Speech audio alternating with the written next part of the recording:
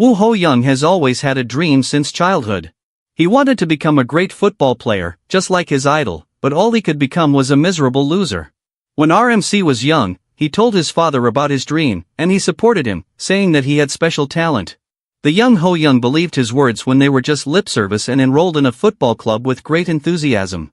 However, he quickly learned that he was a loser without any talent, and his coach sent him to practice with kids significantly younger than him. That day, Ho-young felt like the wall from the Attack on Titan was standing in between him and his dreams. He could not bear that and quit the football academy. He was too sad about it, and his father comforted him by saying that everyone manifests their talents in due time. He told him that he could be a late bloomer, so he just needs to keep practicing. Ho-young could not believe his words a second time, and he gave up football for good. Now, he is a loser with a pitiful job. One day, he goes to celebrate his best friend getting a contract from a professional football club. Compared to him, Ho-young's job is a part-time clerk in a convenience store. He keeps chugging down his jealousy with beer and thinks that if he had not given up back then, maybe he would have improved and become a professional football player too. He tells this to his friend, who makes fun of him and says that if Ho-young were a professional footballer, he would have won the Ballon d'Or a few times by now. He tells him that it is too late to regret now, and Ho-young recalls the many opportunities he missed because he was too afraid to take them after his previous loss. He curses himself and thinks that he is an idiot. Ho-young wants another chance at life so that he can go back and pursue his dream, no matter what. As he is cursing himself, his friend asks him if he will join his other friends for a game of four-a-side football. Ho-young thinks this is his chance to reconnect with the game, and he happily goes with him. They go to the boys who are waiting for them, and Ho-young notices an arrogant genius called Yoon Young-ho, who doesn't even look at him. He was a promising professional football player but had to retire early because of a serious injury. Ho-young had a bad relationship with Yoon-ho ever since they were young, and it seems like the latter was still holding on to that grudge. Our hero is on the same level of pettiness as him and doesn't make an effort to talk to him.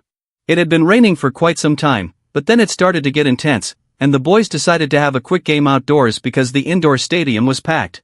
The game starts, and Ho-young rushes ahead with the ball because, when he used to play, he was a forward. That time, he considered himself to have above-average physique and technical skills, and he wants to prove that he has not lost them even now. He is about to shoot the ball into the goalpost when Yoon-ho steals it from him. Ho-young knows he cannot compare to a pro, but then Yoon-ho gives him an arrogant smirk, firing him up.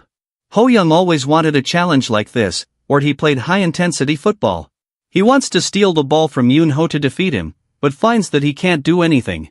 Yoon-ho kicks the ball directly at him to taunt him further, and Ho-young gets physical before other players come and take him away. He goes to fetch the ball from the sidelines when, suddenly, lightning strikes him. Let's just say that 4 Pikacha'd the crap out of Ho-young, and he realizes that his life is about to end. Ho-young is frustrated because not only did he fail to achieve anything in his life, he was struck by thunder despite the odds. As he loses his life, Ho-young screams at God to give him his life back, when suddenly he finds himself in a strange space. He wonders where he is when he hears a scary laughter and turns back to see that someone had heard his plea, but it was not God but rather the devil. The Crobat hybrid demon makes its appearance before Ho-young, who wets his pants but still acts confident. He asks the demon if he is a devil, and he replies that he is the demon of greed, known as Mammon, the brain-eater in human culture. The demon asks Ho-young if he would like to make a deal with him, and he hesitates as he waits for him to tell him more. Ho-young asks the demon what kind of deal they are talking about, and the demon presents him with 2 options. He tells Ho-young that he can trade 2 things with him, the first is time, and the second is a special ability. The demon elaborates, saying that if Ho-young chooses time, he will regress to the past anywhere between 10 and 23 years. Ho-young likes the sound of it, but then the demon tells him that there is no free lunch and he must pay the price for this service. He pokes Ho-young's chest, telling him that his lifespan will be reduced by as many years as he goes back in time. If I were him, I would gladly take it, it is a win-win for me. He says that if he goes back 23 years, he will lose 23 years from his total lifespan, but no one knows how long he will live. Ho-young laughs, saying that there is no problem with that. He thinks that, in the best-case scenario, he might have a lifespan of 100 years and will live a long enough life. Even if he doesn't live that long, he will be satisfied. Then, he moves on to the second item. The demon tells Ho-young that he can also choose to get his ability, the power to obtain what he desires. Ho-young asks him to explain, and the demon says that it is the power to turn others' talents into his own. Ho-young finds it hard to believe but takes up the offer anyway. On top of that, the demon doesn't even ask for a price for his ability, and Ho Young asks if he is doing this as some sort of underworld community service. The demon asks him to simply say how many years he wants to go back in the past, and Ho Young knows what age he wants to regress to. As he opens his eyes, he finds that he is a 10-year-old boy again, and the news about his favorite footballer is being reported on TV. He checks that his body is truly like a child and learns that he is back exactly 14 years ago, and he is in the 3rd grade of elementary school right now. He fist bumps the air, thinking that now he can obtain anything he wants. Just then, he sees his parents, who are looking much younger. Soon they have dinner, and Ho Young's dad asks him the same question about his dream. Ho Young says that he wants to be a footballer, but when his dad asks him if he wants to be like his idol, Jae-sung, he replies that he wants to be even more amazing. He grins brightly as he declares that he dreams to be the best footballer in the world, and his parents laugh as they cheer him on. Ho Young realizes that since he is 10 years old now, he has all the time in the world until bedtime. He asks his dad where his hypernova is. Hypernova was the name of the ball used in the 2002 Korea-Japan World Cup, and just looking at it makes Ho Young's heart pound. He goes outside and dribbles in the empty park and realizes that childhood was really the best part of his life. This guy is living the dream all of us have. Then, Ho Young decides to check out if the powers he got from the demon really work. He calls them forth, and a system window appears before him that tells him that he possesses no talent right now. Ho Young is disappointed because the system window proves that he was always a loser without any skills of his own.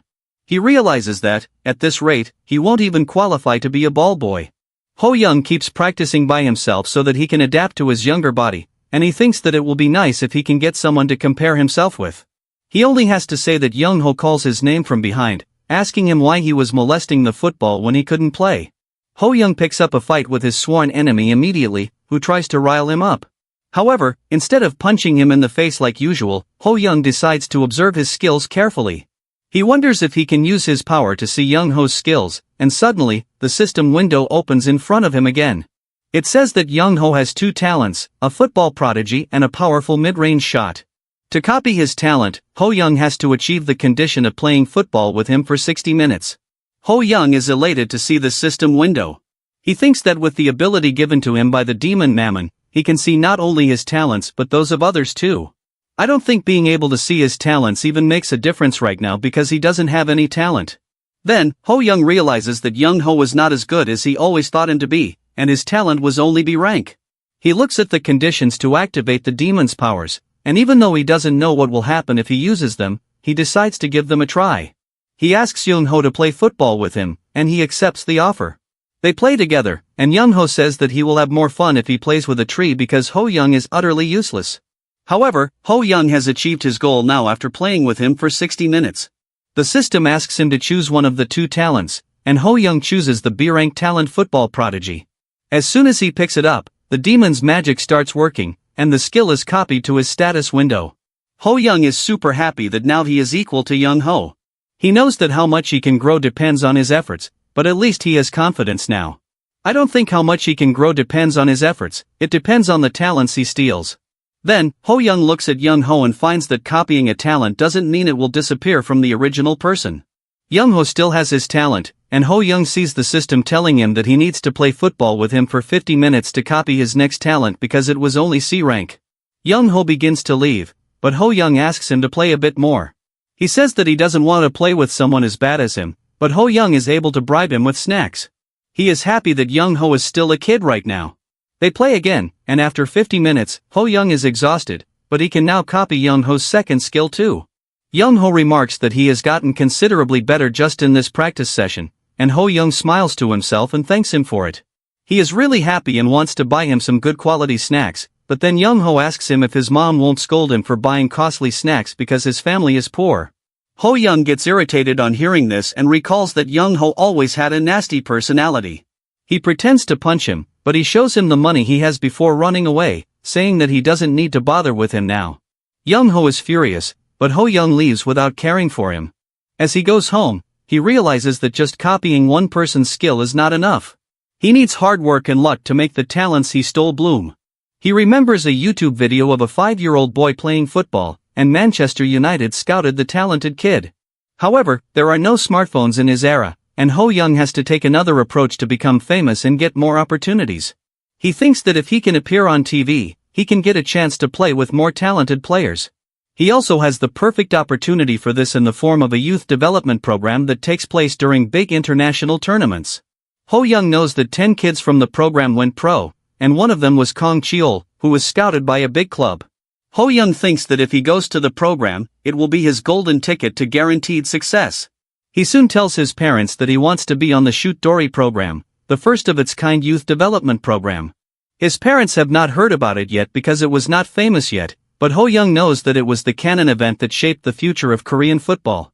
Ho Young's dad reads the news article about it that says that Shoot Dory is a program to train kids under 10 years of age under celebrity coaches to pick out talented players. The auditions are going to take place soon, and Ho Young holds his parents' hands as he tells them that he wants to do this. They are incredibly supportive and say that if he wants to do this, they will back him up. I wish my parents were more like them.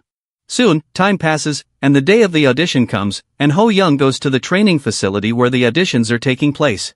The judges for the audition are Kim Jong-kook, who is a singer and part-time footballer, and I feel like I have heard that name somewhere. The other two judges are from the show's production team. The producer doesn't really care about picking kids with skills and thinks that they should choose those who can grab the attention of their viewers. They audition a lot of kids and pick those who have some skill and can attract the viewers with their personality or cuteness. The producer thinks they have enough candidates for the program now, and then Ho Young's turn comes. The producer can see that he is average in all aspects, from his height to his looks and resume. The only thing he has more than others is confidence, and the judges ask him to show them what he has. Ho Young shows them how well he can juggle the ball, and all the judges are mesmerized by his performance. The producer thinks he is definitely star material, not knowing that Ho Young trained this routine for the entire month to get this good at it.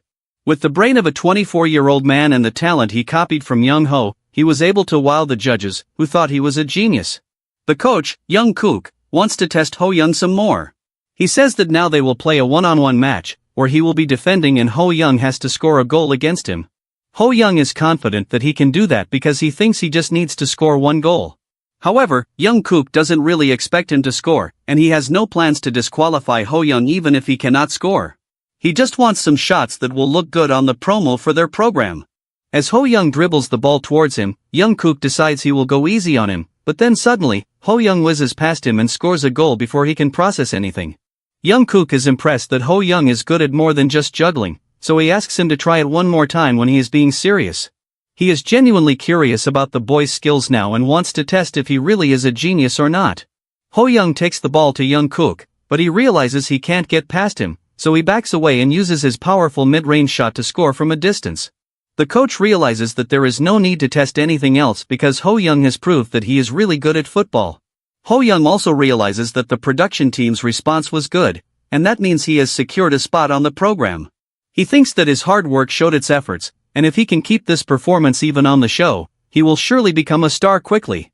He is lost in his dreams about getting picked by famous clubs, just like Kong Cheol, who was the most famous footballer produced by the Shoot Dory program. Ho Young also wants to be like him and join Barcelona or Real Madrid, and as he thinks about it, Young Kook comes to him. He gives Ho Young a fist bump as he tells him that he will be the coach on the program. Just then, Ho Young's parents come there, and they greet Young Kook. They feel they have seen him somewhere, and Ho Young tells them that he is a famous singer. I don't mean to be racist, but don't all Korean people look exactly the same? Ho Young's dad immediately hits off with Young Kook, who then returns to the production team after wishing the boy the best of luck.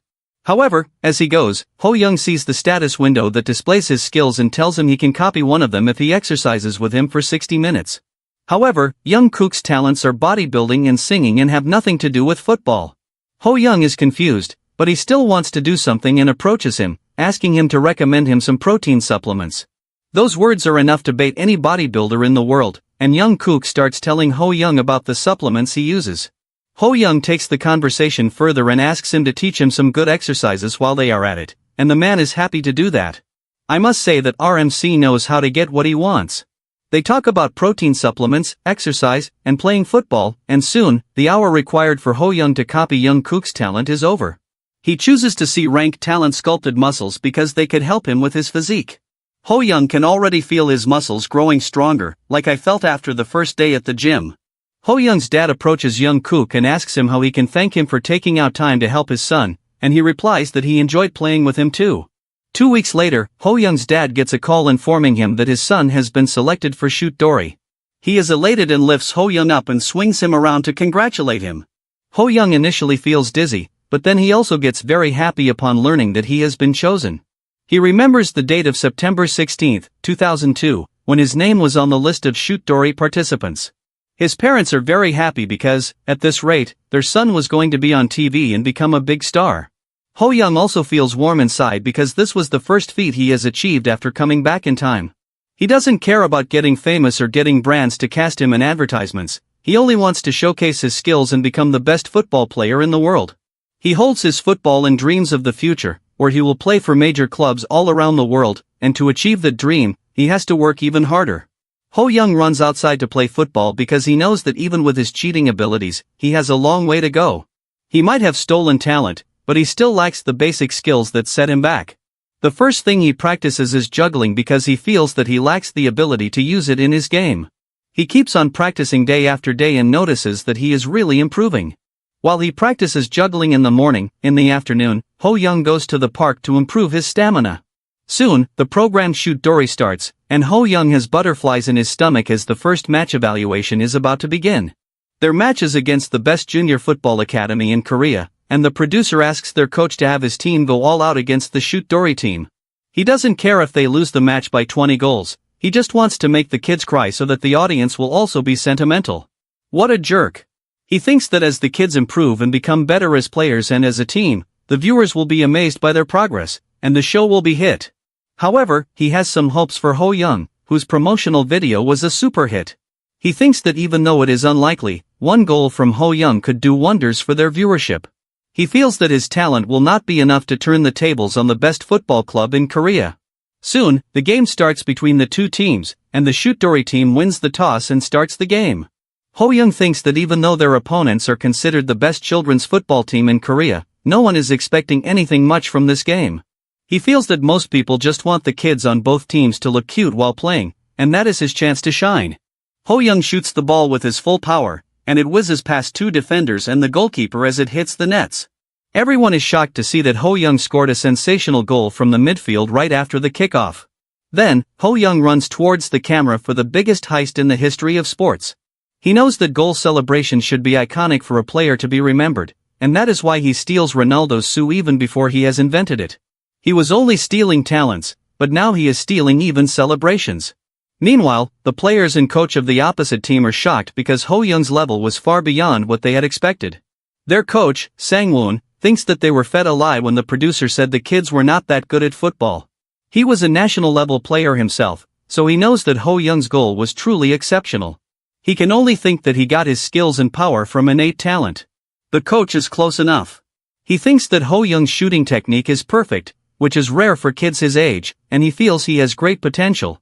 As the game continues, the prestigious football academy takes the lead and wins the game by a great margin despite Ho Young's initial attack. He is also quite tired after the game, even though it was played only in a mini stadium. His teammates aren't as good as he thought they would be, and while some are happy about their mediocre contributions, some are crying because they got hurt. Ho Young thinks they are disappointing, but it doesn't matter because they were here to train. He thinks that if he had his adult body, he could have smoked all the opponents alone, but he cannot win against all of them with his current abilities. The game nears its end, and Ho Young steals the ball from his opponent and rushes to the goalpost.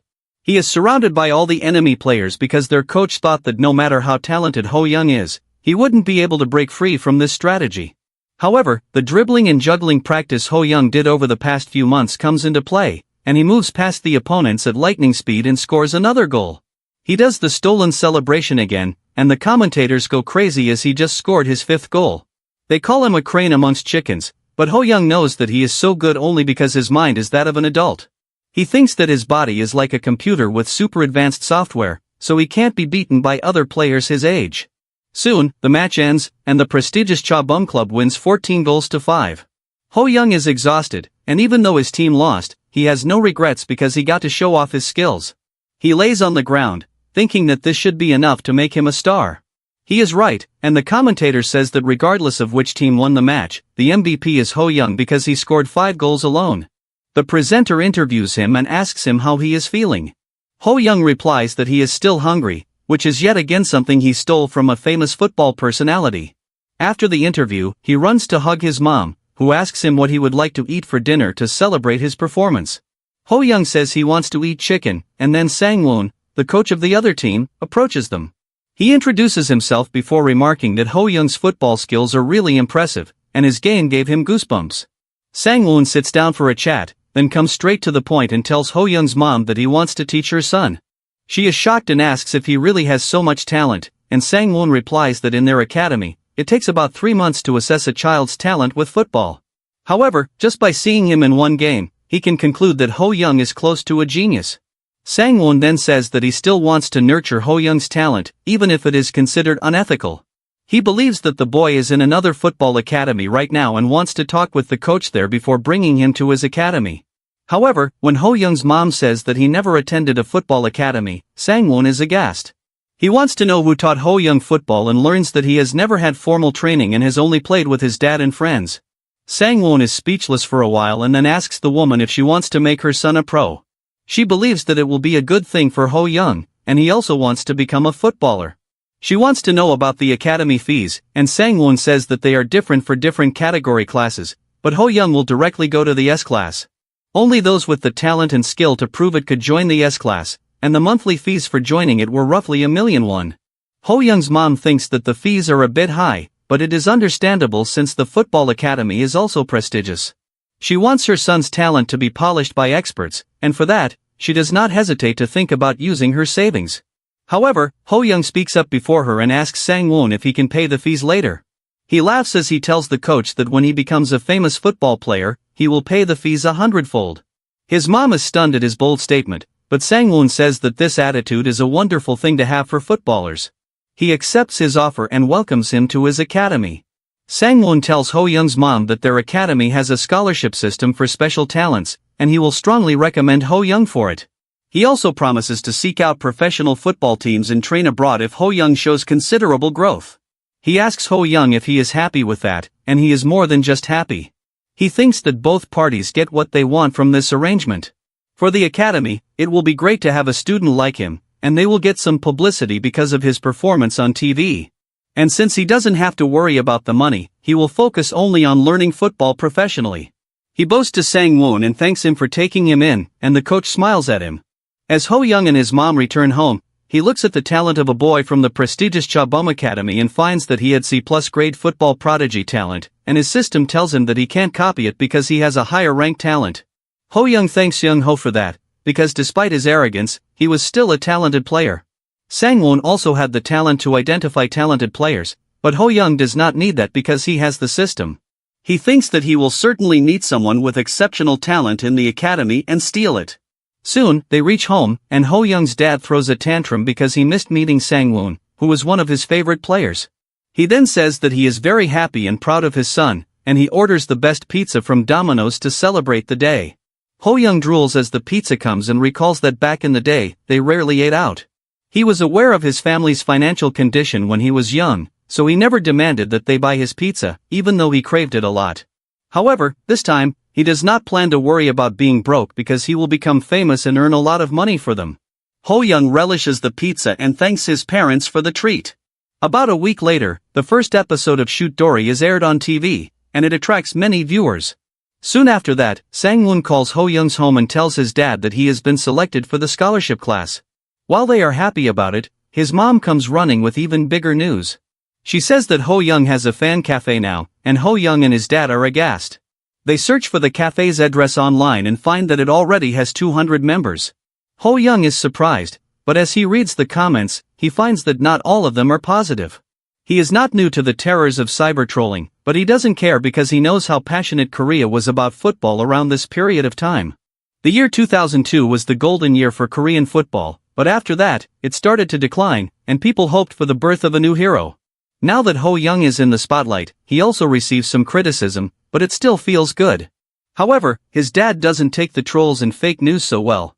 As he reads comments about Ho-young being the son of a rich family that was sponsoring the program to give him the spotlight, he becomes furious. His wife calms him down, asking him not to pay any attention to jealous haters. They turn to Ho-young, who says that he actually likes baseless rumors like this too, because that means people are jealous of him. Even then, there are some nasty trolls, and he wants to shut them up soon enough. The next day, he goes to the Cha Bum Academy, where he finds many kids with C-rank talents. Ho Young licks his lips as he thinks that playing with them will allow him to steal their talents too, and he is eager to get a fourth talent now. As Ho Young plays with other students, his mom shows his little brother his game. Wait, where did that little brother come from? Just then, a woman comes to talk to her because she recognizes her as Ho Young's mom from Shoot Dory. She gets frank with her, almost too frank, honestly. She wants to know what football club Ho Young has been going to and what his father does for a living. Even as Ho Young's mom tells her that they are just common people, the woman doesn't believe her and keeps pressing her for details. Then, she asks her about the tuition fee here, and Ho Young's mom proudly tells her that her son is special, so he gets a scholarship. The woman is flustered, but she has no answer when Ho Young's mom says that her son has a special talent. She thinks that it is definitely a great thing to have a rich husband, but raising good kids with limited means is even better. Meanwhile, Sang-woon is impressed by Ho Young's growth. In just 10 days, he has become much more skilled than before. However, he knows that such unbalanced growth is not always good. When talented players hit a growth plateau, they sometimes lose all hope and give up on their dreams. He wants to do something to keep the boy on the right track. However, Ho Young has grown this much only through his hard work and has not stolen any talents yet. He was admitted only to the A class, where he learned the basics about ball control, dribbling, and passing from the coaches. He also learned about positioning and stretching, as well as collisions with opponents. Sang-woon also taught him to keep moving after passing, even if he doesn't know where to go. He told him that doing that would improve his off-the-ball tactics and that he would be ready whenever the ball came to him. He told him that this skill was especially important for him as he aims to become a striker. Ho Young is thankful for all these lessons. When he was young, he thought that he only needed to be good at dribbling and shooting to become a good player, but the more he learned about the game, the more he realized how wrong he was then. But there is another benefit to playing with this class other than the instructions. It is time to copy his skills with his demonic powers. Ho Young first targets a C-rank free kick talent and fulfills the conditions to obtain it by defeating the player in a shootout competition. Even though the skill is rank C right now, he believes that he can improve its level just with practice alone. However, that is the extent of the talents he can find in the A class, which was not as good as he expected. He wants to go with the S-class team, but they were training at a closed facility, and he can't get there so easily. He doesn't think that the talents of the coaches aren't too helpful either, and he knows that finding an active professional player to play with him is nearly impossible. Just then, he spots Sang-woon talking to someone, and Ho Young immediately recognizes that man is Chad, a genius footballer. Is that the power of plot armor? Chad is not only a great footballer, he is also the son of Cha Bum, the legendary Korean striker and the founder of this academy. Ho Young wonders why an internationally acclaimed athlete like him is here and then realizes that Chad is more handsome in real life than he appears on TV. I can say I am just the opposite, but I haven't been on TV either. He wonders why he is here, and he decides to observe him. As he overhears Chad and Sang-woon talking, he remembers that around this time, Chad got an offer from a European club, and he was going to make his club debut there. Ho Young thinks that this is a great opportunity that he cannot miss. He knows that he might risk not getting anything but scorn, but he does not want to pass it up.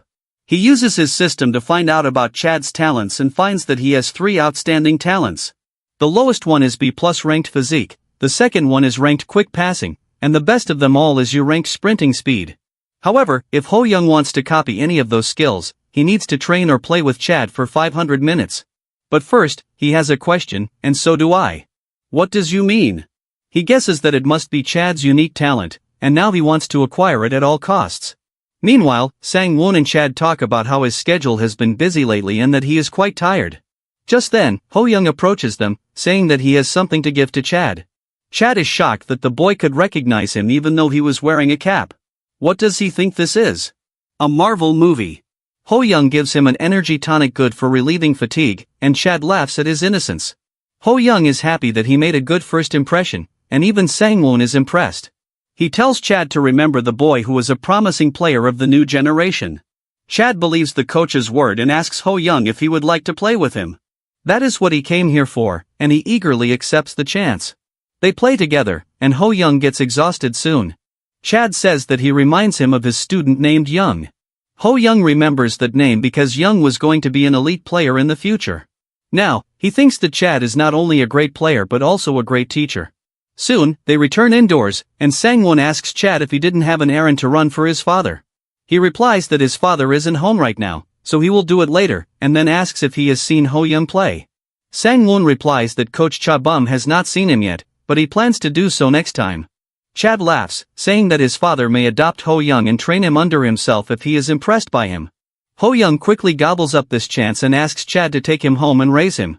Chad says that he is already training under a good coach, but Ho-young butters him up and says that he wants to become a good player like him.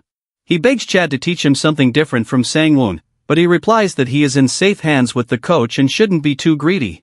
Ho-young still tries to convince Chad, who tells him that he is too busy to train him. On realizing that he won't be able to train with him, Ho-young is a bit dejected, but then Chad thinks of something else. He asks for his address and finds that they live quite close by. He calls Ho-young's mother and asks her permission to exercise with her son for 1 hour each day. She is flustered, but upon learning that Chad is doing it of his own free will, she accepts the offer. The next day, Ho-young meets Chad, and they go jogging before playing with each other. Ho-young thinks that he is really inconveniencing Chad, so he owes him big time. However, by playing with him for over a week, he meets the conditions and gets the chance to pick one of his talents, and he has no second thoughts about choosing his unique sprinting talent. Chad was famous for running faster than the ball and often losing balance because of his overwhelming speed, and Ho-young wants that too. However, after he copies the talent, the system tells him that it will take 30 days to get fully integrated into his system, and during that time, he won't be able to copy any other talent.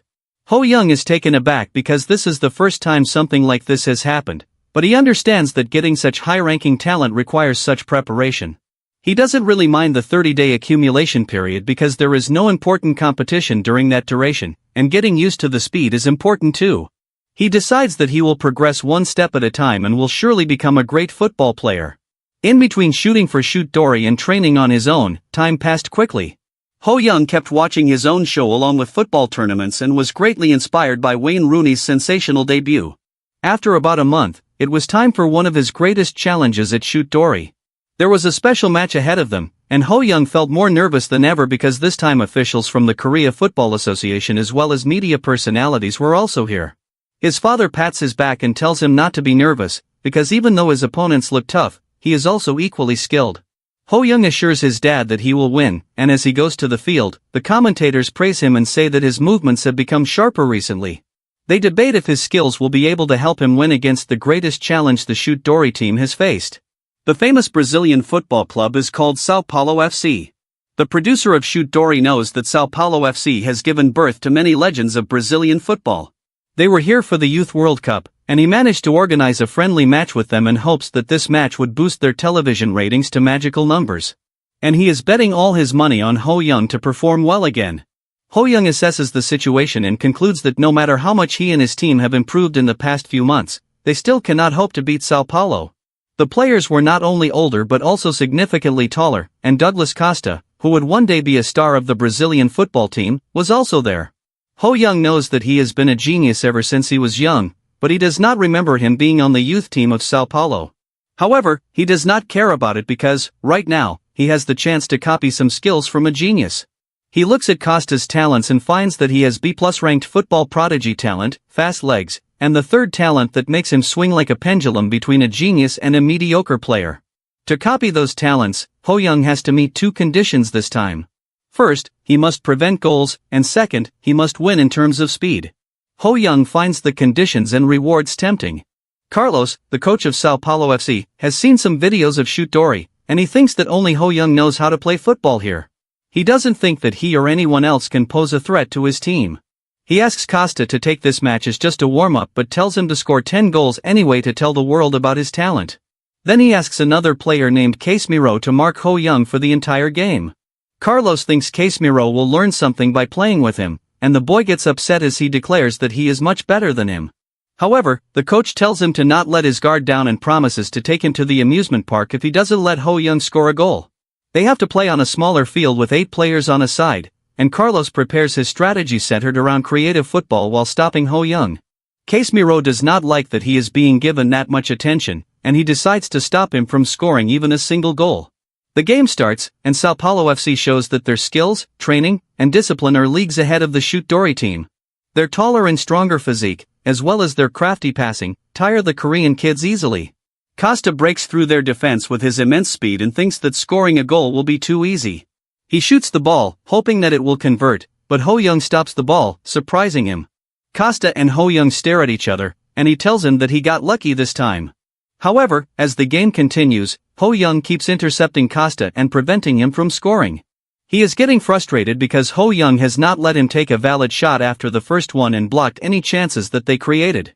Costa realizes that the boy knows to play football, and he angrily confronts him. He asks him what he was doing in defense when he was a striker, but Ho Young doesn't understand English that well, but he uses a few English words that convey his intentions to Costa really well. Ho Young tells him he won't score any goals today, and the Brazilian boy turns Super Saiyan with rage. He feels humiliated that he is being stopped by someone who is not even a proper defender. Even though the coach had told him not to overdo it, he decided to show Ho Young his real skill because he couldn't be defeated. Soon, Shoot Dory's team leads the attack, but Casemiro stops them single-handedly and passes it to Costa, who has broken through the entire defense line with ease.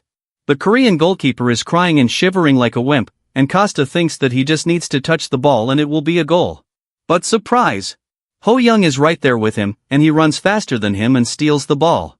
Ho Young runs to the enemy goal, and Costa sighs, thinking that he has no choice but to use his full speed now. He runs towards Ho Young, but finds that he can't manage to catch up to him. He is afraid to be beat in a battle of speed and stops completely. He kicks the grass to vent his rage, and the commentators poke fun at him. Then they focus on Ho Young, who is ditching his usual style of shooting from long range to dribbling and beating the Brazilian team with speed. He cuts through their defense, and the commentators realize that his dribbling was like a chat. However, Casemiro is standing in front of Ho Young to stop him. Ho Young reads his talents and finds that he is a B+ ranked soccer prodigy and has some decent defense and intercepting skills. To acquire his talents, Ho Young must overcome him in a solo challenge and score a goal. Ho Young knows that Casemiro will join Real Madrid in the future and become a good defender. He wants his skills and decides to fulfill both conditions in one go. Casemiro realizes that Ho Young is fast, but he thinks he can stop him. However, Ho Young swiftly kicks the ball next to him and then catches up to it with his great speed. Casemiro is shocked that his defense was breached, but by then, Ho Young is already near the goal. The goalkeeper comes ahead to stop him, but Ho Young shoots from some distance and scores a goal. The crowd erupts into cheers as Ho Young scores the first goal of the match in an amazing fashion. The commentators also go crazy, as they think they underestimated the Shoot Dory team. The producer thinks that not only did Ho Young outrain Costa, he also breached Casemiro's defense. He did both of these things in one play and thinks that it will definitely make for great content. After Ho Young scores, he goes to celebrate with the Sioux again and thinks that Chad's skill is really amazing, and it feels like a cheat. However, because he uses it, his knee gets a bit sore. As the crowd cheers him on, Ho Young thinks that this stadium is below his level right now, and he should not be too happy about the support. He wants to dominate the entire field in the game, and then suddenly, a system window opens in front of him, asking him to choose one of the talents to copy from Casemiro's arsenal. Ho Young decides to enhance his football prodigy talent and chooses it before looking at the revised conditions to copy more talents. He finds that now he needs to break through solo 5 times and score a hat-trick. Ho Young thinks that he can do that in the 30 minutes that are remaining, and then he will copy the ball-intercepting talent. Meanwhile, the Brazilian coach decides to substitute Costa because he does not want him to feel stressed before the main tournament. Costa wants to play so he can do better, but Coach Carlos is confident that he needs to rest now. He tells him to go back to the bench and think about what he learned from Ho Young so that he can incorporate it into his game. Even after being humiliated, Costa is too arrogant and says he can't learn anything from an Asian. That's racist. You can learn math from an Asian. Carlos is furious and tells Costa that if he were the referee, he would give him a red card for his racist comments. He then tells him to observe Ho Young's skills as a viewer if he can't gauge them out as a player. Costa is taken aback and has no choice but to obey. Both Carlos and Costa watch Ho Young pass through their team's defense to score goals, and the coach thinks that he is on a different level than any kid he has taught. He wonders where, on earth, such a monster came from. He won't be able to believe the truth, even if he learns about it.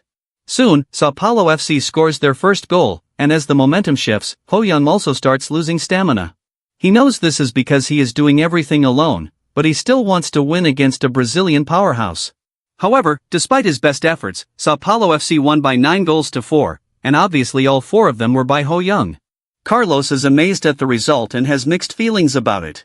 He was planning it to be a show-off warm-up match, but they found a monster in the form of Ho Young, who stopped their team alone.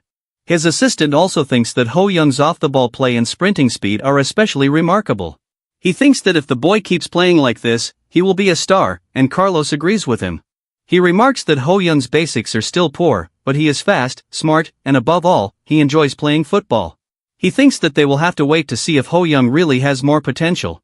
As Ho Young's parents are talking about the game, Carlos visits them. Ho Young's dad is flustered by seeing a football icon, and luckily, Ho Young's mom knows enough Spanish to talk to him. Carlos tells her that her son is like a rough diamond that needs polishing, and that is why he wants to sign a contract with him so that he can train at their academy. While they are discussing this, Ho Young is looking at the system windows, asking him to choose from the list of talents possessed by Costa and Casemiro. He takes the B-grade ball interception skill from Casemiro and then wonders what he should take from Costa. The football prodigy talent is the same rank as the one he has, and Ho Young sees no merit in taking it. He feels that he can make better use of Costa's strong and well-trained legs, which can improve his fast sprinting speed. As soon as he selects the talent, Ho Young feels his legs full of energy and thinks that if he keeps on gathering talents like this, he might become an unparalleled football player in history. Just then, the system tells him that he cannot copy another talent for 7 days now because he is copying an orang talent. Ho Young thinks it is no problem, and he can train his talents using that time. Soon, the presenter comes there for an interview and asks Ho Young the secret behind his extra motivation today. Ho Young tells him about the jobless people who spend all their time online, who said he couldn't play well against a foreign team, so he wanted to prove them wrong. The presenter is impressed and then moves on to the next interview. However, the producer likes Ho Young's words and laughs, saying that he will definitely be a star. The scene changes, and a very dashing man appears. The main character is asked whether he is being recruited here. The main character responds, "Am I being recruited by the Brazilian football club?" His mother says, "Yes, you are. You'll need to listen to me very carefully. First, you'll go to the academy. After that, there will be tests with your regulars, and they've said that the people won't be allowed there at all. Do you understand what we're saying? Young man, you're going to be very young." My dear caterer also says that he understands, and he remarks that you folks want to make it clear that I'm a young lad heading abroad. He continues, "That's right, Article 19 states that a child can only be transferred when they are 18 years old.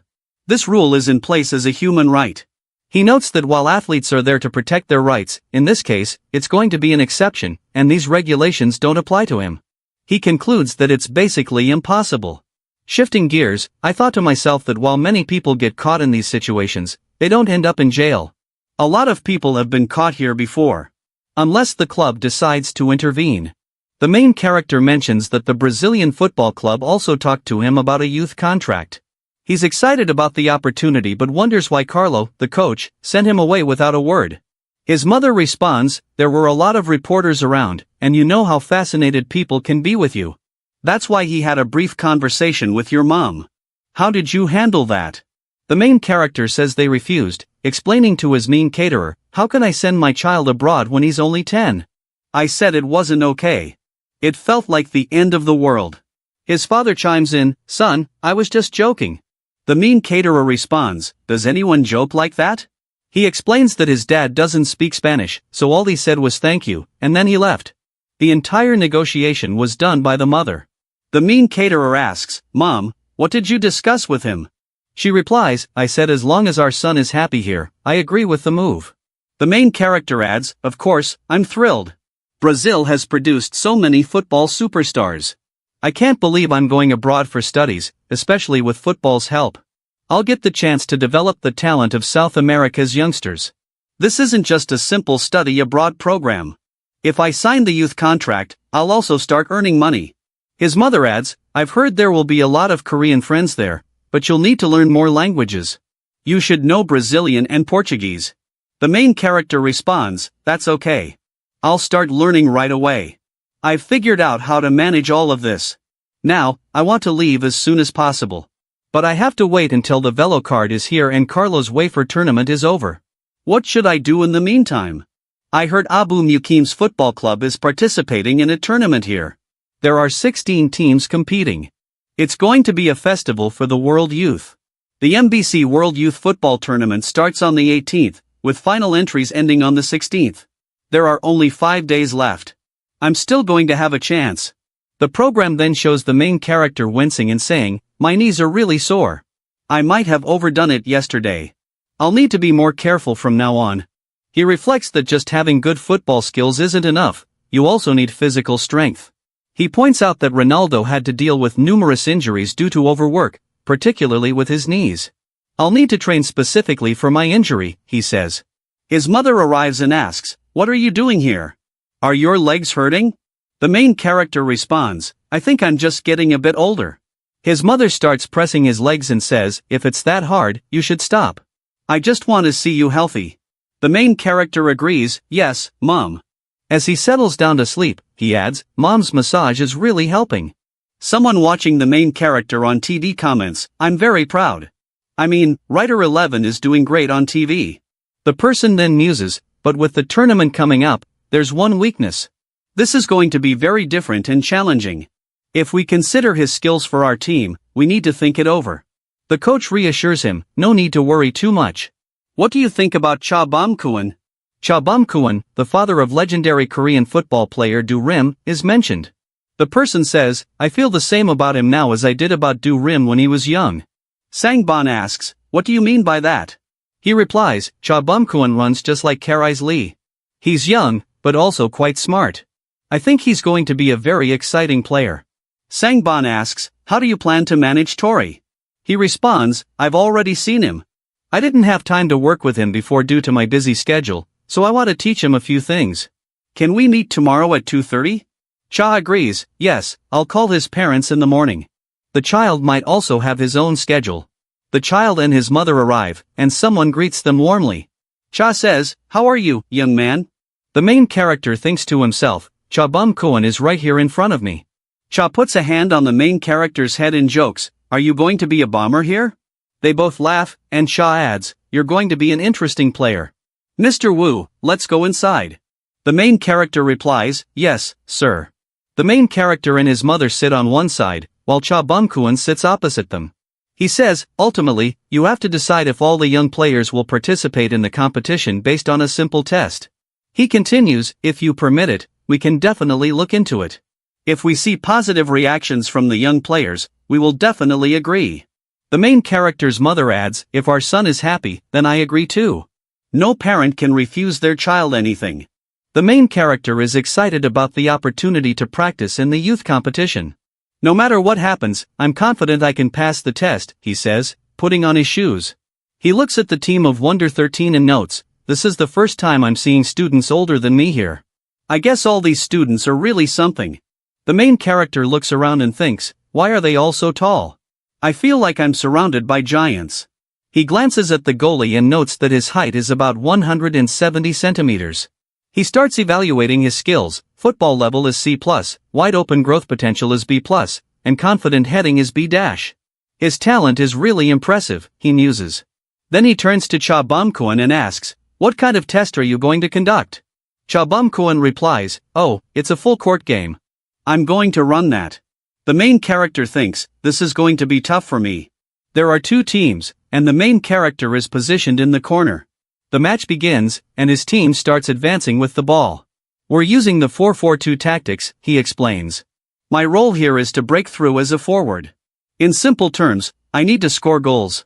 These are what you'd call finishers or goal scorers. I need to be on top of my marking." As his team pushes forward, the main character notices that no one is passing the ball to him. "Can you at least pass to me once?" he pleads. It's as if he's invisible. "Sorry, not happening," he grumbles. They're really trying to show me their sincere attitude, aren't they? Determined, he decides, "If no one's passing, I'll take the ball myself." He starts charging forward. As he's about to take control of the ball, the coach calls out, "Listen up." The coach and a player look towards him. "Sang-moon," the coach says, "this is something we shouldn't laugh at." "Cha Boom, you're doing well." Seo and Sang-bun seem a bit confused. Cha Boom adds, "When your teammates don't pass you the ball, you have to showcase your skills." "I did this in Germany." As Ang said, happiness in football comes from having the ball. There's a risk, but you have to take it in football. Look at that cow, he's going all in. The main character speeds up, dribbling the ball. A teammate calls out, "Hey, pass the ball quickly." But the main character presses on, declaring, "Nice pass," as he maneuvers past defenders. "If you don't give me a chance, you'll have to acknowledge my skills." He dodges opponents, leaving even the senior players bewildered. As he advances, he shouts, "Get out of my way. I'm going for the goal." The opposing defenders shout, "Come closer, come closer." He sends a high ball forward. The goalkeeper moves in, and the main character yells, "Head it." Number 9 leaps in and heads the ball into the goalpost. "Goal," cheers the main character. The main character reviews his requirements: 15 assists and over 250 minutes of official match play. One goal down, many more to go, he thinks. He aims to reach around 180 centimeters and number 9 looks at him. "Sakyeong-jun," he says. "If you're going to be a domestic football player, you need a name like that." Cha Bum-kwon mentions, "This is what we call the JD line in Korea." "Nice pass. That was a great feed you gave me." He adds, "The key weapon here is height. Currently, it's between 170 centimeters and 190 centimeters. Koreans are generally on the shorter side, but your height being around 190 centimeters is impressive, quite rare." The main character gives a thumbs up and thinks, with a growth potential rated B+, this isn't too shabby. "I'm definitely going for it." He makes another header forward for number 9, who assists and converts it into a goal. Both the main character and number 9 give each other a thumbs up. Cha Bum-kwon comments, "In your first game, you provided 3 assists and scored a goal. Impressive." The main character replies, "Yes, sir." Cha Bum-kwon then asks, "So, are you preparing for assists or goals?" The main character clarifies, "I was preparing for goals, but I passed the ball to my teammates to lower their guard and get them to accept me." Cha Bum-kwon, with a knowing look, thinks to himself, "That's a clever tactic, even if it's a bit of a fib." Cha Bum-kwon says, "Alright, you've got the hang of your team members. Now, you need to join the competition class starting today. The coach will discuss this with your mother, and you'll be given responsibility for the competition class. Take it seriously. Understood?" The main character nods, "Yes, sir." Cha Bum-kwon reviews his skills and notes, "Your rank is L. That means you're on the path to greatness. The rest of your skills are listed on the screen. You need to score 30 goals from 30 meters out in official matches and help your team reach the finals in Pipa." The main character's eyes light up with determination. "I'm really eager for this," he says. Cha Bum-kwon asks, "Why are you looking at me like that?" The main character replies, "I'm not thinking about anything in particular. I just haven't seen a grade like this before. An L grade might be legendary, and it looks like it has 31 attributes with explosive power, almost like a marathon runner. Even Chadori couldn't match the speed." Cha Bum-kwon chuckles and says, "Well, that won't help you here. As expected, the condition to become a legend is going to be tough." The main character notices a blue aura around Cha Bum-kwon and thinks, Cha Bum-kwon is truly on another level. Cha Bum-kwon then asks, "Have you received an offer from the Brazilian football club? They took one of our players last time." The main character confirms, "Yes, I have received such an offer." Cha Bum-kwon says, "That's a great decision. It will put pressure on you to become a top player, but experiencing different environments will help you develop your talent faster." The main character responds, "Thank you for your advice, sir." Cha Bum-kwon adds, "Even if you go abroad, stay in touch with us. Let me know if you face any difficulties." The main character agrees, "Yes, sir." After that day, the main character intensifies his team practice and focuses on integrating with the team. He consistently provides assists to Jin, who converts them into goals, leading to his position being changed to the second striker. From poacher to second striker, he notes, "As a second striker, I can support the forward and help us score more goals. We'll need to manage the attack in midfield with dribbling and breaking through defenses. Sangmun instructs, you need to make breakthroughs, pass, and shoot. Remember, you must balance both attacking and defending. Don't let the pressure get to you, stay confident." The main character thinks to himself, "I feel like I'm contradicting myself here," but reassures himself with, "Don't worry, sir." We then see a scene from the day before the competition. The main character makes a brilliant assist for number 9, who scores with a header. Number 9 congratulates him, "Nice pass. Your header was even better." Sangmun, watching from the sidelines, remarks, "The synergy between Shyak-young-ju and Jo Young is impressive. With these skills, we could definitely reach the quarterfinals. Even if we have to face the European powerhouse Dutch under-19 or the Portuguese giants, we're not that far off." Someone calls out, Great job, everyone. Now, quickly get inside, do your stretches, and rest up. The main character reflects, this will be our last training session before the big game. I'm tired, but I've achieved my first condition. I just need to fulfill the second one, playing around 250 minutes in official matches. He calculates, I get about 50 minutes per match, so I should meet the requirement before the quarterfinals. Determined, he thinks, I'll get it done. The scene shifts to December, with two commentators sitting at the broadcast desk. One says, "Welcome to the World Youth Championship hosted by Korea, organized by MBS. I'm thrilled to be commentating today, and my name is CO." The other commentator adds, "Hello, everyone. This is the first World Youth Championship held in Korea since the 2002 FIFA World Cup. There's a lot of public interest this year." As the players enter the field, including our main character, he marvels at the natural grass. "This field feels so authentic," he says. "Our opponents are Poland, which means I might get to see Lewandowski, who's set to be the world's best striker. Along with him, Luis Suez and Harry Kane will be here too.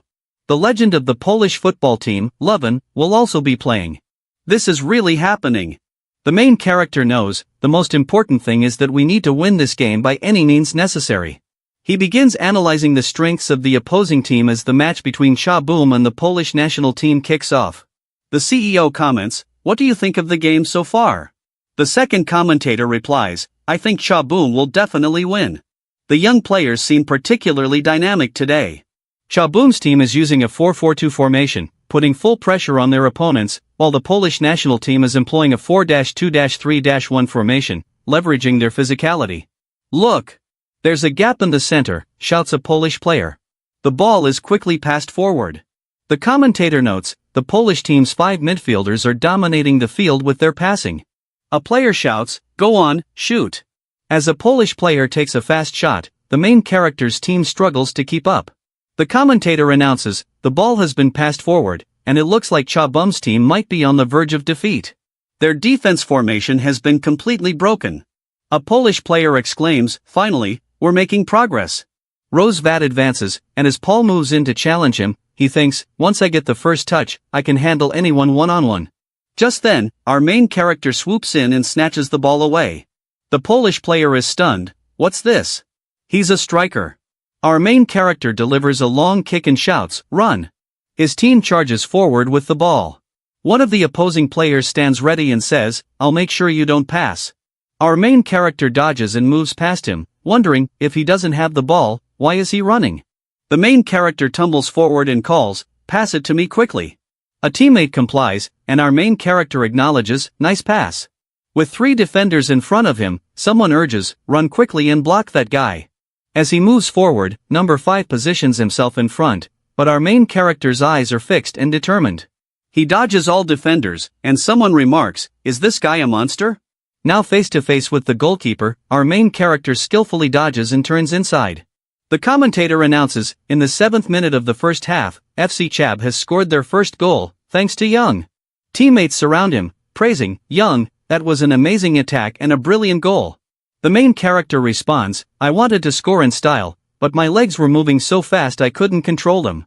He chuckles to himself, "Guess my style was a bit too speedy." The commentator continues, FC Chab leads 1-0. It was a spectacular goal. Young's potential seems limitless. The other commentator adds, "Could this track also turn out to be a future star? He's showing promise." Despite the praise, a critic argues, "I'm not convinced. He's just 9 years old. He might bring the ball up like a whirlwind, but can he really score consistently?" Meanwhile, a teammate worries, "If this keeps up, I'm in for a tough time." Our main character urges, "Pass it to me quickly," and receives the ball. He scans the formation and realizes, "I don't see any space here." The commentator notes, "Young Tam is eyeing Shayok. He needs to stay active and link up with his main character."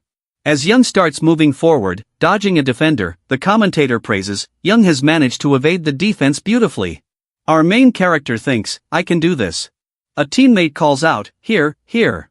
Pass the ball to me," with 2 players nearby.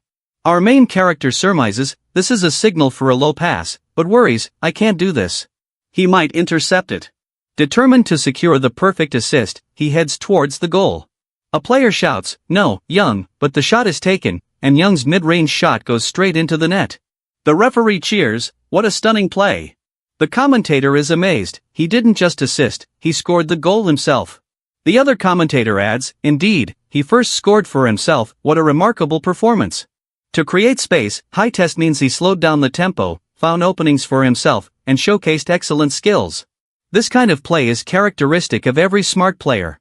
My main character wonders if this approach really works. He reflects, I'm not sure if I'm thinking clearly. Everything seems to be going according to plan, but I still feel like I'm missing something.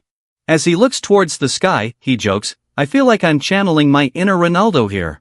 His mid-range shot, rated C+, shows that his talent is gradually growing.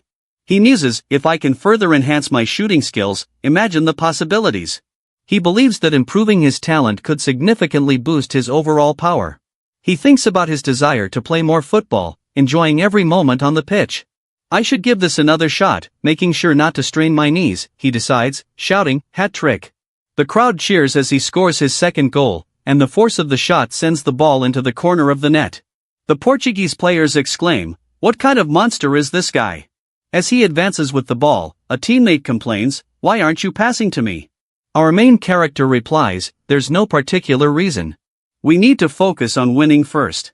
You'll have to wait a bit. I'll create an opportunity for you.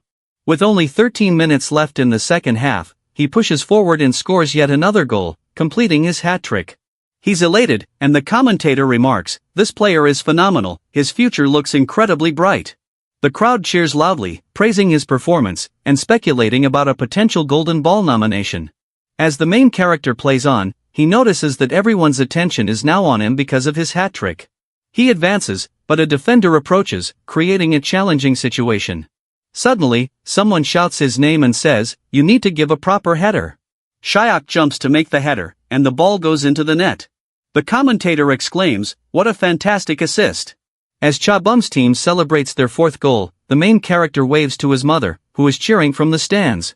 This celebration is for you, Mom, he shouts. His mother responds with a thumbs up, and he returns the gesture. Shayak approaches and says, your pass was spot on. Thanks. The main character replies, thank you. Football is all about teamwork. Life might be solitary, but football is a collective effort. An interviewer asks, you've led Chabum to a 4-0 victory with 3 goals and 1 assist. How are you feeling? The main character responds, our victory is what matters most. My teammates supported me greatly. The commentator praises him, you answered like a true professional. Is there anything else you'd like to say? The main character smiles and says, I love you, Mom and Dad. I'm giving my all to become the best football player I can be. Thanks for all your support. As the match progresses, the main character is reflecting on his performance. Thank you for watching this match, he says, feeling a bit impressed with himself. He jokes, I feel like I'm sounding like an emo stuck in the clouds. The buzz around him is palpable. People are commenting that he'd never score a goal against foreign players, but now he's winning them over. He smiles, noting, looks like my fan base is growing slowly. The next day, the team faces Switzerland. It's a win for our main character's team, 3-2. Following that, they play against Portugal. The main character proudly announces, we're contenders for the championship. We had some challenges, but thanks to multiple goals by P. Young, we pulled through. In the quarterfinals, they battle Prague. P. Shiak and P. Hyo each score twice, leading to another win. Now, it's time for the semi-finals, and their opponent is Japan, who finished second in Group A. The winner of this match will advance to Sangam Stadium in Seoul. The teams face off, and the main character thinks, I cannot lose this match. Not even if Japan's Konga Singh is on the field. He reviews Konga Singh's stats, football pedigree is B rank, delicate ball touch C+, on-ball movement C. To measure his abilities, the task is to win the game and steal the ball from him 5 times. 5 times? I'm an attacker, not a defender, he muses.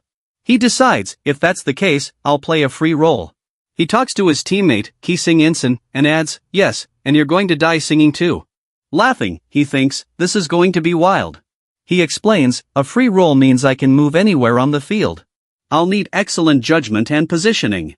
At the 7-minute mark of the first half, the Japanese team is charging forward. A player passes to Konga Singh, who moves with speed. Konga Singh is in the lead, someone says. The main character closes in fast, and Konga Singh comments on his impressive SP. Striker or not, This is going to be a technical showdown, Kangda Singh thinks, trying to control the ball. Sangban instructs him to return to position, but the main character manages to steal the ball. As he races towards his field, the coach internally marvels, when did he learn to defend so well? Spectators cheer, you need to create chances for us. The main character recalls, I picked up this precise ball interception skill from that guy during our match with the Brazilian team. He adds, it's impressive that a midfielder could steal the ball from me, especially with such a high score. De Easley is fuming and mutters, does this person want to humiliate me here? Meanwhile, Naveen charges forward with the ball, frustrated. Why aren't things working, he grumbles. Our main character shouts back, got it. But your shouting is louder than the game. He's informed that he's met the requirement of stealing the ball 5 times but still needs to win the match. No worries, he replies, I'm focused on winning now. He charges forward like a storm, with people around exclaiming, who's moving at such breakneck speed? The Japan team's coach warns, you cannot let number 7 get past. Be prepared for any long-range shots, block all shooting angles. Our main character sees the CO moving quickly and passes to him. It's not Yoke but a red-haired player who gets the ball. The commentator says, look at this. He's heading towards an open space. The main character aims for the goal, but his shot hits the post and bounces back. The crowd groans, no, this can't be happening. Bananaman Crater praises, good job, Jong. The ball comes to Jong, who heads it straight into the goalpost. Goal, cheers the main character. The crowd roars, Suk's header has given the Korean team the lead. The main character and Suk exchange thumbs up. The game continues with the Japanese team struggling, and the Korean team scoring repeatedly.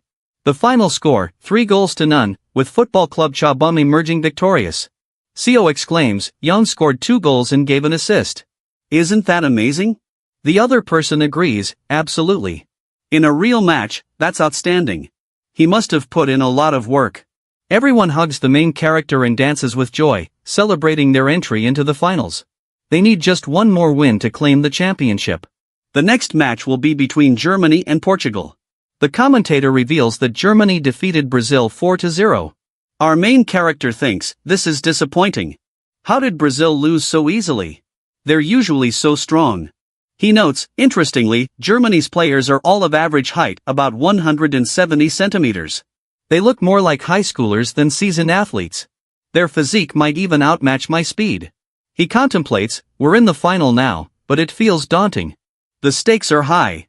He checks his skills, noting, I've acquired Kangwa's talents and now have 8 in total. I need to run with Seo Young Chun for 20 minutes in the final to boost my growth height. Wally's skill is B+, and I need it badly for my height increase. Just then, Kangwa approaches and says, hey. Our main character responds, what's up? Kangwa extends his hand, saying, next time, I'll win. The main character shakes his hand and replies, good luck, and goodbye. In his mind, he thinks, let's see what the final holds.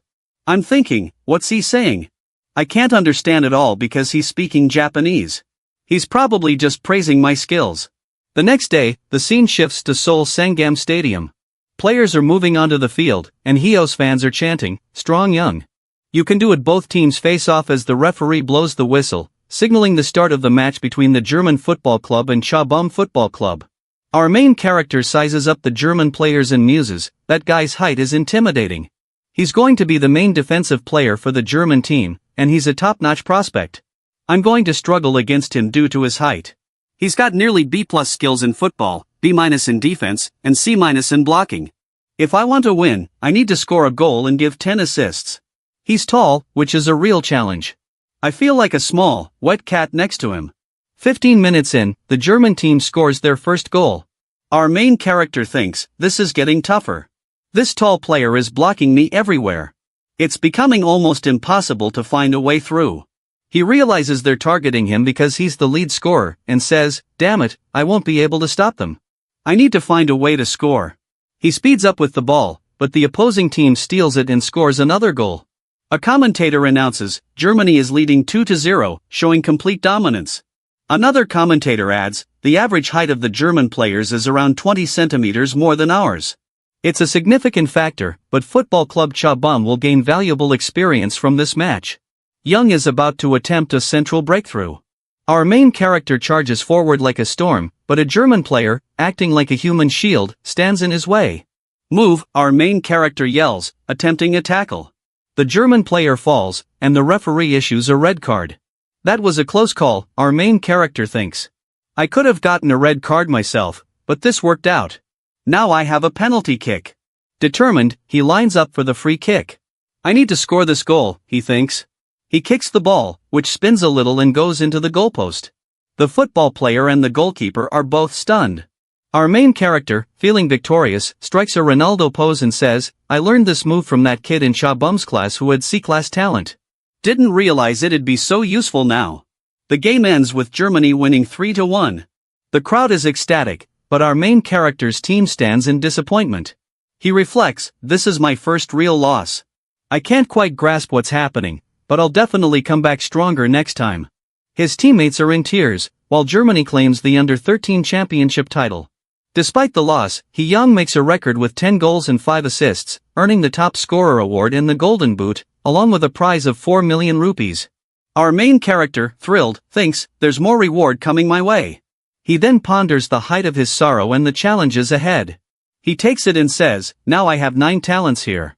People nearby remark, look, they're coming. Young, you played really well. You're the star of the show.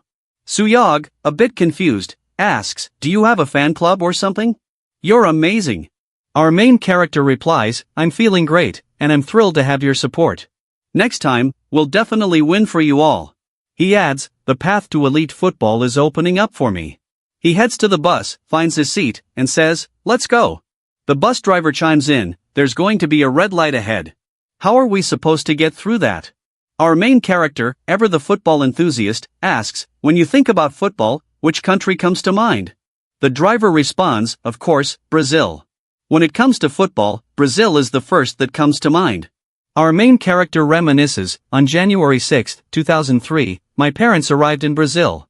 My mother said, I really like this JD Bank. My father added, it's winter in Korea right now, but this place is incredibly hot. A lady approaches and introduces herself, excuse me, I'm Maria Choi. I'm the eldest daughter of the family where the young man will be staying. Along with us, Luce Kim will be here as a local football supporter. A guy from Sao Futale Palo Football Club also introduces himself, saying, nice to meet you, and turns to our main character, asking, why is your name so unusual? Our main character replies, hello. The man says, I've seen you many times on TV. You seem like a very good person. Welcome to our country. All of you are welcome here. Everyone is delighted. Our main character thinks, I'd love to stay here. The scene shifts to Tokaria City. A house is shown, and someone says, your medical fitness test will be done in 2 days, so you should rest well until then. The room is on the 2nd floor. Would you like to see it? Our main character says, yes, and follows them. A girl appears and says, hello, miss, causing our main character to feel a bit shy. Maria, who is guiding him, introduces the girl, this is Manisha, who lives in the next room. She's about your age, around 10 years old. Our main character, surprised, thinks, I can't believe she's my age. I thought she'd be older, like middle school age. They arrive at the main character's room, which is beautifully set up. He says, I really like this room. 2 days later, the scene shows a medical exam taking place. The person in charge says, this will be a simple physical exam to determine which team you'll join. There's no need to be nervous. The examiner then asks our main character's parents, excuse me, how tall are you both? The father replies, I'm 166 centimeters, and the mother adds, I'm 168 centimeters. The coach notes, your mother is on the taller side, not your father. The father acknowledges, I'm a bit shorter. The coach explains, if this makes you uncomfortable, I apologize. The young man's growth is crucial because we need to measure his potential height. If he becomes a shooter, the system will work well. The parents understand and express their thanks. Our main character, hopeful for good results, thinks, I hope this goes well. He receives a call and is pleasantly surprised. The caller informs him, your son's results are very promising. His height potential is looking excellent. Our main character learns that his height is approximately 182 centimeters and feels thrilled. He glances at the height of 189 centimeters and says, I should definitely thank the coach here. All this progress is thanks to his growth talent. When I become a national representative, I'll make sure to pay him back. The coach hands out a leaflet and says, here's your plan for the future, then goes on about various things that aren't very useful to us, so I'll skip over that part. Our main character translates this in his own words and says, "So, you mean I just need to focus on football and not worry about anything else?" The coach confirms, "Exactly. If any issues come up, we'll handle them. You won't be here forever anyway." Our main character reflects, Brazil is just one step in the journey. I want to visit different clubs and strengthen myself further. The coach continues, player registration happens in April. Until then, you need to learn the basics of the academy and pick up the language. After your individual training, they'll calculate your GPA based on your medical test. GPA ranges from 1 to 10. If your GPA is below 6.5, you won't be allowed to join the academy. If you score below 6.5, you'll have to wait for the next opportunity. Given how far you've come, aim to score above 6.5. Our main character nods, of course. The coach adds, I think you'll definitely succeed. You'll pass your return test easily. Just don't neglect your Portuguese studies. Our main character asks, what's Portuguese? The coach explains, the Portuguese exam is also done individually. Our main character is taken aback. The main character's parents prepare to leave. His mother says, you'll need to stay in regular contact with us. Our main character reassures her, yes, Mom, don't worry. I've grown up and will stay in touch. His father says, you can do this, right? The main character replies, yes, Dad. His father places a hand on his head and says, that's it. Stay in touch. If anything happens, don't handle it alone, call us anytime. The main character responds, I love you, Mom. She replies, I love you too. With that, the main character dives into his studies. He's learning Portuguese and notes, I don't need to study this every day, but my elementary test schedule is coming up next month. Thankfully, Mom knew Spanish, which is close to Portuguese, so she helped me a lot. Plus, Maria Choi brought together a lot of foreign kids who helped me improve my skills. I practiced with the under 9 kids from morning till afternoon before I officially joined here. As the registration period in April approaches, a coach is teaching him various techniques. Afterward, our main character collapses on his dormitory bed and says, I wanted to come after sunset, but this place is just like Korea. It doesn't feel safe. I need a break. I feel like a 10-year-old in a 4-year-old's body here in Brazil. He reflects, I'm remembering the times when I had a drink back then, and it feels like a world away now. He decides he needs to make more friends quickly to improve his practice and says he should work on his social life. Venturing outside, he spots Manisha and thinks, this girl living next door seems to radiate warmth like flowers raining down on her. He approaches her with a friendly, hello. Manisha responds with a polite, hi. Realizing he forgot to consider the language barrier, he asks, do you speak Korean? She shakes her head, no. He then asks if she knows English, and she confirms, yes, a little. He also inquires about Russian and Spanish, but she only knows Spanish a bit, thanks to her mother. Manisha explains that her father is Brazilian, her mother is Russian American, and her grandparents were Spanish. She adds, my name is a tribute to my grandmother. The main character is impressed and thinks, wow, what a mix of bloodlines. He asks her how many languages she can speak, and she lists Spanish, Portuguese, Russian, and some native languages. The main character marvels, wow, as he notes her talent for gymnastics and innate sense of language, great balance, and graceful flexibility. He's told that to emulate her skills, he'd need to converse with her for about 6,000 minutes in a foreign language and pass the Brazilian International Language Certificate test at an advanced level. He's also advised to stretch for over 300 minutes. He wonders if he really needs her language talent and figures he might benefit from her help, especially since she's his housemate. They chat about sports, and Manisha mentions she practices gymnastics, which is popular in Russia and Spain. She explains, I was in Riyadh with my family for a long time, and I took it up as a hobby. My teacher said I had a lot of talent and should pursue it. I'll be going to Spain for further studies. The main character replies, I see. You have a lot of talent. Manisha is a bit surprised and says, you're different from everyone here, you seem like a funny person. He suggests they become friends, and she agrees, shaking his hand. Time flies as he studies, exercises, and practices his language skills, surpassing his own expectations. By February, he shares that he's enrolled in a nearby elementary school and commutes by bus. Thanks to his sociable nature, he quickly made friends, although he faced some racism initially. Nonetheless, he found his place in Brazil, a country where football is everything. His excellent football skills impressed the local kids, and in the evenings, he attended tuition classes with his friend. She used to guide me on which language to study, and my life became incredibly busy. Despite that, I always made time for my family, chatted with them, and thought about them often. 2 months later, April arrives. My main character reviews his skills and notices a new one, graceful flexibility T. This is a step up from his previous language sense skills. He muses, I guess this is progress. The communication situation has improved, and I've gained 2 more talents. Now, I need to work on enhancing my assisting skills. Maria Young calls him from behind. He turns around and says, "What's up?" She approaches and asks, "How did your Portuguese certificate exam go? Can you share?" He replies, "I passed the basic certificate test." He shows her the certificate with a grin. "What's your mother's name?" Maria inquires. Munisha chimes in, "Wow. Congratulations on passing the exam. It's great to see you're doing so well." The doctor adds, "Now all that's left is to finalize your contract with the under-15 football club." The players are chatting among themselves. One says, "Is Young going to be our teammate now?" Kashmir remarks, "It looks like our team is going to improve in the league matches." Douglas agrees, "Yes, it seems likely. I've heard he's quite good." Another player questions, "Does Young play so well?" Douglas confirms, "Yes, he's excellent at scoring goals." The rest of the players become even more interested and look at the main character with excitement. Camro thinks to himself, "If we check the rank, we're currently 7th in the weekly league.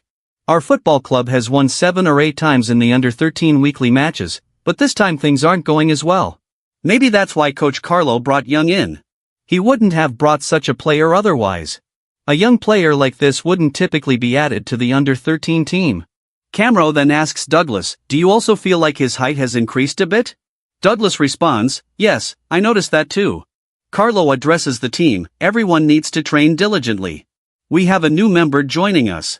I want to know if we'll focus on tactical training or teamwork." The team starts with basic drills, passing the ball around. The main character notes, "We're starting with the basics, but I feel like something is off." He observes that Brazilian psychological education emphasizes improving structural elements until they reach their peak. Carlo and some coaches watch as the main character struggles with ball control during drills. One player notes, "He's having trouble with his passes." Another adds, "He's failed to execute a pass several times." A coach advises the main character, "The pass you're trying to make isn't just about kicking the ball. You need to balance your body and maintain the correct posture to make a successful pass. Because you're not positioning your body correctly, you're struggling with the pass." The coach continues, "You'll only understand this by practicing and improving your technique." The coach tells him, "You'll understand when you play a good match." The main character responds, "Is this the right time to understand that?" The coach replies, "Even if I explain it, you might not get it. You'll need to feel it out according to your own body." The main character nods and says, "Got it." He reflects that whenever he asks for an answer, the response is always the same, "Practice in your own way." At 1 o'clock, Carlo remarks, "Young has great talent, but he's lacking in some fundamentals." A coach adds, "The major issue is his stamina. He's not fit at all. Should we consider him for the under-19s?" Carlo replies, "No, he's not ready yet. He needs to grow. It might be tough for him, but it's our responsibility. He's only been playing football for 6 months. No matter how much talent he has, we'll need to invest our best resources and time to develop him. I believe he'll rise to the challenge if given the chance." The main character watches the match and thinks, "There are so many talented players in the under-13 league. But now, I should focus on Douglas." He reviews the conditions. He needs to practice with Douglas for about 120 minutes and assist with 20 goals. He notes, "I've got my sports car skills up to B+, but I need to decide on one more talent. Should I go for it?" He decides to try it and thinks, "Today's a perfect day since team training happens 3 times a week." Douglas approaches and says, "Hey, this sport's mine. Why don't you move out of the way and work as a shadow striker?" The main character retorts, "No, today I'm staying here and scoring a goal." Douglas responds, "You're too slow. You'll end up running the whole field and won't score a single goal because you can't control the ball properly." The main character protests, "What do you mean I'm slow?" Douglas replies, "Forget about what happened a year ago. I've become much faster since then." The main character challenges, "Then let's race." The race begins. Douglas says, "Get ready, set, go." The main character and Douglas sprint forward. The main character is keeping pace, and Douglas eventually wins. The crowd cheers for the main character. Douglas comments, "You're amazing.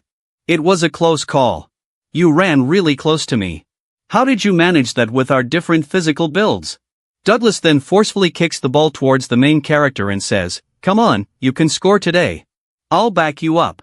The main character responds, "I told you to just pass it to me, and I'd convert it into a goal." Douglas passes the ball, and the main character converts it into goals effortlessly. The coach tells him he can choose one of his skills. The main character says, "Finally, I've achieved it, but I'm still feeling nervous. Should I do football prologues?" He decides to go for it.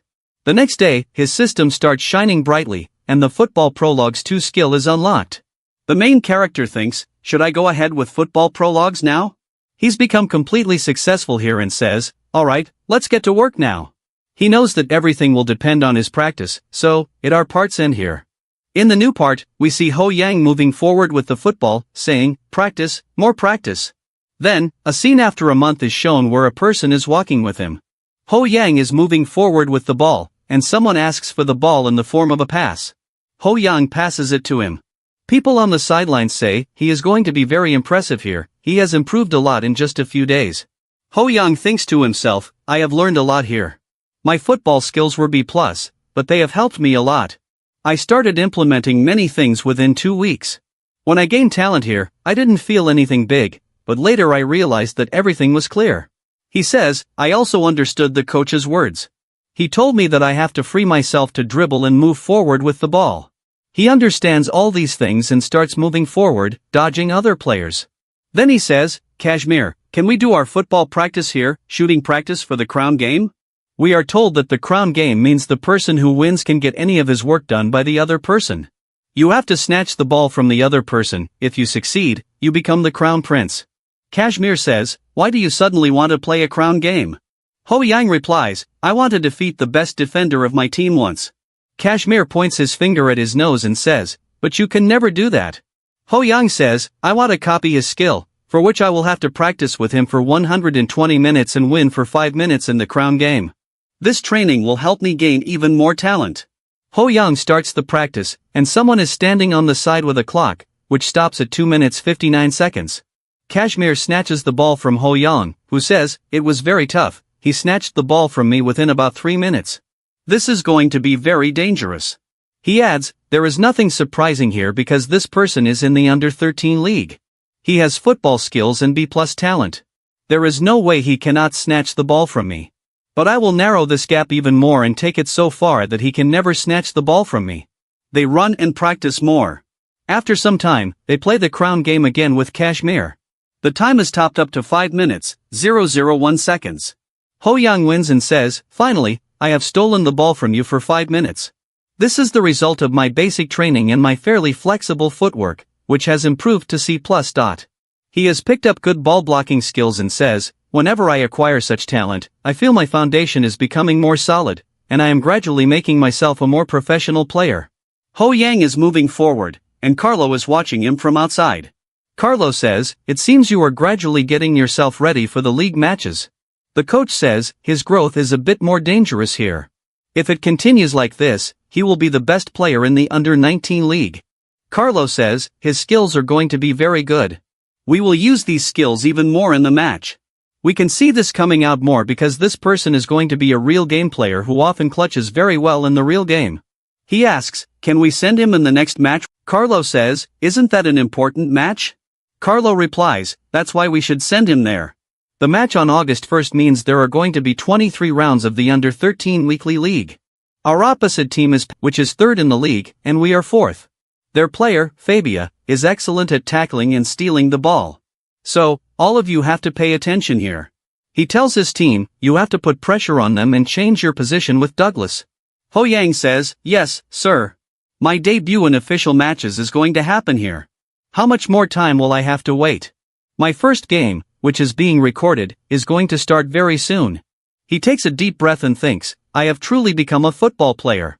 He remembers the days when he used to watch matches on TV and happily said, "I want to become a football player." The same smile comes back on his face. A person extends his hand towards Ho Yang and says, "I am very happy to meet you. We will play here without wasting much time." He starts looking at the abilities of all the players and is told that if he wants to win, he has to score 2 goals. He says, this player is going to be the best defender in the under-13 league.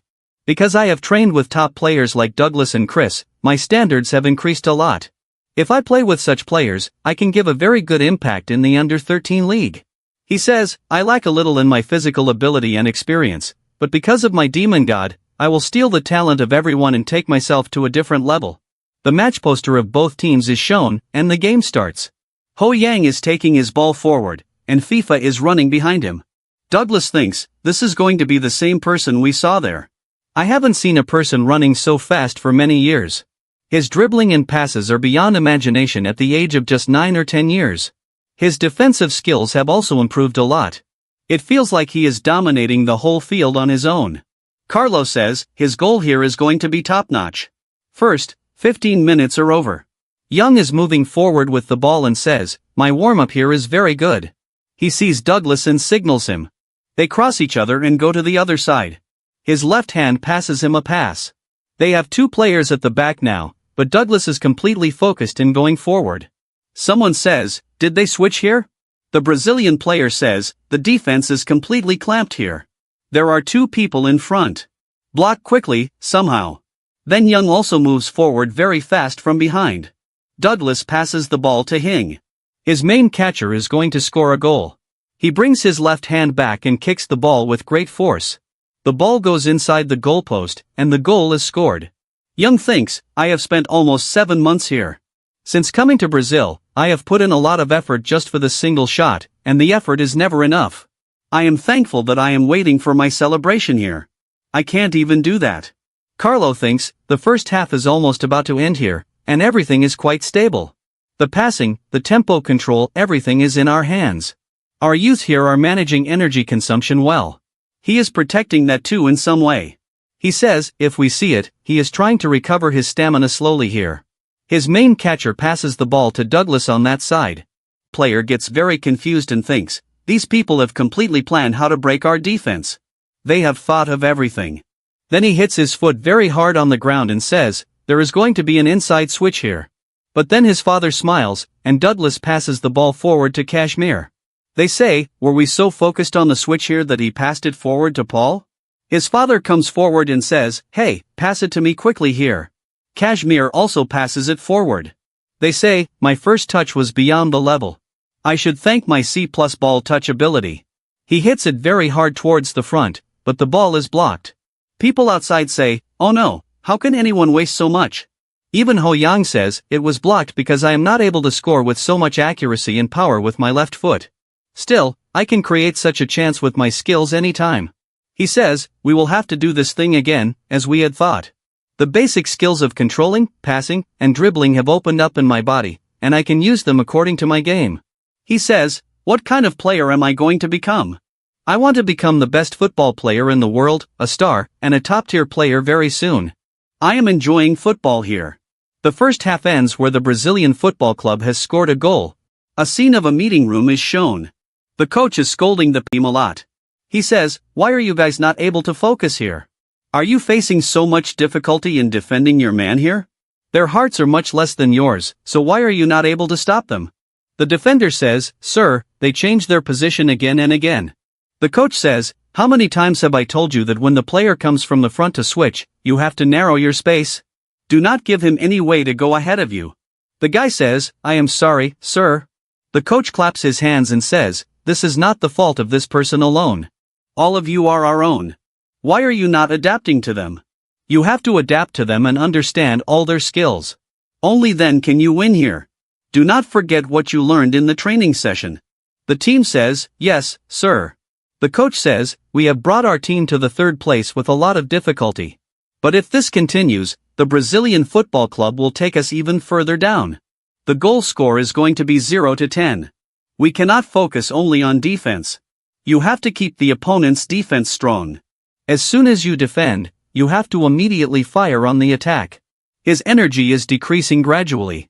In the second half, you will have to give your best. If you don't give your best, you will not be able to do anything. You have to go all in. Are you understanding what I am saying? Young says, yes, sir. The second half starts. A guy from the Brazilian football club is going forward with the ball. Carlo looks a little troubled and says, they have completely changed their defensive strategy. Are they trying to stop the switch play here? He thinks, what do you see? He says, the same zone the coach mentioned. There is no man-to-man marking here. The defender marks a special area to defend, making their defense weak in the last. The scene changes. Two Brazilian players are moving forward while changing the ball. Our main character is also slowly moving forward. Amiro has the ball. His main character is ready to go forward. He says, there is going to be an open mark behind them. He starts running from there. He passes the ball forward, and it comes straight to him. He immediately passes it to Douglas. Douglas does not hold the ball much and shoots it straight ahead. Ho Yang is coming towards the ball very fast and says, nice pass. He thinks, I have learned to pass very well here along with my movement. He passes the ball. Douglas receives the pass and says, that was a great pass of yours. He shoots the goal and scores. He says, nice. In the second half, the Brazilian football club goes ahead by 2-0. They are celebrating. They are told, what talent are you here for? He takes the precious passing talent of C grade. The number of grades means the number of talents increases even more. He says, great, I have found a very good talent here. He thinks, I think I now have a good idea of how to use my talent here. My football talent is growing, and my skills are also improving. I will have to utilize my talent even better, but still, I have a long way to go. This path is going to be even more difficult for me. Carlo pats the backs of all the players and says, you all did very well here. Then he gives a pat on the head of his main character and says, well done. Young also moves up and says, sir, I am going to do even better in the next match. Then he comes to Maria's house and says, I am back. Maria says, hey, have you come back? I am smelling some good things here. What have you brought? I have brought some snacks for all of you. I think we should enjoy this together. She says, why have you brought so much stuff? Did you win today's game? His main character says, yes. I knew you would definitely do this. Congratulations. Then he says, but you shouldn't have bought these things. He says, you also helped me a lot in my studies of Portuguese. Thank you. She asks, did you enjoy it? He says, I was here to see you. I earned 60 reals as an appearance fee and 40 reals as a bonus for the goal I scored. I felt special, so I brought this treat. Maria says, where are you going? Aren't you going to eat this? He says, you guys eat. I have some work to do. I will come after finishing it. He goes and calls his father. His father asks, how is everything going there? Ho Yang says, Dad, I am finding Mom a little awkward here. His father says, what? Ho Yang says, oh, sorry. I meant to say I got the Mom award today. They start celebrating. They drop their phone. Sharing your happiness with your family is the best thing. He is laughing and says, seeing your family laughing gives you more strength. The next scene changes. Ho Yang has scored a goal for the Brazilian football club. They are told that the Brazilian football club has maintained their streak and will come in second place in September. Debutant Hing has also achieved 8 victories. He has scored about 13 goals and generated 3 assists in a very graceful manner. We thank him for his contribution. Young is sent forward in advance for the playoffs. The championship is waiting for the playoff matches. They are about 2 steps away from lifting the league trophy. Manish and Hun are watching the match. Manish says, wow, Kristen Gigi has scored there. Ho Yang says, as I expected, this is going to happen on another level. This player is finally going to get this jack, Kristen. He says, this is my ideal even today. I want to meet you at least for a day. I have to meet her, and Ho Yang stands up and asks, where are you going? He replies, it's obvious, and heads for his football practice. The coach is watching, and I think her name was Emily. She is watching too, and Kate is sitting on the side to rest. Then Emily comes over and says, why did you do such a good job here? Ho Yang says, hello, Mississippi. She asks, aren't you pushing yourself too hard? You will need about 3 days of rest before the playoff. It hasn't even been a day since your game ended, and you're already practicing here. He replies, I still have a lot of energy left, so I want to use all the chances for my practice on my training ground. I think I still need a lot of hard work. He thinks to himself, last time I used to work, whenever I got time, I would go and play football. Not because football is in my blood, but because I love playing football. Emily says, this is really unusual. Is it just you and me practicing here? He says, yes. Then he asks, would you like to have some roasted nuts? I bought them for my lunch. I usually eat them because they are my favorite. Emily thinks to herself, Ho Yang is very kind. She says, thank you. Then Ho Yang picks up his bag and leaves, saying, let me go now. She replies, sure, you are working very hard. After that, he starts eating the nuts. Someone comes from the front and says, oh, director, you. The director says, hello, Emily. She asks, what are you doing here, director? He says, I stopped in front of the main building office. But what is this? He says, I got this from Ho Yang, who plays in the under-13 league. Would you like to have some? He adds, this is going to be popular here. Then he asks, but why was the under-13 student here? Isn't it rest time for the kids? Emily says, yes, there is a rest period for kids, but he came here to do his usual practice. The director says, I feel like I have heard this name somewhere in the reports. Emily says, yes, you must have heard this name. It's going to be very famous. He says, really? I will definitely check if he is participating in the championship. Ho Yang is sitting in the middle of his football practice and says, it has been almost 2 months since I made my debut in the league matches. I now have a solid foundation, which is improving my strength and skill very quickly. I have faced many talented players in the last 8 matches who have helped me enhance my talent even more. I have learned kick flippy footwork from one of them, which has improved my talent to C+2, satisfactory ball blocking at C+, precious passing at C, and a fairly sharp 2-on-1 pass at C-. He says, now I have a total of 14 talents. I have also got a fairly sharp 2-on-1 pass, fluent footwork, and flexible rhythm, often Brazilian. These are going to be +2 with me, and my talent is improving even more.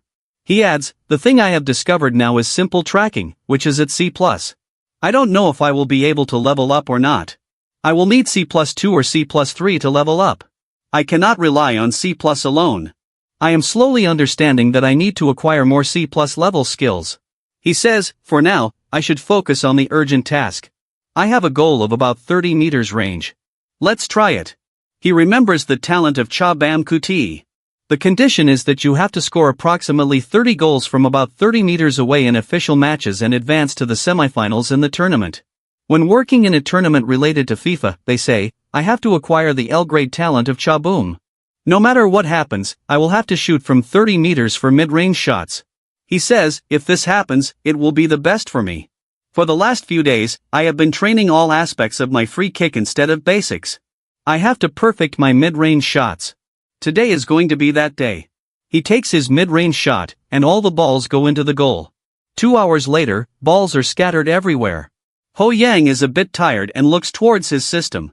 His heavy left meter goes on short C flat. He says, my training has worked a bit. My skill has increased a bit more. If I keep doing things this way, maybe I can take my talent to an even higher level. He says, I have to focus on the playoff match on September 27th. The 3rd and 4th place matches are played. For the semifinals, the match between the two is very close, and one of the teams wins. Now they are going to face the Brazilian football club with their excellent defense. The match between Brazil and Pakistan starts. The Pakistani player is glowing as if with fire. The Brazilian player starts taking the ball forward. The Pakistani player is a little surprised and says, block it, you have to do your move. You have to defend inside this line. The whole team is ready to block from behind. Carlo thinks from outside, all these people want to put full pressure on Young, so they have kept all their 5 midfielders standing behind. If the midfield makes a breakthrough, there will be a block. These people in the forward defensive line have started taking their defense more seriously. They have seen Young's dribbling skills, so they are very scared. Their formation is becoming more compact. Then he smiles a little and says, but we have a plan. Ho Yang and Douglas look at each other. Douglas immediately passes the ball to Ho Yang. Ho Yang uses quite flexible footwork and completely confuses the opponent, passes the ball, and takes it forward. He says, 1 strike close. What happened? What is this? The Pakistani player says, as we expected, as long as we can block the ball completely, we have an advantage. They say, these people have overlocked here. They were thinking there would be a huge difference in the skill level of our defense. Someone says, why are these people not stopping him when they know how he is going to dribble? Another replies, you can't stop a speeding car with a normal speed bump.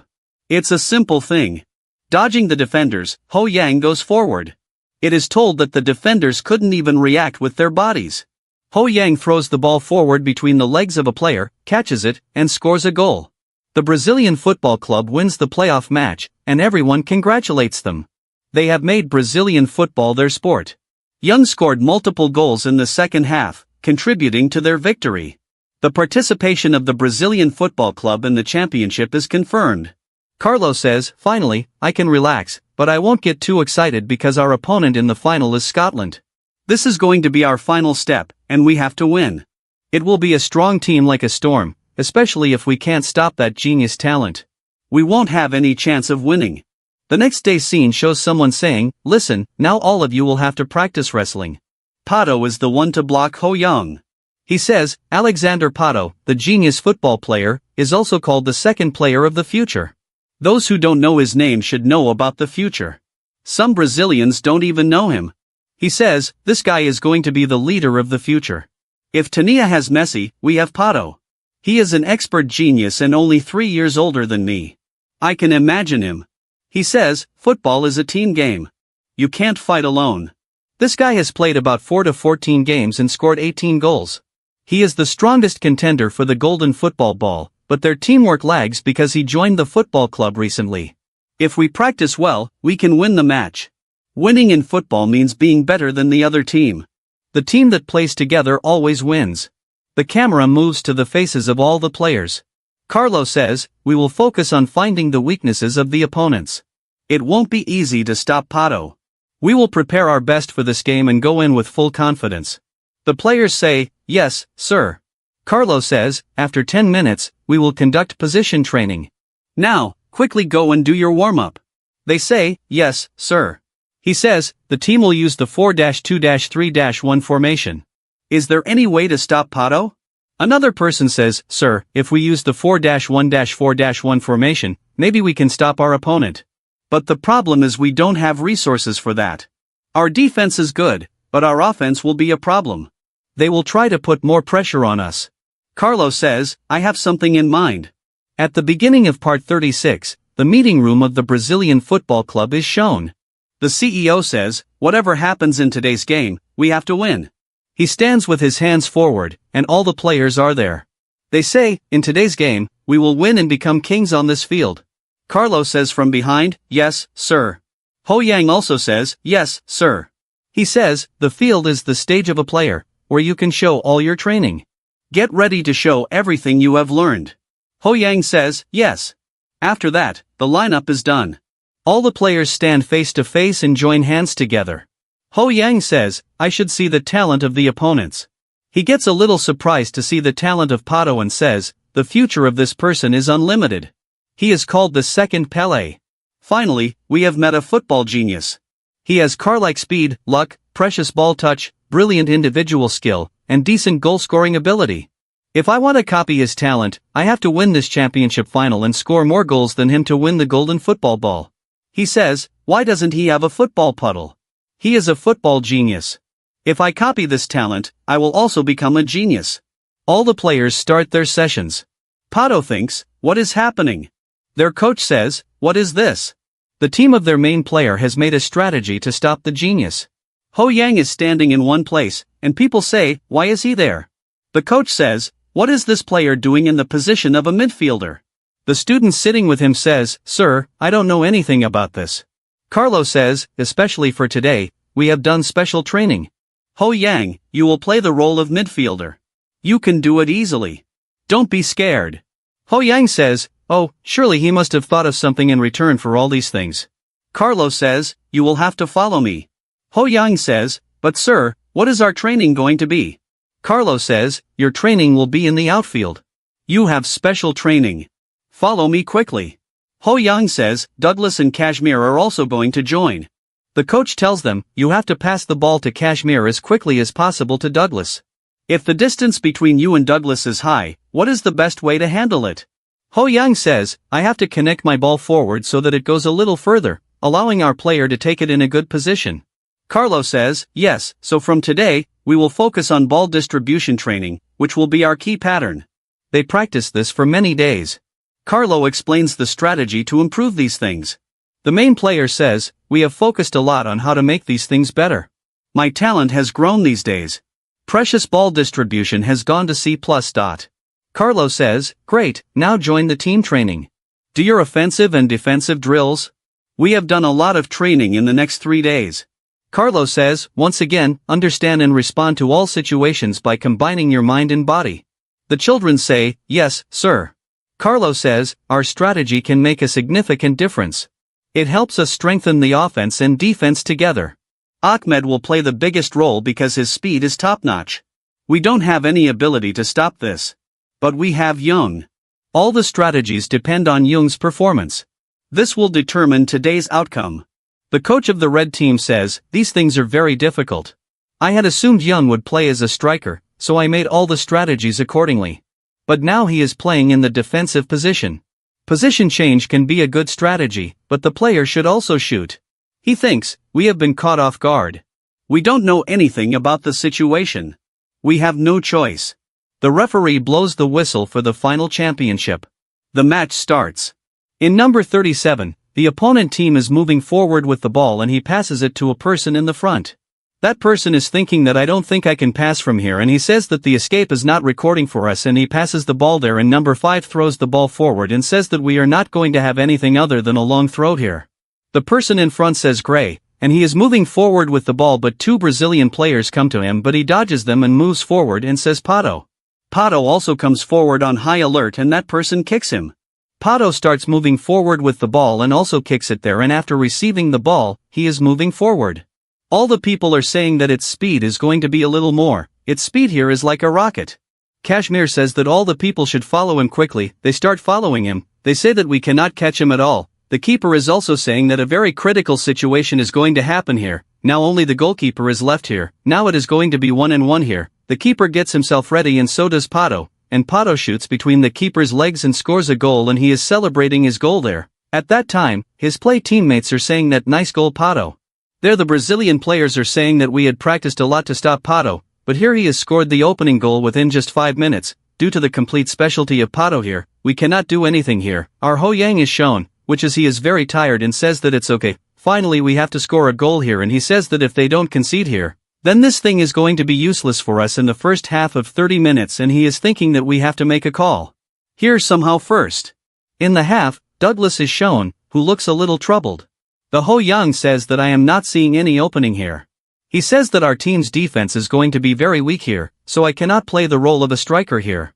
I am not able to stop Pato at all here. Lee says that the pair of Papato and all the things are going to be very solid, but I still cannot go forward to attack. I have to defend it. He says that I want to cover it as much as possible, and I am going to try to distribute the ball smoothly here. Then our Ho Yang says from behind that Kashmir they are coming, and he says that all of you should focus on this now. The first tough match ends with his 1 goal, and our Brazilian football club scores only 0 goals. All those people are going towards their rooms filled with disappointment. Douglas is saying in his mind that we should thank Virum here only because of him. More goals were not scored here, otherwise, we could have scored more goals. From the front, Carlos is looking very much like Davis, and Douglas says that we can definitely hear some harsh words from him here. Carlo asks if everyone has gathered here. All of them say yes sir, and he says that you all played very well here. Douglas was sitting very quietly there, but he suddenly gets shocked. Lou had said that everyone played very well, all the players were shocked. Carlo says that you should think about the past when we let Paddock score a hat-trick and we lost there, but today you have not done that at all, and he says that today we should turn the passes and rates here. So we have done very well here in the midfield, and your control is also very good. Was there, and he says that this thing is going to be proof that you have done the ball distribution training here very well. Kashmir says that no matter what happens here, we cannot stop Pato in any way, no matter how hard we train. Carlo says that Kashmir, those people, have also done their training with everything that they had so that they can come here for the champion trophy and win it. Everyone can train themselves hard here, but only the one who shows all his training can claim the victory here. You do not need to be dull here, you just need to score a goal. Why are you not enjoying this thing after all? If you start enjoying it, then you will automatically start enjoying it, and you will also be able to score goals. And Carlo looks towards his Ho Yang, where his Ho Yang is giving a little smile. Carlo, he says, Whoa, did I say something funny about you? My Ho Yang says no. Then Carlo asks, then why are you smiling here? My Ho Yang says, I am going to enjoy football, and he thinks in his mind that I have practiced that much hard here. I need to show it. The match is going to start. The other team of Brazilian football club is going forward with the ball. My Ho Yang says, Kashmir, are you ready here? And says, bring up. I will try to give you as much backup as I can. Possibly give you here. Camaro says, okay. The number 2 player in front says, you can do anything here. All the things are going to be useless, and he gets ready to give the ball to Pato, and he says, come on, let us show Pato's special move here, and he throws the ball forward. The actor starts moving forward very fast and taking the ball forward. They are also very surprised. Their Ho Yang says that the same tactics are not going to make any difference again and again, and he keeps moving forward, dodging many players in the same way, and he says that now I am feeling that we can win here. Pato says that how can this guy be so fast here in the second half, and his movement has completely changed here, and he says that earlier he was defending very well. Was he not doing it? And here he came forward at the right time and stole the ball from me, and he says that all the things are not working as we had planned here, and he also calls his player, let's go quickly, and now we have to snatch the ball here. Our Ho Yang is standing ahead of him, then Pato is there, he makes his move and he moves forward from his side very fast. The face of the Ho Yang becomes a little weird. Carlo is shown from outside, who is saying that his attack has completely changed here. He says that when he is here, we also do not have any choice. We need to completely rethink our strategy here. The other team is getting really confused. The Brazilian squad has switched up their formation, and the coach is strategizing from the sidelines, indicating that we should focus on our next move. Pato, wearing number 5, is calling for the ball to be played forward, urging, hey, pass it to me quickly. He receives the ball and skillfully maneuvers it between the feet of number 10, taking it for himself. Pato charges ahead with the ball, but Kashmir comes in from behind, attempting to tackle him. Unfortunately, he can't stop Pato, who continues to advance. Now, it's a one-on-one situation with the goalkeeper.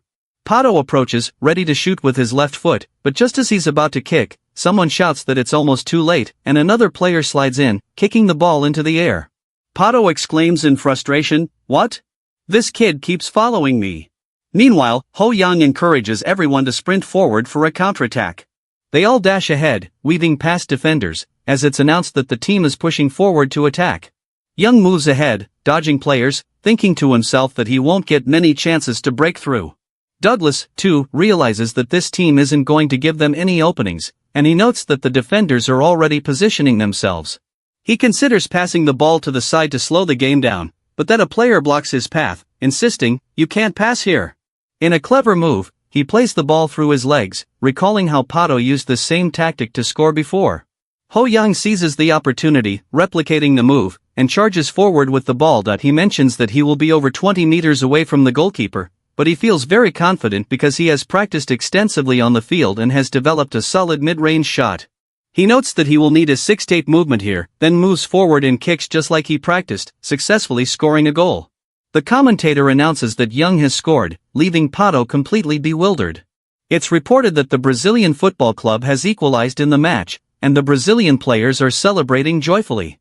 Pato is eager to finish the game quickly, charging ahead and skillfully maneuvering past his opponents until Kashmir tackles him from behind, resulting in a red card for Kashmir. Pato remarks that this player only came to the game to get a red card, defending in such a reckless manner. He expresses his determination to score, insisting that nothing will deter him, and adds that they will never lose here. He steals the ball from Ho Yang, and it looks like a tussle for possession ensues. About 33 minutes into the second half, Apna Young advances with the ball, stating that there's no turning back now. If they fail, their attack will be completely thwarted. His main catcher passes the ball to the side, urging for a quick return pass. The main catcher moves forward with the ball, while Douglas positions himself to receive it. However, Ho Yang takes a shot, which strikes the goalkeeper's post and bounces back. Ho Yang comments that Carlo believes the game is far from over.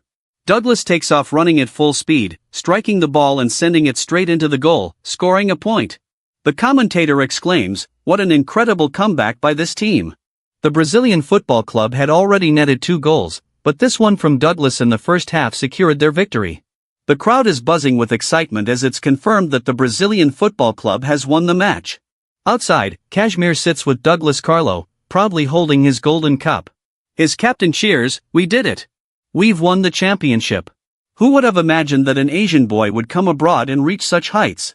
He reminisces about his early days, recalling the time he and Carlo Douglas had a playful argument over the goalpost. They used to switch positions to score, and now he's taken a shot from mid-range. All these memories fill him with joy, and he thinks to himself, "This is going to be such a memorable moment for me." A building is shown where some people are talking among themselves. One says, "Our meeting is going to be held here for the selection of the Golden Ball and top scorer of the Under-13 League." Another says, "The golden wall here is going to the right."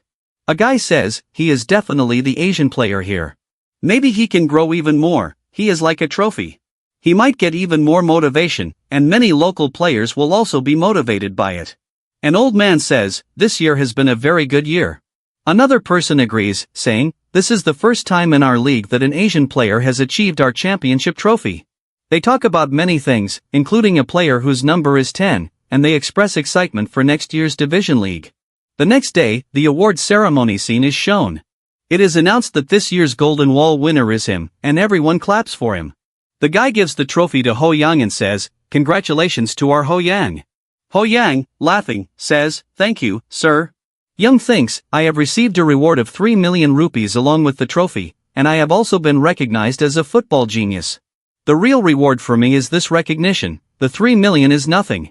He thanks Pato, saying, "Because of you, my meal is getting more tea." He comes home, lies on his bed, and looks at his skills. He says, "Finally, I have something like football genius in my hand, which can improve my growth even more. Maybe because of this, my football pedagogy is also +2, but now I feel it is going to be completely meaningless here. But this doesn't matter at all." He says, "Pato had football genius A-, but I had football +B +2, which gave me football genius 1. This is amazing for me. Pato's football genius was probably at minus, and now after absorbing B level, it has come to A. No effort has been wasted here." He is told that he cannot acquire anyone's talent for 30 days. He says, "This is going to take a very long time, but I have 30 days left." My professional debut record of playing in the world was set by Rowe, who debuted in 2016. For me, the physical condition for debuting is going to be a turning point. He stands up and says, "It is going to be a busier Prince than a regular Prince." The scene of November 8, 2003 is shown, where Ho Young arrives in Korea with his bag. He says, "Finally, I have come here. My club provided me a free plane ticket because I had a huge contribution to the team's victory. I played very well." He smiles, and his mom and dad call out, "Hi." He looks very happy. His dad hugs him and says, "Your height has increased a lot." Ho Yang says, "Dad, why are you crying?" His brother or sister says, "Wow, you have grown even more since I last saw you." He picks up his sibling and says, "This time, I am going to sleep here with my brother." His sibling agrees. He says, "When you start going to elementary school, your brother will be playing for a very famous team." They talk a lot, and his mother says, "It must have been very hard for you, hasn't it?" Ho Yang smiles and says, "Yes, mother." He says, "I have eaten home-cooked food after a long time. I missed it a lot." He plays football with his brother and says, "I got a request for an interview when we were coming home. My fan club members are increasing very fast, with about 20,000 members. There is a lot of talk about whether I will be promoted to under-14 or another league." Ho Yang says, "Who is going to be the working person here? Is this going to be a club official?" He hears about promotion for the first time and says, "Maybe she is a power-type cow, my original aunt who has become my die-hard fan." Someone from behind calls out to Ho Yang, surprising him. His father says, "Sorry we disturbed you while you were resting, but do you have a minute?" He says, "What is inside this bag? It feels very heavy."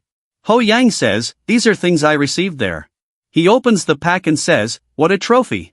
There are many things in it, including his travel allowance, performance bonus, and other items totaling 5 million rupees. His family is very surprised and hugs Yoon, saying, "Thank you." His dad says, "I am very happy." His mother says, "I am even more proud of you because you have earned money." His father says, "I will not be able to sleep properly tonight." The next day's scene shows someone shouting, "Hing hing," and opening the door quickly. Ho Yang says, "Just 5 minutes." His mother says, "Didn't you call Coach Cha Bumak?" Ho Yang flies out of bed quickly and says, "Right, I did." He says, "When I told my family about my victory in the Champions League, I also called Coach Cha Bumak to talk about something important. Please contact me when you come home." Ho Yang and his father go to meet Cha Bumak. Cha Bumak says, "You have worked really hard in the Under-13 League and achieved a lot of good things. Ho Yang says, "Thank you, sir." Cha Bumak says, "Why don't you eat something here?"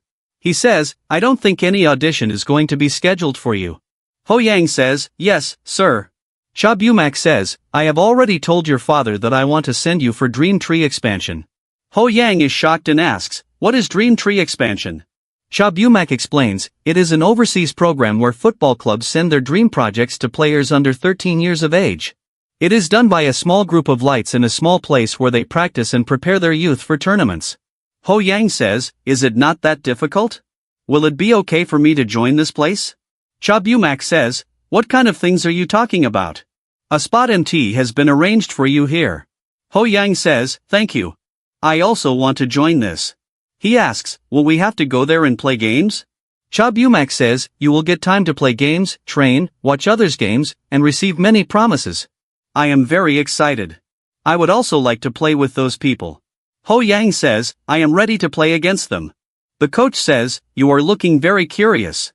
Ho Yang, with shining eyes, says, "Of course." The main character tells him that the expansion will take place in Germany because the coach has many big contacts everywhere, and he can see a lot of amazing talent there. The scene of December 18th is shown, where Ho Yang is seen at the airport for Dream Tree Express. The player is going for the draft and is told that the 30-day project period is coming to an end. Before that, they will have 2 matches and participate in the 4-continent youth internet tournament. In the tournament, a guy sitting next to Ho Yang is talking a lot. Ho Yang looks very shy and wants to sleep. Then, the scene shifts to 11 hours later, where they have landed at the Germany airport. Upon arrival, Ho Yang says, "This place looks very cold. Is this really going to be a football powerhouse?" He goes inside and, after seeing the gym corner, says, "This place is amazing." He adds, "After Brazil, I wanted to go to England or Spain to learn football, but Germany isn't going to be that bad. Who are the famous German players here?" He starts remembering many names and says, "It would be great if I could meet any one of them." He tells his main cricketer, "1 ball sticks," and the guy says, "Hey, why are you not focusing?" Ho Yang thinks, "What is Chadu Rim?" and says, "I am going to have a chance here to gain another good talent." Ho Yang says, "Brother Chadu Rim, this is the one from whom I took a unique skill." The person also says, "Ho Yang, you have changed a lot in just 1 year." Ho Yang says, "There is a brother, Chadu Rim, who has come here after being transferred. He plays for his club, and it will be very difficult for him to survive in La Liga." The person pats Ho Yang's head and says, "Wow, you have grown a lot. I could not even recognize you." Ho Yang says, "Maybe it's because I was in Brazil." The person says, "Were you in Brazil? That's amazing." Ho Yang says, "All this has been possible only because of you, brother. Your practice helped me learn more things." Du Rim says, No, this was nothing." Ho Yang's skills are shown, and it is said that if you want to copy his skills, you will have to play football with him for about 150 minutes, defeat his Frankfurt club LJ13, and show your special goal achievement in front of him. Ho Yang thinks, "You have increased your talent a lot and gained even more talent. The conditions to acquire your talent have become more relaxed. Is it because I have already acquired the talent of you grade? But why is there no new talent? Is it because I have practiced a lot of basics?" He says, "I think this is good as long as I can acquire someone else's talent. These things will be even more helpful for my next season. I am going to try my best to acquire their talent." He thanks Du Rim and, after coming to his room, says, "I was very lucky to meet Du Rim. Our match is in about 4 days. We have to win at any cost." He trains a lot with his under-13 team to become even stronger. Many people stand in front of Ho Yang and say, "I heard you trained in Brazil. How do all these things feel there?" Someone comes from behind Ho Yang and says, "It has been a long time since we met." Seo Kungju also arrives and says, "This is not a joke. You are being treated like a hero because you went to Brazil. Isn't it so? I think you have grown in height, and your skill has improved a lot." Ho Yang says, "Thank you," and thinks, "I should thank you for the wide-open growth plate of B+ rank." Ho Yang says, "I will get a lot of happiness playing with you here. I am very curious." They ask, "Do you know the name of the kid here, Yu Young Hu?" He says, "No, I don't know anyone by this name." The main cadre says, "Really? Don't you know Hing Young? In 2003, he won the Chabak Football Award." Ho Yang wonders, has the future changed only because of my actions? Maybe many more things will change because of me. I am talking about the future of football. Ho Yang says, "After a long time, the day has come for our match. People have worn their uniforms. Ho Young stands with the ball and says, Benel, who was reborn in 1991, is typically going to be a striker. His height is 180 centimeters. His football pedagogy is C+3. His header is C+, and his quick kicks are C+2. Ho Yang says, it has been a long time, but I did not see the heading talent here. If I take the heading talent, I will get even more advantage. Now it seems that even more delicious things are going to happen. Chidori says from outside, wow, he has improved so much that I can't even recognize him. His father says, I used to be like this in my youth. The main cat takes Paul forward and says, he is going to have such fast speed, like a leopard. His claw is like a sharp knife. He goes to score a goal from a long range, and the ball goes into the goal. The main catcher celebrates the goal and says, we have scored the first goal. The Brazilian training has paid off a lot. He says, wow, my talent has grown. His Suist celebrates again and says, now the real game is going to start. Many players clap for him and say, yes, it is going to be in great condition. Cha Distance is also there, and PM says, Father, I think his future in South Korea is going to be even brighter. When will he be taken into the national team? If we look at this, I think he can break the record of the youngest player. Cha Bomkum says, I don't know what will happen in the future. Daram says, Father, don't you feel that his football playing is very good? His dad says, even the king of football, raised by 2 football players, could never say so much about his future. His son says, right, but I get a very good feeling about this child. Oh no, brother, that thing is banned. Okay, don't even think by mistake that, brother, you will sink my channel. He says, a genius cannot achieve anything here, but he does a lot of hard work, which is why he is moving forward rapidly. Another ball goes into the goal, and people say, wow, Hong has scored his second goal. It has not even been 10 minutes since the game started, and he has already scored a goal. He moves forward and thinks, my dribbling has become even better, and my shot accuracy has also improved. When it comes to mid-range shots, I find them even more helpful in the real game. My coach alone helps me. I have received a lot of help in training as well. If I keep working like this, I can achieve all the things before the season ends. My mid-range shot will also reach grade B very soon. The second half starts, and the other team takes the ball forward. Frankfurt is also counterattacking in the second half. They try to attack by going forward.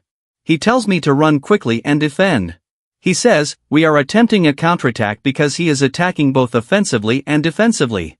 But now we have to focus on the attack because this kid will also worry about his stamina a bit. The main critic says, there is no need for me to waste my stamina here. In friendly matches, number 6 is taking the ball forward, and a guy says we should use our energy and take the next game. Number 7, Ho Yang, goes forward with Seo Paul and says, nice pass, you have done a very good pass. All the people of the other team turn their backs to stop Ho Yang, but he goes forward, dodging 4 players at the speed of lightning. They say, did this really happen?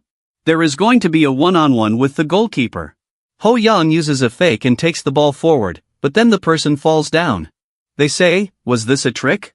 He says, this was the person who looked like a ball to me, but this time I have defeated him. These people had defeated us completely in the final, but I went to Brazil and trained with the best players. My speed and skills have improved even more. Now there is only going to be a fight between the goalkeeper and me. He says to the goalkeeper, I will block you here. Then, Ho Yang goes forward and throws the ball between the goalkeeper's legs, scoring a goal. He says, I faked it. The players of the other team say, it was a clear hat trick. How can such a player exist in this world? The players of Ho Yang's team say, has he scored a goal again? Maybe all things become different when you come back after learning football from Brazil. The CEO says, no, this is not natural talent. He has worked very hard to learn all these things, and now his height has also become a little taller. He has started catching up to all the things from now on. Ho Yang celebrates and says, a person is going to be a monster. In the end, the other team also scores a goal, and Ho Yang's team wins 4-1. Ho Yang says, if they have to choose the man of the match, then I will win without a doubt. But there is a more valuable thing I have gained. There are 2 windows in front of him, asking which thing he wants to copy. Football puddle C+3, decent heading C+, quite fast LAC C+2, sports like car LAC, strong physique B+, decent stamina C-. Ho Yang chooses decent heading C+, and strong physique B+. He says, I am overflowing with energy. I have more talents now. I have a total of 16 talents, but this is still not as much as I need. The more talent I gain, the better it will be for me. I would first like to take the talent of the German players, and one day I will make all the talents in this world my own. We are shown a scene where someone offers a hot dog to Ho Yang. He says, "Thank you." They tell him, "We have unpacked our bags in the dormitory. We have come outside to see our things and will also have to find out about our stool." The ladies say, "Why is so much fuss being created here?" They ask, "Do you need some other things as well? We are going to have more snacks." The main character says, "There are going to be some parents following me here." The main character says, "Thank you, I accept your gratefulness." The Shyok says, "This thing is very delicious." A person says, "The juice here is also very good. Would you like to try it?" The main cat thinks, "I have become famous here. All these people want to take my favor in advance." He eats the hot dog and says, "This is going to be a homemade hot dog. I really feel like I am in Germany." He says, "People also call this place Toy Town because the old buildings look like a European town. I feel like I am running forward without a break." All those people finish eating and say, "We are very full." They tell Ho Yang, "We are going to the museum in the afternoon. What are you going to do?" Ho Yang says, "I have a little peach, so I will go to the museum first." He thinks, "I would like to talk to Cha Bunk, the coach, after that, I can think of visiting the museum." The football players are practicing something. One person says, "Seriously, are you serious? That person is coming here to watch our game, my role model, Cha Bum Kuan." Another person says, "Is he such a great person?" Another says, "Yes, he is a legendary player. Maybe you don't know these things because you are still very young, but I have grown up watching Cha Bum Kuan." They plan to meet later. Another person says, he is going to be a very big fan of his. The person moves forward quickly and says, "That dormitory is going to be here, in this building." The person stands in front of Ho Yang and says, "Who is waiting here in my place?" Ho Yang turns back and looks at the person, saying, "What is happening here, Grebel?" A star player whom everyone knows is in front of him.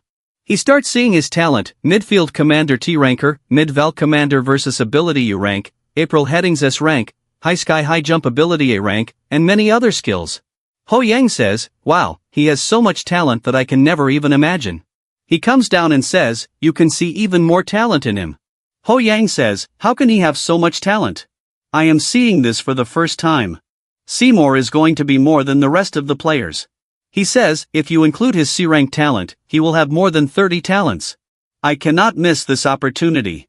He is told that if he wants to copy his abilities, he will have to win the football club Pyongyang's under-13 team, score at least 5 goals in the 4-continent tournament, and the hidden goal condition will be activated if he manages to get one of his talents. The main kid keeps looking at him and says, "This guy is going to be very great." Ho Yang is with Cha Bum Kim, sitting in front of him. He says, "I really enjoyed meeting you. This is going to be very exciting." Cha Bum Kim says, "It is very good to meet you. What is your condition these days?" The person says, "It is very good." Ho Yang says, "This guy is a little too excited, whereas he himself is a very famous player." He looks at Cha Bum Kim and says, "He is a legend and remains a legend. When I meet Messi and Ronaldo, will I also behave the same way? Wait, maybe I will also behave like this one day. Players will come to me. I wanted to meet you, young man. I felt very good after meeting you. Can you give me an autograph?" He dreams about all these things and says, "But first things first, I have to develop my skills and acquire more talent." T-rank title? What does it stand for? Does it mean there is going to be a title here, he wonders. This talent could be the best for me, meet full Commander T. But the biggest problem is that I need to be 18 years old first. If I had acquired it now, I could have achieved a lot more. He continues, "Just wait until 8th grade. I am going to take midfielder Commander Versatility, which is going to be a talent of U rank. But the 3 conditions here are very different and difficult. I will have to score 5 goals in front of Football Club BN, and there are 4-continent youth tournaments where I need to score as well." He says, "In terms of difficulty, the U rank grade is going to be more challenging than the U grade I took from Doom. But it will be done quickly if I give it my all. I am going to try until the end because I don't know what will happen." The person with him asks, "Who are you, kid?" Cha Bum Kim tells him, his name is penned here. He wins the under-13 league and also the golden ball. He extends his hand towards Ho Yang, who says, "Hello," while thinking, "I really wanted to meet you." He asks, "How can I be a good player in football?" His mean cut looks at him, and he says, "Most likely, there is something in German I don't know." Ho Yang also asks Chabnyakim, what does this mean? He replies, it means there is no free lunch here. The mean cut says again, I will tell you about this only when you win your game. 2 days later, their match starts in front of Muniz. A person scores a goal, and Shea scores his first goal. People outside say, wow, this is amazing. It has only been 2 minutes since the game started, and he has already scored. Ho Yang says, we need to score at least 5 goals. He continues, their defense is average, but their attack is not bad. Breaking through them won't be easy because this person is Thomas Baylor. He won a golden boot in the 2010 South Africa World Cup and has a lot of talent. Ho Yang is told, if you want to copy his abilities, you need to score more goals than Thomas and score a hat-trick. Ho Yang says, this guy led Germany to victory in the 2014 World Cup. Their players keep giving the ball to him. He thinks they are playing as if they are killing 2 birds with 1 stone. But the same condition applies to me. I can take the talent of 2 people together. Ho Yang throws the ball at the goalpost, but it hits the pole. He says, why did this happen? He keeps trying for the goal, but the same thing happens repeatedly. He says, whatever happens, I have to score a goal. I need to focus more on the game. I feel distracted because of Mailer. Then, a player from his main character takes the ball and scores a goal.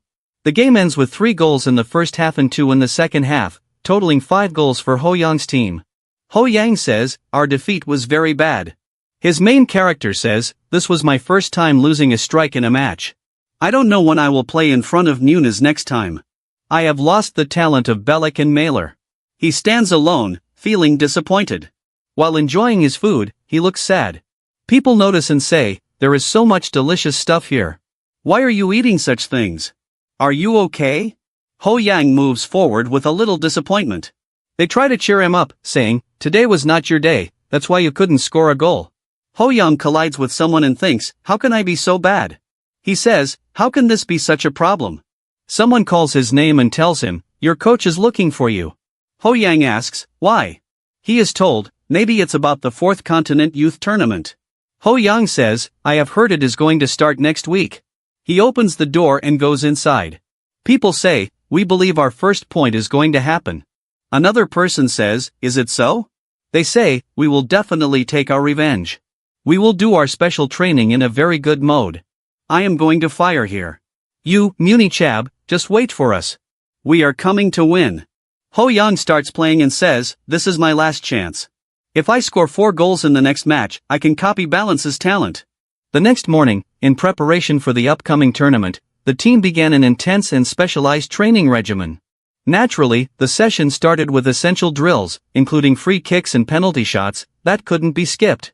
The focus was on offensive strategies, emphasizing quick passes and movement across the field. The players trained hard, working tirelessly from the basics to more advanced techniques. A coach observing from the sidelines couldn't help but praise Ho Yang. This kid really stands out, he's special. He has a solid foundation and is far more diligent than the others. At that moment, Ho Yang was on the field, but his expression looked troubled. Coach Cha Bum Kuan, overhearing the compliment, remained silent, his eyes fixed on the small figure in the distance. Suddenly, Coach Cha Bum called out, Ho Yang, how are you feeling? You seem a bit off. Is something wrong? Are you not playing well? Ho Yang paused, then sighed deeply and nodded. Yes, I feel a bit overwhelmed. My body isn't responding the way I want it to. It feels like something's wrong. Is it that your legs feel tangled and you're not moving the way you'd like? The coach asked. Ho Yang nodded again. Yes, exactly. I don't know why. To help Ho Yang relax and clear his mind, the coach took him to watch a match between Bayern Munich and Hamburger SV. Munich was clearly a strong team, scoring 2 goals in the game. After watching, Coach Cha Bumkuan asked, what do you think, Ho Yang? The Munich team played excellently, Ho Yang replied, exhaling deeply. No doubt about it, they were amazing. Despite the talent on Hamburger's side, Munich's dominance was almost total, with the passionate support of their fans fueling their strength. Pleased with the answer, the coach asked, what about Hamburger? What's your impression? Ho Yang thought for a moment before answering. It felt like something was holding them back. They couldn't carry out their strategies. That's exactly it, Ho Yang. You need to clear your mind when playing football. If you overthink, your body won't respond smoothly. You're not just playing on the field, you're playing the game itself. Have you forgotten how to enjoy football? Ho Young stood there, realizing the truth in his coach's words. He had become so focused on copying others' talents that he had lost sight of the joy in the game. Even in his recent match, he had been preoccupied with outscoring Thomas Muller. The pressure to score 5 goals and gain Gabriel Padua's support had weighed heavily on him. "What should I do now, coach? What can I do?" Ho Young asked. "You don't need to do anything," the coach replied. "Just play football. It's a sport, and part of it is battling your own anxiety. Overcoming those worries is as important as any skill on the field. But don't take this as a reason to become complacent. Your mind must be clear, your head sharp, your body strong, and most of all, your heart must burn with passion." Ho Young smiled, adding a light-hearted comment that made Coach Cha Bum-Kwon laugh. "Thank you so much, Coach," Ho Young said, his expression much brighter, a rare sight since his recent defeat. It seemed the boy had transformed, maturing further. A week passed, and the new year arrived, bringing heavy snowfall that made the town picturesque but freezing.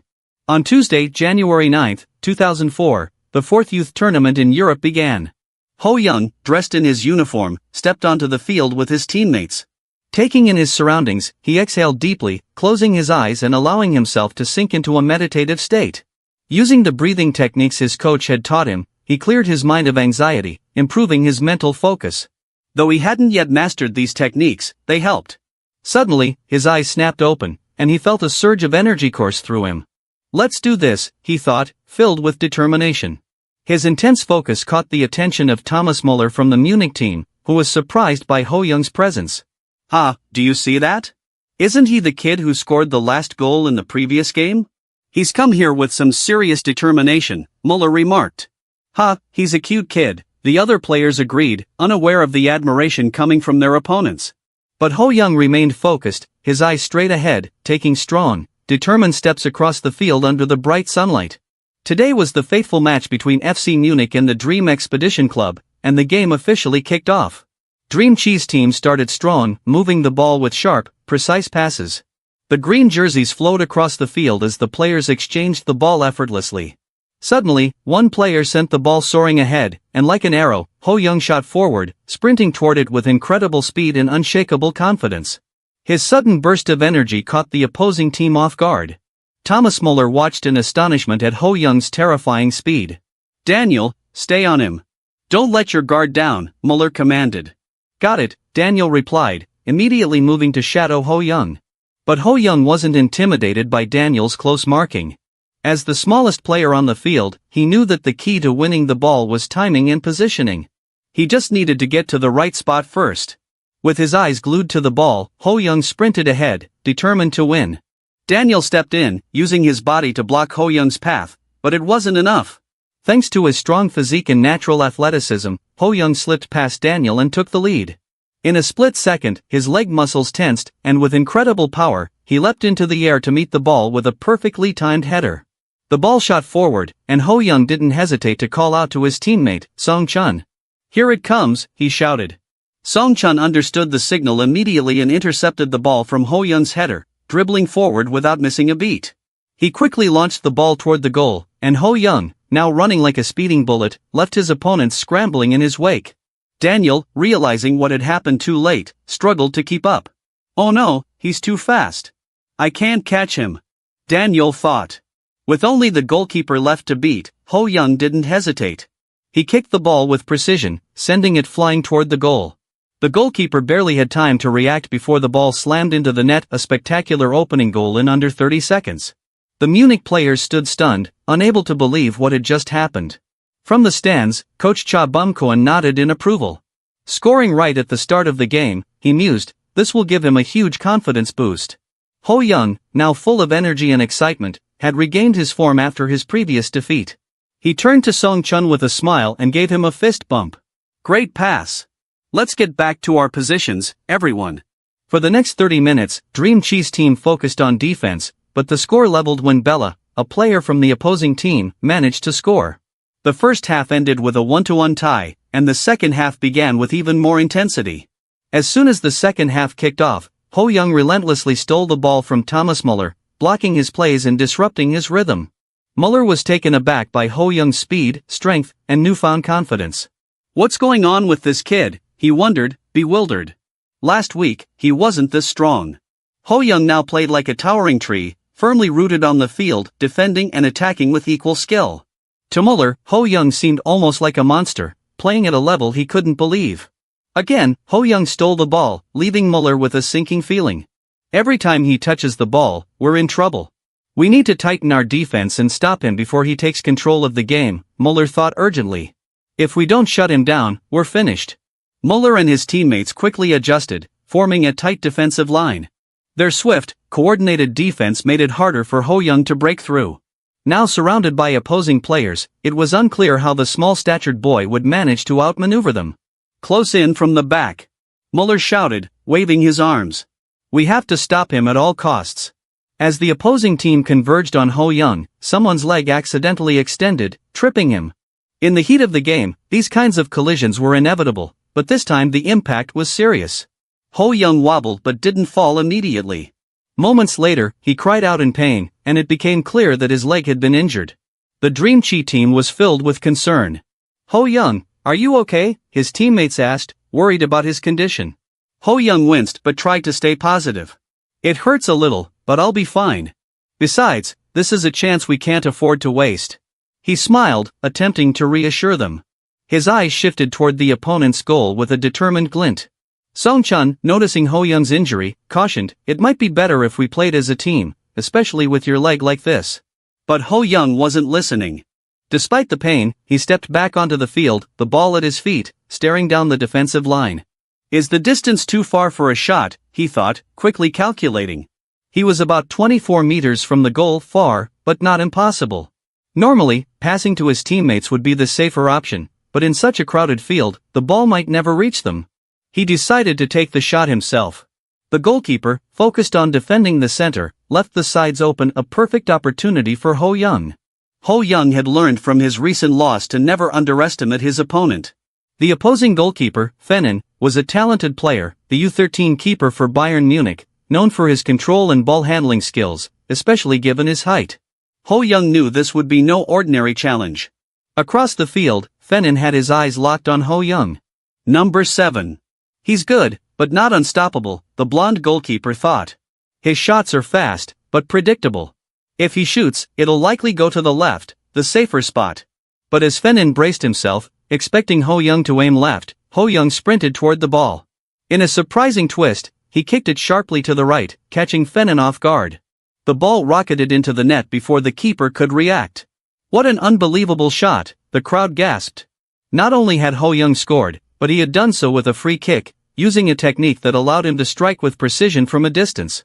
Though risky due to potential injury, Ho Young's mastery of the technique paid off. He had successfully outsmarted the goalkeeper and scored a fantastic goal. His teammates erupted in cheers, gathering around to celebrate. Well done, Ho Young. We're so close now.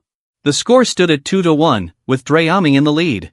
Ho Young took a moment to breathe, closing his eyes to calm his mind. Just one more goal, he told himself, his coach's words echoing in his head. Remember, you're here to play football, not just to fight. With a smile, Ho Young thought, that's right. I just need to enjoy this moment. Despite Munich equalizing later in the game, Drayami soon found another golden opportunity. A teammate launched a perfect pass toward Ho Young, who leaped into the air and met the ball with a powerful header. The ball soared through the air and slammed into the net. Ho Young had just scored his third goal. The team's spirits soared as Drayami now held a commanding 3-2 lead. Ho Young's incredible performance had put them in a prime position to win. But the game wasn't over yet. Munich, determined not to give up, launched a counterattack. Their players moved with speed and precision, slicing through Dreamy's defense. The ball eventually made its way to Thomas Muller's feet. Like a predator ready to strike, Muller prepared for the perfect shot. Song Chun rushed to block him, but Muller was quicker, nudging the ball through Song's legs and toward the goal. To everyone's shock, the ball rolled past the goalkeeper and into the net. Muller had equalized, tying the score once again. With the game hanging in the balance, would it go into overtime? After 2 intense halves and a draining overtime, the exhaustion on the field was palpable. Every player was panting, struggling to stand, and even the Munich team, known for their stamina, was on the verge of collapse. Ho Young, drenched in sweat, felt the fatigue in every muscle, but he knew the game wasn't over yet. He had to push through just a little longer. Steadying his breath, he mentally reinforced his resolve, stay calm and focused. Just a little more effort. The overtime period began, and Dreamy's team quickly shifted to a defensive stance. They had 5 crucial minutes to hold out. Ho-young knew that if they kept their defense strong, victory was within reach. Coach Kamum-kun, watching from the stands, nodded in approval of their strategy. The team had reached their physical limit, and going on the offensive could be disastrous. Defense was the safest option now. Thomas Muller, leading Munich, hoped Dreamy would rely solely on defense. Seizing the moment, he took control of the ball and charged toward the goal. The 5 minutes passed in a blur, with both teams pushing through exhaustion, barely able to breathe. The only sound in the stadium was the labored breathing of the players as they fought for every inch of the field. Coach Kun smiled as he saw the clock winding down. "We've held on," he thought. If this continued, the match would be decided by penalties. The short break before the penalty shootout felt like a reprieve from the war on the field, but both teams were mentally preparing for the final showdown. Son Chun was the first up for Dreamy, facing the blonde Munich goalkeeper who had stood tall all game. "They've already scored their first penalty, so I have to match it," Son thought, taking a deep breath. Charging toward the ball, he unleashed a powerful kick. The ball sped past the goalkeeper and into the net. Dreamy had matched Munich's first goal. The penalties continued, with Muller scoring again for Munich and Dreamy's players matching them shot for shot. With each round, the pressure mounted. By the 4th penalty, both teams were tied at 4 goals each. Munich's 5th player approached the ball, but disaster struck. His shot hit the post and bounced out. It was a devastating miss, leaving the fate of the game in Dreamy's hands. Ho-young was the final kicker for Dreamy. Victory, defeat, or a draw now rested entirely on him. Standing in front of the ball, he closed his eyes, steadying his breath. "If I score, we win. If not, it's a draw," he reminded himself. After a deep breath, he charged forward, lifting his leg and pouring all his energy, emotions, and focus into this final kick. The ball flew with blistering speed, so fast that it seemed to blur. The blonde goalkeeper barely had time to react before the ball was already in the net. The stadium fell into a stunned silence for a moment, as everyone, including the Dreamy team, stood in disbelief. Then, like a tidal wave, the realization hit: Ho-young had scored. The silence shattered into an eruption of cheers as the crowd roared in celebration. Ho-young's teammates swarmed him, jumping up and down in pure joy. Overwhelmed, Ho-young collapsed onto the grass, gasping for breath, his body utterly spent but his heart full of triumph. As the celebration continued, a shadow appeared before Ho-young. It was none other than Thomas Muller. The German star extended his hand to the young player in a gesture of respect. Ho-young, smiling sincerely, shook his hand. They exchanged a look of mutual admiration. Muller had won the previous match, but today, Ho-young had emerged victorious. Both players felt a quiet acknowledgement that they had reached a balance in their rivalry. "Looks like we're even now," they thought. Who knew if they would ever face each other again, but deep down, Ho-young hoped they would. As he lay on the grass, catching his breath, a screen appeared in Ho-young's mind. It displayed several abilities he could now choose from, a reward for his incredible performance. Penalty box infiltration, physical strength, football IQ, and finishing ability, the options read. Ho-young thought about it carefully. Physical strength is important, he mused, but penalty box infiltration, that's the key. With that, Ho-young selected his first ever A+ level skill, knowing it would only make him stronger for the next challenge. Ho-young couldn't shake the feeling that he was on the brink of something extraordinary. He had just chosen the ability of penalty box infiltration at an A+ level, a skill that would take 40 days to copy. During this time, he wouldn't be able to acquire any other talents, but he felt it was worth it. Sure, he regretted missing out on Gabriel Leo's abilities, but he had done his best, and that had to be enough for now.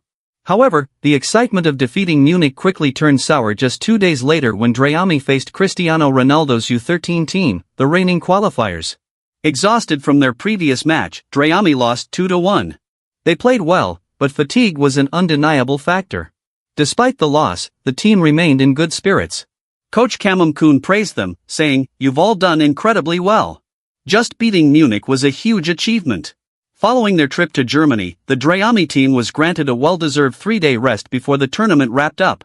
On the last day before heading home, Coach Kun called out to Ho-young, "Come here for a moment." "Yes, Coach?" Ho-young replied, curious.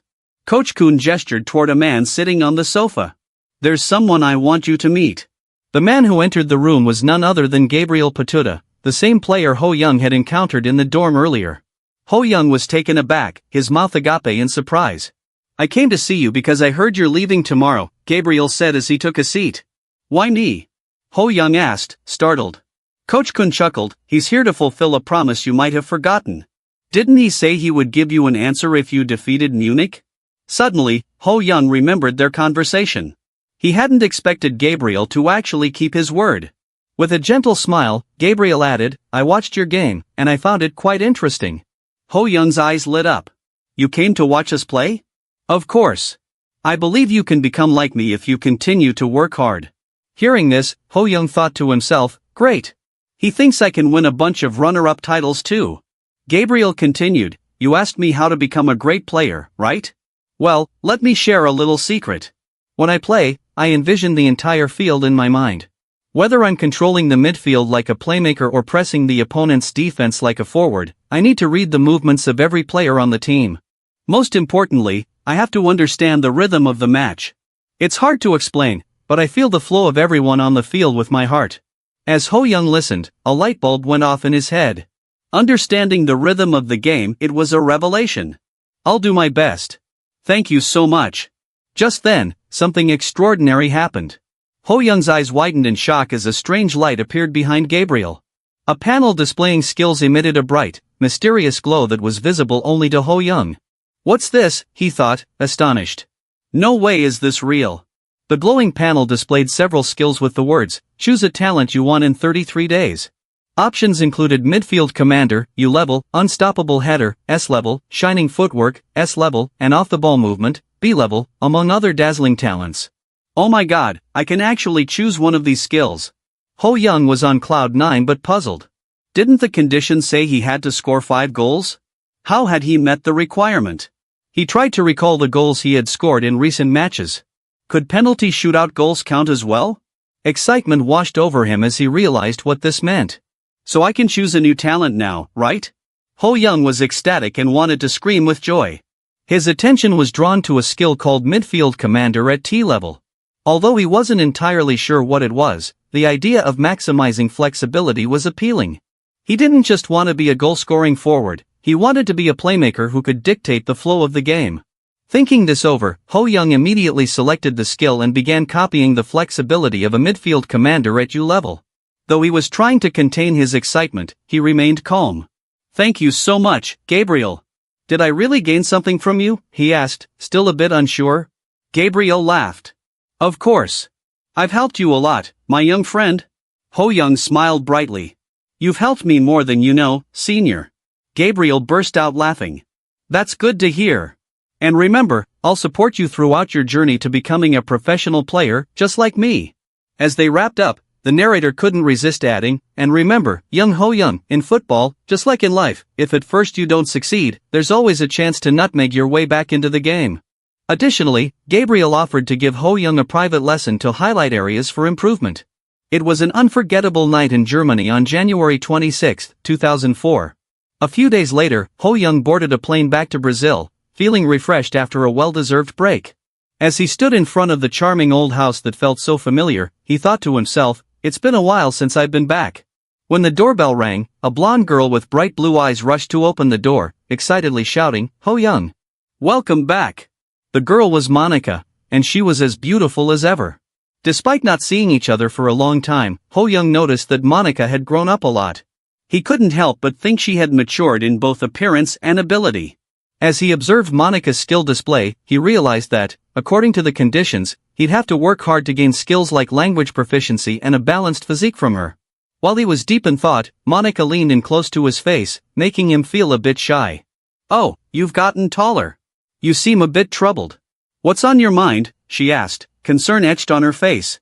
Ho Young smiled and replied, not for long. I'll catch up soon. Monica teased, if you keep growing, I won't be able to ruffle your hair anymore. Can I still pat your head?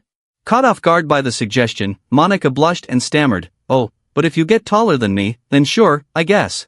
They both laughed, and it was a light moment amidst their anticipation of the upcoming challenges. A month passed, and on February 17, Ho Young returned to school with his friends. He had learned to balance his studies with football training, and that day, he received fantastic news.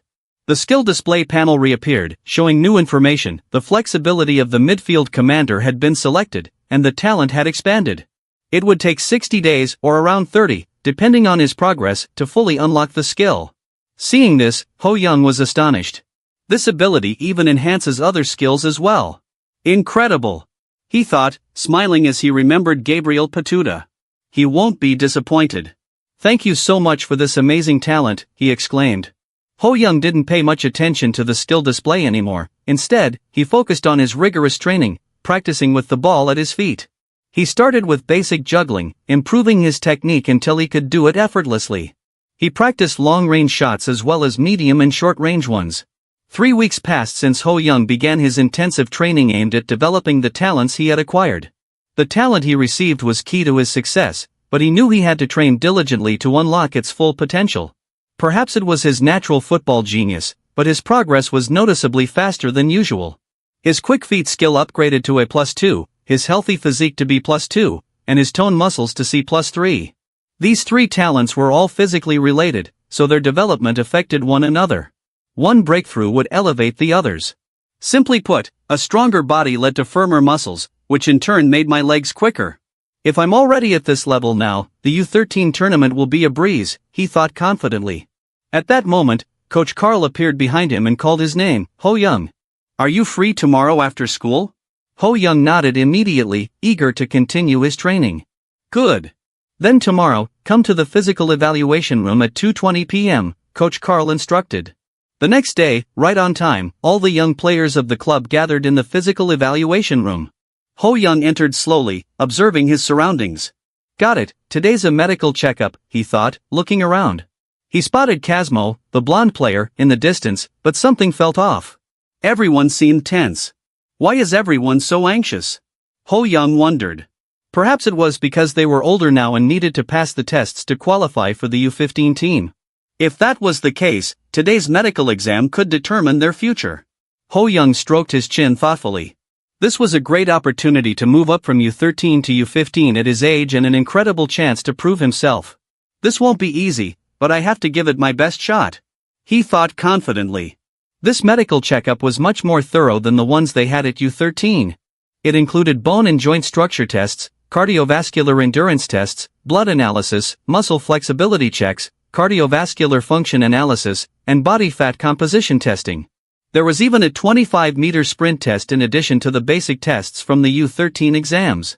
These new assessments added a higher level of complexity. That afternoon, the group finished their physical evaluations and waited for the results. Suddenly, another coach rushed in excitedly, seeking out Coach Carl. Carl, you won't believe this result, the coach exclaimed. Look at the 25-meter sprint time. This kid, Ho Young, broke the 4C barrier. He clocked in at 3.97 seconds. If you ever need to run from a bad date, just remember, no one can outrun the truth, but you might just outrun your ex. 3.97 seconds. Coach Carl was astonished, shocked by the result. That's right. Isn't it incredible, said the other coach, equally amazed. That speed is fast enough to compete in track and field, even compared to prodigies in our country. He's already among the top.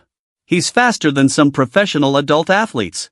Coach Carl couldn't believe how remarkable Ho Young had progressed in such a short time. What about his promotion to U15, he asked. Of course he passed. He exceeded the standards by far. He's eligible to play in about 31 matches this season, the coach responded. Hearing this, Coach Carl breathed a sigh of relief and couldn't help but chuckle. But deep down, he was curious about what had happened this season that led to such a leap in Ho Young's abilities. One thing was clear, the boy had been training incredibly hard. At that moment, Ho Young sat on a bench at the club, reviewing his medical test results. His face radiated happiness, showing just how pleased he was with his progress. In just 4 months, he had grown 7 centimeters, and if he kept this up, he'd be 1.7 m tall by next year. Could I hit that height before returning? Maybe even become a model, Ho Young mused, secretly dreaming. While he was lost in thought, Coach Carl's voice interrupted, Ho Young. Starting now, you'll be training at the main facility. You've officially been promoted to U15. Ho Young wasn't surprised by the news but was incredibly happy, as this had been one of his main goals. Filled with excitement, he shouted, I did it! Ha ha! Coach Chen then added, I'll be in charge of the U15 team starting in March. Hearing this, Ho Young was even more thrilled. Really? That's amazing. However, he quickly composed himself, sat down, and spoke more calmly. Coach, I realized a few things while I was in Germany. Coach Carl noticed the serious look on Ho Young's face and wondered what it could be. He didn't seem to lack confidence, though. What did you realize? Tell me. I gained a different perspective on football, Ho Young replied. I'll need to adapt and learn new ways in U15. Coach Carl asked, are you worried about moving up? No, quite the opposite. I'm really excited, and I believe in myself. Although I am a little nervous, that's a good mindset to have. As an athlete, you must always stay alert. When you move up to U15, you'll experience a different level of gameplay and competition. You'll have to adapt to the style of the new season, and most importantly, align your skills with the demands of the league. Ho Young listened closely to his coach's advice and nodded. I understand, coach. Seeing Ho Young's dedication and humble attitude, Coach Carl felt even more satisfied. This kid has really grown a lot after his trip to Germany, he thought. By the way, coach, Ho Young said, a little shy, I have a request regarding my contract. Go ahead. What's on your mind? I want to play in at least 31 matches. The medical team also said my abilities could handle it. Coach Carl was a bit surprised by Ho Young's request but then burst out laughing. Don't worry about that. The club will give you all the support you need for your development, he reassured him.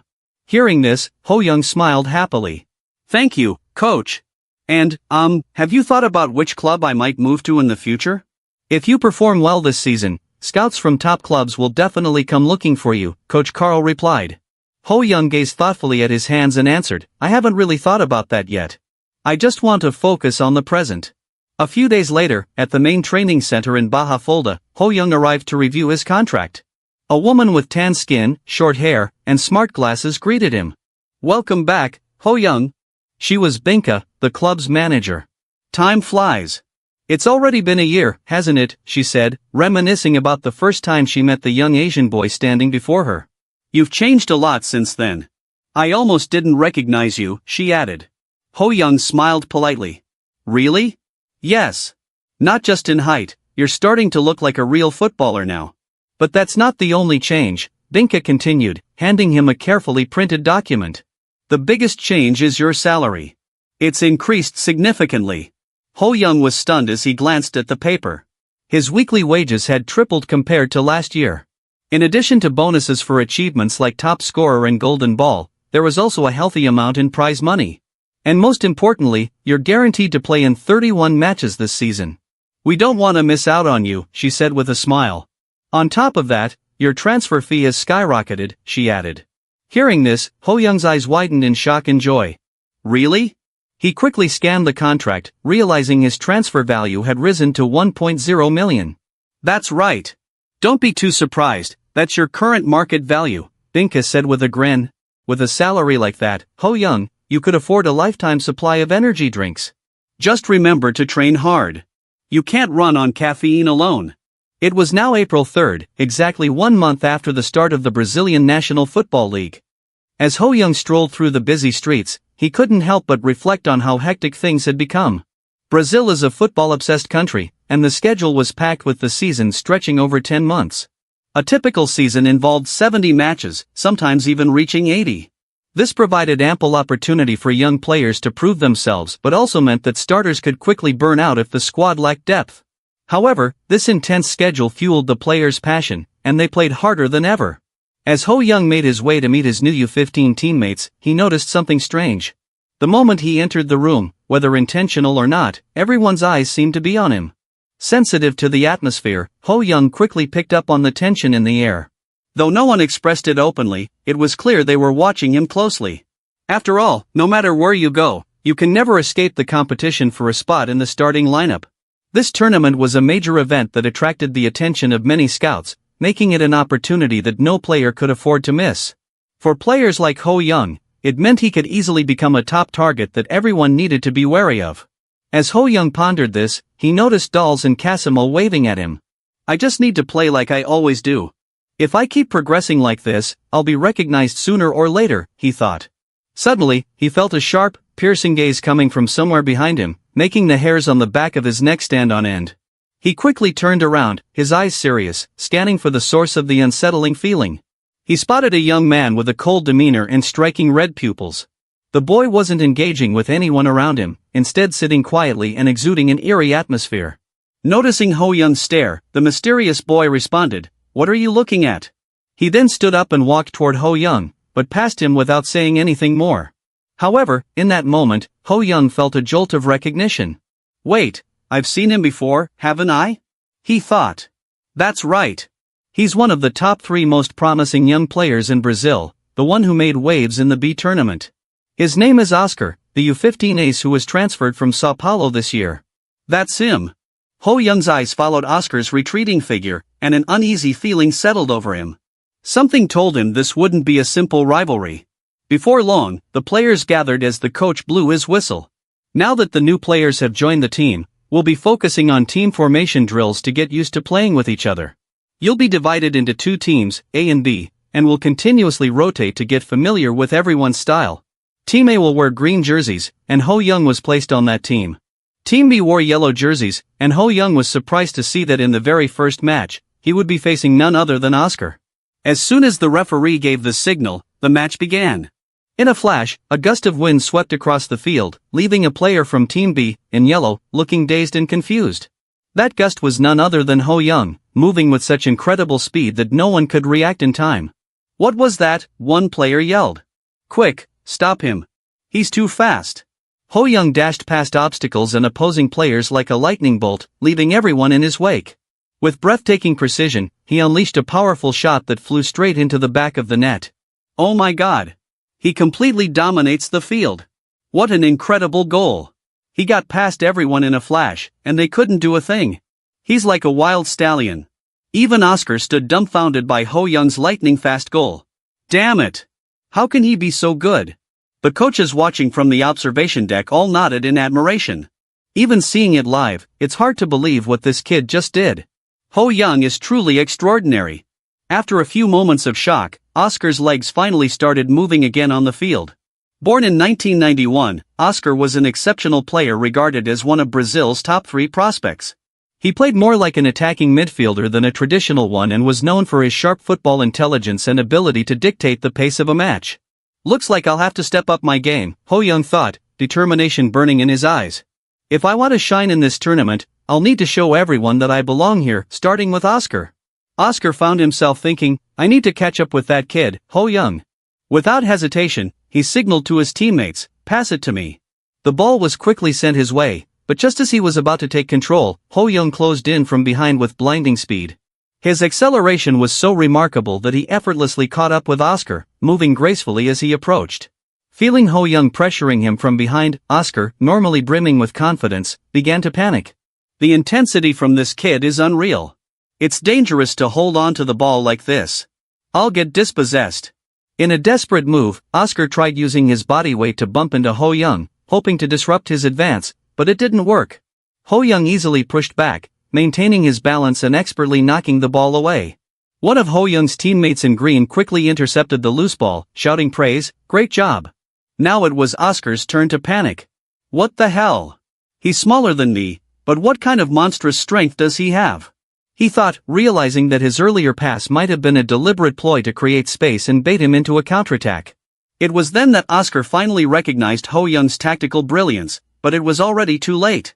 He watched as the small green-haired boy sped away, thinking to himself, this kid is not normal at all. As Ho Young darted across the field, another player chased him but found himself unable to catch up. Damn it! I can never surpass his speed, he muttered, frustration creeping into his voice. His passing ability is on par with his speed. He's dominating the entire game, and with his solid defense, we can never win against him. If that weren't enough, he also has an extraordinary talent for heading. Is there anything he's not good at?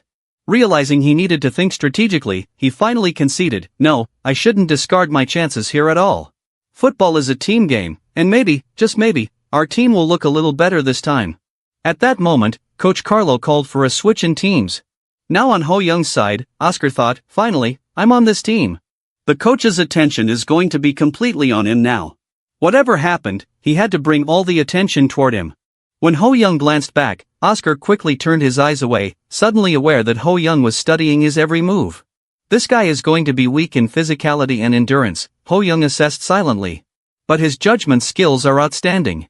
He has mood swings, and if he doesn't manage his mentality properly, they could easily overwhelm him. Yet his skills are top-notch and promise to make him a talented player in the future. Intrigued by his assessment, Ho Young decided to stand near Oscar. A teammate passed the ball to Oscar, who started moving forward. Ho Young called out to him, indicating he was open for a pass. Oscar hesitated. Why am I overthinking? He ended up passing to another teammate, but a player from the opposing team intercepted the ball and ran away. Damn it! How could this happen? Oscar exclaimed, glancing at Ho Young, who had been in an open space just moments earlier. Should I have passed it to him? No, I'm fine here, he reassured himself, frustrated by the realization that he had missed an opportunity. 15 minutes passed, and the ball came to Oscar again as he advanced forward. This time, Ho Young called out to him again. All right. Let's go. He moved forward using his gapping space penetration skill. Oscar thought, when is this going to happen? With renewed focus, he saw Ho Young passing a defender and heading straight for the goal. Hey! The path is clear, he shouted, urging Oscar to kick for the goal. Oscar launched the ball toward the net. It's going, he exclaimed as Ho Young chased after it, his heart racing. The ball moved forward, nearing the edge of the goal line, but Ho Young darted in, skillfully redirecting it into the net. The crowd erupted, chanting, "This is an unbelievable play." The energy in the stadium surged as Ho Young celebrated with his teammates, knowing they had just created something special together on the field. Coach Carlo was on edge, excitement bubbling beneath the surface. Wow, what a goal, he exclaimed. The assistant coach nodded in agreement. It's unbelievable. I can't believe it at all. That speed is something else. Even I can never match that pace. Ho Young's passing ability, combined with his speed, dribbling, and shooting, makes him a complete package. He has every element necessary for a breakthrough. This kid is impressive. Ho Young, catching the praise, turned to the player who had spoken. Hey, thumbs up, he said, giving a thumbs up gesture before moving on. The player watched him leave, thoughts racing.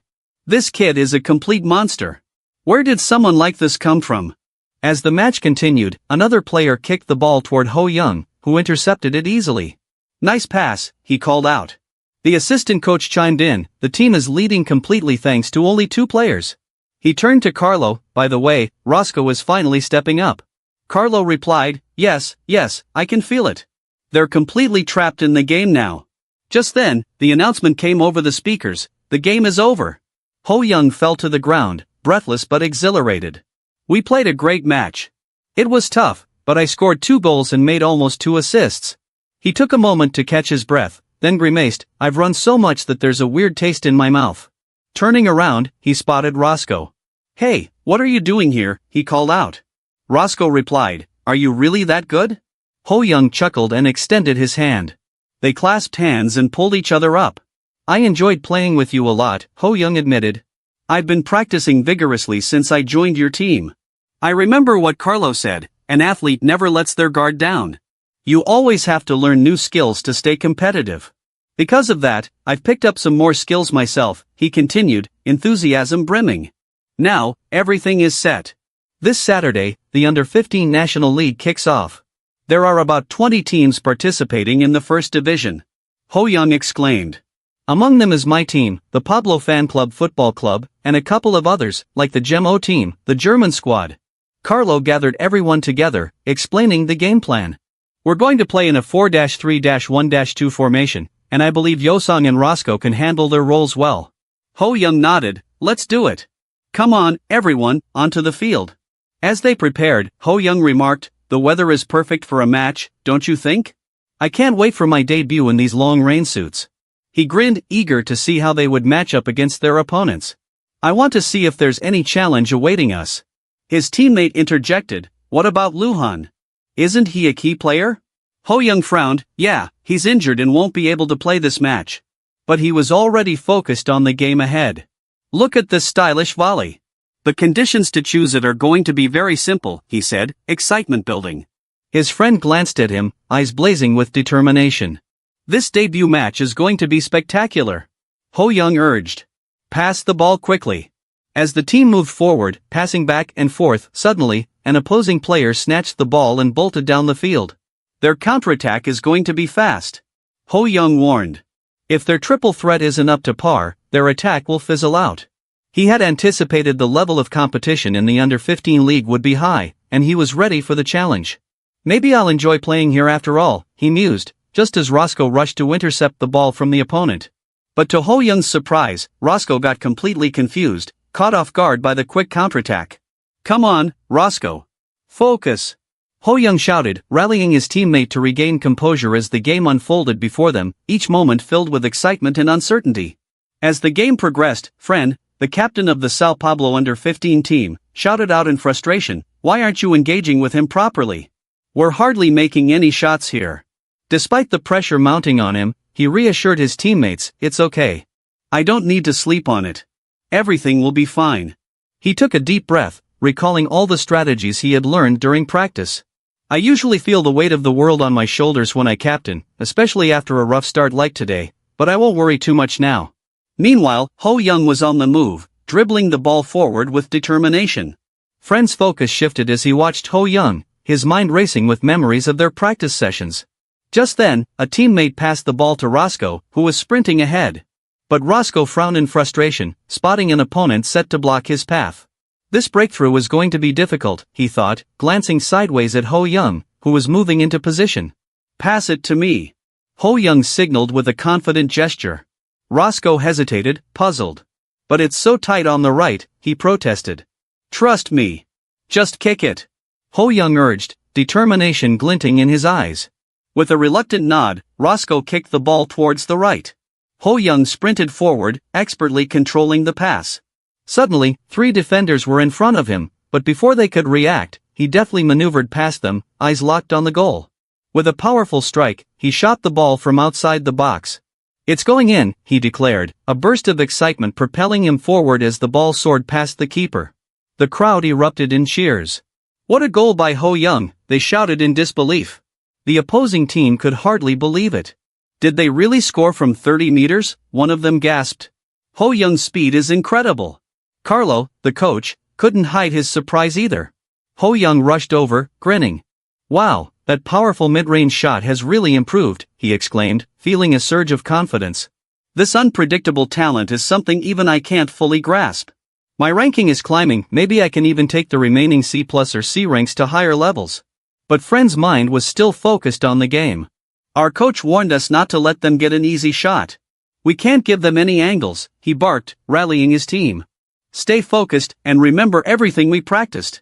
As the players nodded, Friend continued, "Everyone rise the line and push forward. We need to narrow the shooting range. We can't let them create space." His determination fueled the team, and they started to regroup.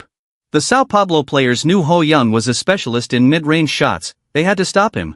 "I'm really enjoying this match," one player exclaimed. "But I won't let him score any more goals. We'll stop him with our counterattack and our signature formation." Roscoe's frustration grew as he noticed 2 defenders had been assigned to mark him. "Why are there 2 players on me? This is insane," he muttered. The opposing captain sneered, "It doesn't matter how good you are, if you can't score, it means nothing." He was determined to stop their momentum at all costs. Just then, he passed the ball forward to a teammate, but Ho Young intercepted it seamlessly. "Great job," someone shouted. Ho Young quickly turned, moving as fast as the ball itself. He darted past defenders, keeping his eyes peeled for an opening.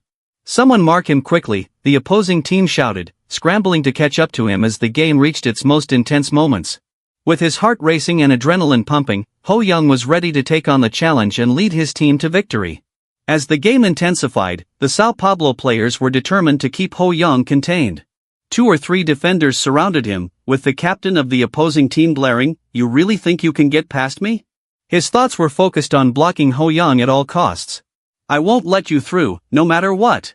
Ho Young felt the pressure, the defenders were suffocating him, not giving him an inch of space to breathe. "This marking is relentless," he thought, as he anticipated the referee's whistle. The ref approached, pointing at one of the defenders. "Number 4, you'll get a yellow card."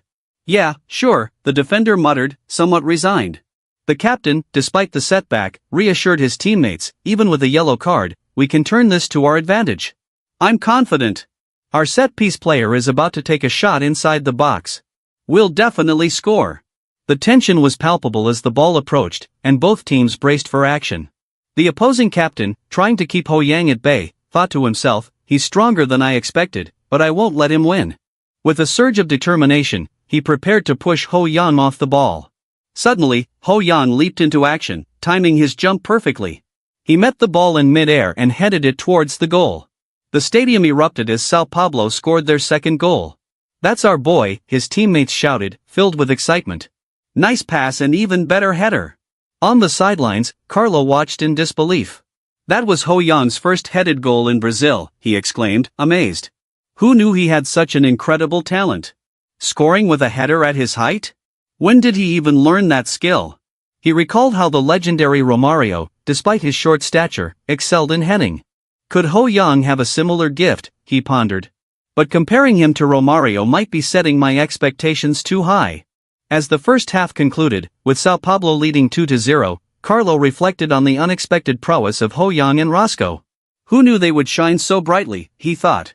We'll need to tighten our defense in the second half, especially against Ho Yang. The coach gathered the team, seriousness etched on his face. Listen up. We need to double down on our defense. Alexander, you've got to stick to Ho Yang like glue. Don't let him out of your sight, even if it means losing your position. As the second half began, the energy on the field shifted dramatically. Sao Paulo had changed their strategy entirely. Ho Yang now roamed into midfield, Roscoe had dropped back into a defensive role, and a new striker, Douglas, joined the front line. The opposing team was completely thrown off balance. As the game unfolded, Ho Yang received a crisp pass and began advancing with the ball. The captain of the opposing team muttered in frustration, "Damn it! He's getting away again." In a swift motion, Ho Yang surged forward, dodging defenders, and struck again, scoring a third goal. The crowd erupted once more, celebrating Ho Yang's spectacular performance. He raised his arms in celebration, performing his signature move, the Shiv Open. The opposing captain could only stare in disbelief. This can't be happening. How can there be such a vast difference in our talents? The atmosphere in the stadium was electric, and it was clear, Ho Yang was not just a rising star, he was a game-changer. The roar of the crowd had died down, and the scoreboard told the tale of a commanding victory, 6-0. Sao Paulo FC had emerged victorious, with Ho Yang standing out as the star of the show. In the aftermath, he exchanged a celebratory fist bump with Rosca, still in disbelief over his performance. A hat-trick on his debut? It felt unreal. As Ho Yang reveled in the moment, a sudden screen materialized in his vision, his system interface. Among the options, one stood out, stylish volley kick C+. With a wide grin, he selected it. Now his list of talents was growing: football genius, powerful midfielder Rain, B, versatile midfield commander, U, strong physique, B2, and impressive dribbling, C3. He mused that perhaps soon, he might even copy some of Rosca's abilities. Moments later, the team began moving towards their meeting room. Inside, the air was buzzing with excitement. As Ho Yang stepped in, he heard a voice. Winning 6-0 in our first match? That's the Sao Paulo FC I expect. The voice belonged to an older man extending a hand with a warm smile. Ho Yang recognized him immediately. It was Victor, the club director. He had seen the man's portrait in the training facility corridor. "Hello, director," Ho Yang said casually, cutting through the chatter. His teammates froze, their jaws nearly hitting the floor. How could he address the director so informally? Victor chuckled. "You must be Ho Yang. It's an honor to be recognized by someone as young as you." Ho Yang noted the director's easygoing demeanor. He doesn't seem the formal type, he thought. Still, curiosity lingered. What kind of reward would they be getting? Victor clapped his hands, breaking Ho Young's thoughts. "Anyone here want to visit Moby?" The room erupted in cheers. "Yes." The players shouted in unison. Moby, Sao Paulo FC's home stadium, was their dream stage. Victor grinned, producing a stack of tickets. "Then we'll meet there tomorrow." Amidst the jubilation, Ho Yang noticed Coach Carlo signaling him from the door. Intrigued, he stepped out to find out why. Outside, Carlo explained that reporters wanted to interview him. "A hat-trick on debut doesn't go unnoticed," Carlo said with a proud smile. Minutes later, Ho Yang was sitting in front of a group of reporters. One leaned forward and asked, "How does it feel to be the first to score a hat-trick on debut since Rivaldo?" Ho Yang chuckled. "Feels great." Another reporter pressed on, "Your first goal was a stunning strike through a narrow gap. Was that intentional?" Of course, Ho Young replied confidently. I've always trusted my speed and precision. When I saw the opening, I took the shot. Impressed, the reporter followed up. You ran straight to Coach Carlo after scoring. Why? Because he gave me the opportunity, Ho Young said plainly. The room buzzed with admiration. A young player, fluent in Portuguese, humble, and talented, it was a rare combination. Even Coach Carlo, listening from the back, smiled with pride. The next morning, the training facility was alive with excitement. Among the bustling crowd, a blonde girl, Monica, sat alone with her lunchbox, looking despondent. She muttered, "Everyone's off to watch the match. I wish I could too." Her thoughts were interrupted by the sneering voices of two bullies. "Can't afford a ticket, Monica," one jeered. "Yeah, we're going with our parents." "Too bad you're always alone," the other added before running off, laughing. Monica sighed, trying to shake off their words. But before she could wallow too long, Ho Young appeared. "Want to go to the match with me?" Her eyes lit up. "Really?" "Of course," he said with a grin. "You've helped me a lot with my Portuguese. Consider this a thank you gift." Together, they headed to the stadium. Monica's excitement was palpable. But when they reached their seats, her jaw dropped. The VIP section? The Sky Lounge? "Surprise," Ho Young said casually. As Monica went to grab snacks, Ho Young sat alone, scanning the bustling stadium. Where's Coach Carlo and Director Victor, he wondered. Deciding to find them, he wandered off and stumbled upon them deep in conversation with another man. Curiosity piqued, Ho Young greeted them. As the third man turned around, recognition struck him. It was none other than Coach Scolari, a legend in football coach. The air was electric in the stadium as fans roared, eagerly anticipating the match's kickoff. Ho Young, seated with Monica in the VIP section, tried to focus, but his thoughts wandered to the exchange he had just had with the legendary Coach Scolari. "Does this kid even recognize me?" Scolari had mused to Coach Carlo, referring to Ho Young. As an international student, it was plausible he didn't, but Carlo saw the unmistakable gleam in Ho Young's eyes. "You've got quite a sharp look, kid," Scolari had remarked with a wry smile. Now, back in his seat, Ho Young found himself captivated by the game, his gaze fixed on none other than Ricardo Kaká. Even after all this time, Kaká's brilliance on the field was undeniable. "He's incredible," the coaches muttered from their reserve section. Coach Scolari turned to Carlo. "Cornering the Santos defense right from the start, he's truly a player worthy of AC Milan's interest. Let's hope he doesn't overdo it before joining them." Victor chimed in reassuringly, "Don't worry. After this match, we'll carefully manage his schedule to maintain his condition." Scolari nodded, his admiration evident. "Every time I see players like Kaká, I'm reminded of how remarkable Brazilians are. It's no wonder FIFA had to implement the naturalization clause to balance the global influx of Brazilian talent." He turned to Carlo. "And to think, you were the one who trained such a player. Do you always find such gems? Any promising prospects this term?" Carlo smiled knowingly.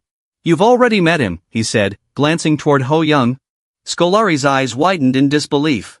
"That Asian boy?" Carlo chuckled. "You'll see him soon on PSFC TV." On the pitch, Kaká dominated. His precision, agility, and strategic brilliance captivated Ho Young, who couldn't take his eyes off the field. This, he thought, is what a playmaker looks like. An all-rounder, leading the attack, dominating the game. "I want to play like him someday." As Ho Young lost himself in admiration, Monica snapped him back to reality, playfully shoving a piece of popcorn into his mouth. "Idiot, watch the game properly while you eat," she scolded. Ho Young laughed sheepishly. "Why am I an idiot?" Monica rolled her eyes. "Because you're a football idiot. Let me guess, you're a Kaká fan too?" "Of course I am." Ho Young replied, his voice filled with admiration. "I want to be as great as he is." Monica smiled softly. "You're already on your way," she said, but Ho Young barely heard her, engrossed once again in Kaká's performance. Scolari, still observing from afar, leaned toward Carlo. "That boy, is he really Sao Paulo's promising prospect to follow in Kaká's footsteps? It's hard to believe, but your eye for talent is unparalleled. I'll inform the scouting station to keep a close watch on him." May ushered in winter in Sao Paulo, but even at its coldest, the temperature rarely dipped below 10 degrees Celsius. Training carried on, and so did Ho Young's rigorous schedule. School, practice, home, his days became a blur of relentless effort.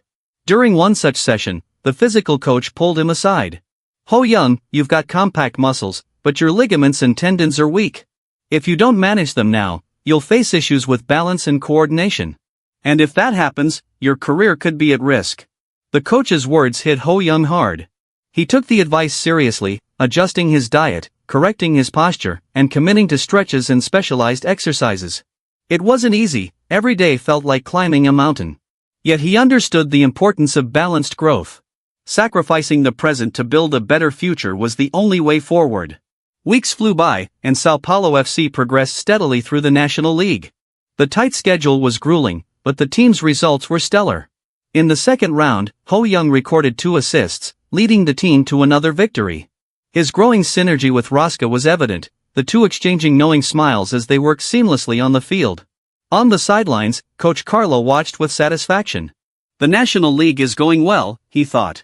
But what really matters is the Super Championship next week. The tournament was a clash of titans, pitting the previous year's Regional League champions against one another to crown the best in the nation. High stakes, prestige, and significant prize money were on the line. Sao Paulo FC's first opponent would be Fluminense FC, the legendary Rio de Janeiro State League champions, boasting a roster filled with top-tier prospects. The training ground buzzed with energy as Coach Carlo gathered Ho Young and Rosca for a crucial meeting. He looked at them both, his usual calm demeanor now tinged with seriousness. Starting today, you two will begin special training targeting Fluminense defense, he began. Rosca's face lit up with excitement. Do they have exceptional defenders, coach? He asked, already brimming with curiosity. Coach Carlo nodded. You might not know this since you joined earlier this year, but Fluminense has a monstrous player who can dominate as both a forward and a defender. Your roles as the first line of attack will be crucial in countering him. Ho Young, intrigued, asked, who is it? Could it be someone I know? Carlo pulled out his trusted notebook, flipping through its pages. He stopped on a page detailing player stats and handed it to them. His name is Carcelo Niera Sr., better known as Carcelo. He's a promising defender, often compared to Robin Hood for his precision in stealing the ball. The notebook also contained Carcelo's specialty, weaknesses, and a comparison of both teams' strengths. As Ho Young skimmed through, he was struck by the level of detail. This is impressive for a non-professional team, Ho Young remarked. But as he read further, he noticed Sao Paulo's performance last year had been significantly behind. Coach Carlo sighed. Last year, the U15 team was severely beaten by Carcelo. By Carcelo alone? Ho Young asked, wide-eyed. Yes, Carlo confirmed. That's why bringing you to the U15 team wasn't just to add an attacker. We needed a solid pillar, someone who could withstand pressure and counter-press the opponent's defense. He pointed to the notebook. Carcelo's ability comes from his instantaneous speed. He doesn't allow any space, sticking to the attacker before they even get the ball. Do you understand what I'm saying? Ho Young's brows furrowed as he processed the information. So, I need to run fast enough to escape his press and simultaneously apply pressure from the front line to prevent his overlaps? Coach Carlo smiled, impressed. Exactly. But, he added with a serious tone, it won't be as easy as it sounds. Carcelo isn't the only top-tier defender in the league. This isn't an opponent you can beat with theory alone. Turning to Rosca, Carlo instructed, head to tactical coaches Frenu and Casimolo for your training. Rosca nodded enthusiastically. Got it, he said before jogging off. Carlo then turned back to Ho Young. You're going to have individual training. Tomorrow morning, meet me at the first team training ground. I'll introduce you to someone who can help. The next morning, Coach Carlo waved to someone approaching, a tall, lean figure with an unmistakable presence. It was Ricardo Kaká. The two exchanged pleasantries, Kaká's easygoing nature immediately evident. How have you been, Coach Carlo? Kaká asked with a warm smile. Busy as always, Carlo replied. How's the transfer preparation going? Kaká laughed. The club's been very supportive. I'm just relaxing for now, well, as much as I can. You know I can't go a day without kicking a ball. Carlo chuckled. I heard you were training even last night. Some habits never change. Kaká shrugged. Just maintaining the basics. So, what's the favor you need? Carlo grinned. We have a promising young player who could use your guidance before you leave for AC Milan. Think of it as a farewell gift to the club. Kaká nodded. Understood. Who's the player? Carlo smirked. It wouldn't be fun to tell you right away. He should be arriving soon. But as they entered the training ground, they saw Ho Young already practicing. Carlo shook his head, a fond smile on his face. He's always so punctual. Kaka walked over and greeted him. Hello. Ho Young, not realizing who he was talking to, casually replied, hello. It wasn't until a moment later that realization hit him. His eyes widened in shock. Ricardo Kaka? Coach Carlo chuckled. From today, for the next 4 weeks, Kaka will be your mentor. Ho Young's excitement was palpable. Thank you, coach. And thank you, Kaka. I'll do my best. As training began, Kaka kept it simple, focusing on the basics. Ho Young quickly noticed Kaka's unparalleled skill, not just his precision and control but his ability to seamlessly transition between roles. Watching him, Ho Young thought, he's not even in his prime, yet he's already this good. No wonder they call him the crown prince of football. Determined to make the most of this once-in-a-lifetime opportunity, Ho Young resolved to absorb everything he could from Kaka in the coming weeks. The training session continued with relentless intensity, pushing Ho Young to his limits. As he darted past cones to receive Kaka's precision passes, his legs burned and his breaths grew ragged. Meanwhile, Kaka seemed untouched by the strain, his movements as fluid as ever. Ho Young admired him, thinking, I've worked hard, but I still have a long way to go. This training is tough for a 12-year-old, but I have to seize this opportunity. With a pure heart, calm mind, fierce determination, and passionate spirit, I can do it. I will make it. After another drill, Ho Young paused, hands on his knees, gulping air. Kaka walked over with a calm smile. Don't overdo it, he said kindly. It's only your first day. Ho Young nodded, still catching his breath. Thank you for the advice, he managed, but I want to be a great player like you. Kaka laughed, his warm chuckle filling the field. I see what Coach Carlo meant now, he said. Before we get into serious training, let me ask, what role in football do you aspire to play? Ho Young's eyes lit up. I want to lead the game. Kaka nodded thoughtfully. A playmaker, then. A player who sets up attack routes, controls the tempo, and creates opportunities. That takes intuition, decisiveness, judgment, and foresight, just like legends such as Maradona, Zidane, Ronaldinho, and Messi. A playmaker is also versatile, able to cover positions from attacking midfielder to false nine. He set up a drill with cones and instructed Ho Young to stand at a distance. Let's see if you have the potential. Start by working on receiving the ball. Possession is the foundation of playmaking. Ho Young stood ready, focusing as Kaka sent a sharp, calculated pass cutting through the cones. He sprinted, weaving through the obstacles, and successfully received the ball.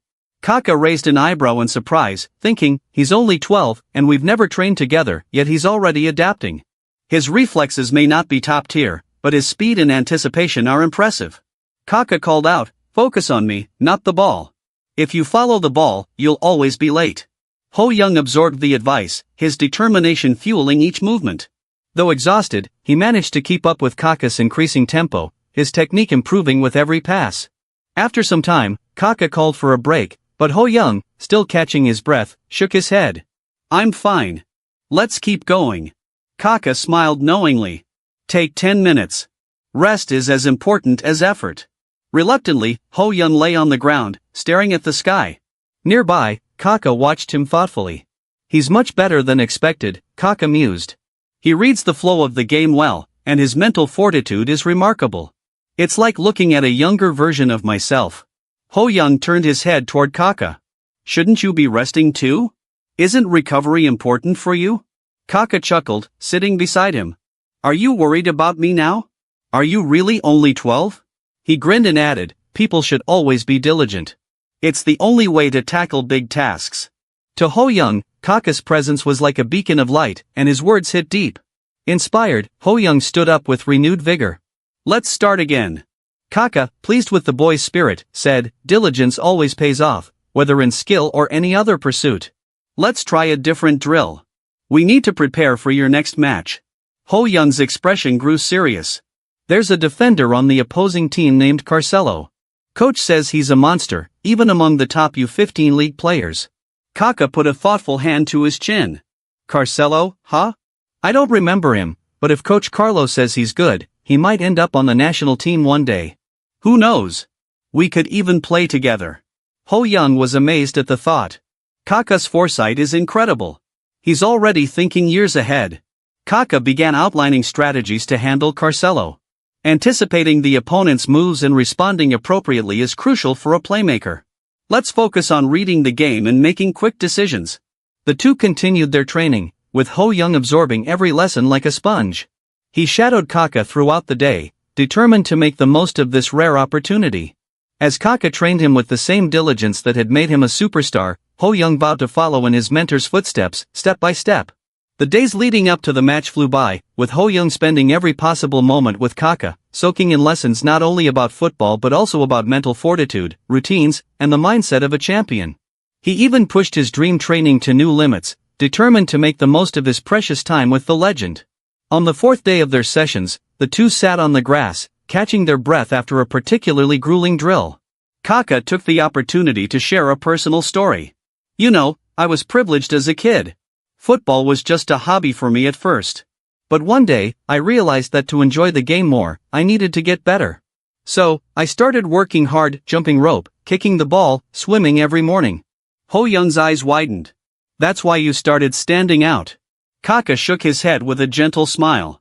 "Not at first. I was stuck on the bench until I was 14. My coach and even my parents suggested I give up, but I couldn't.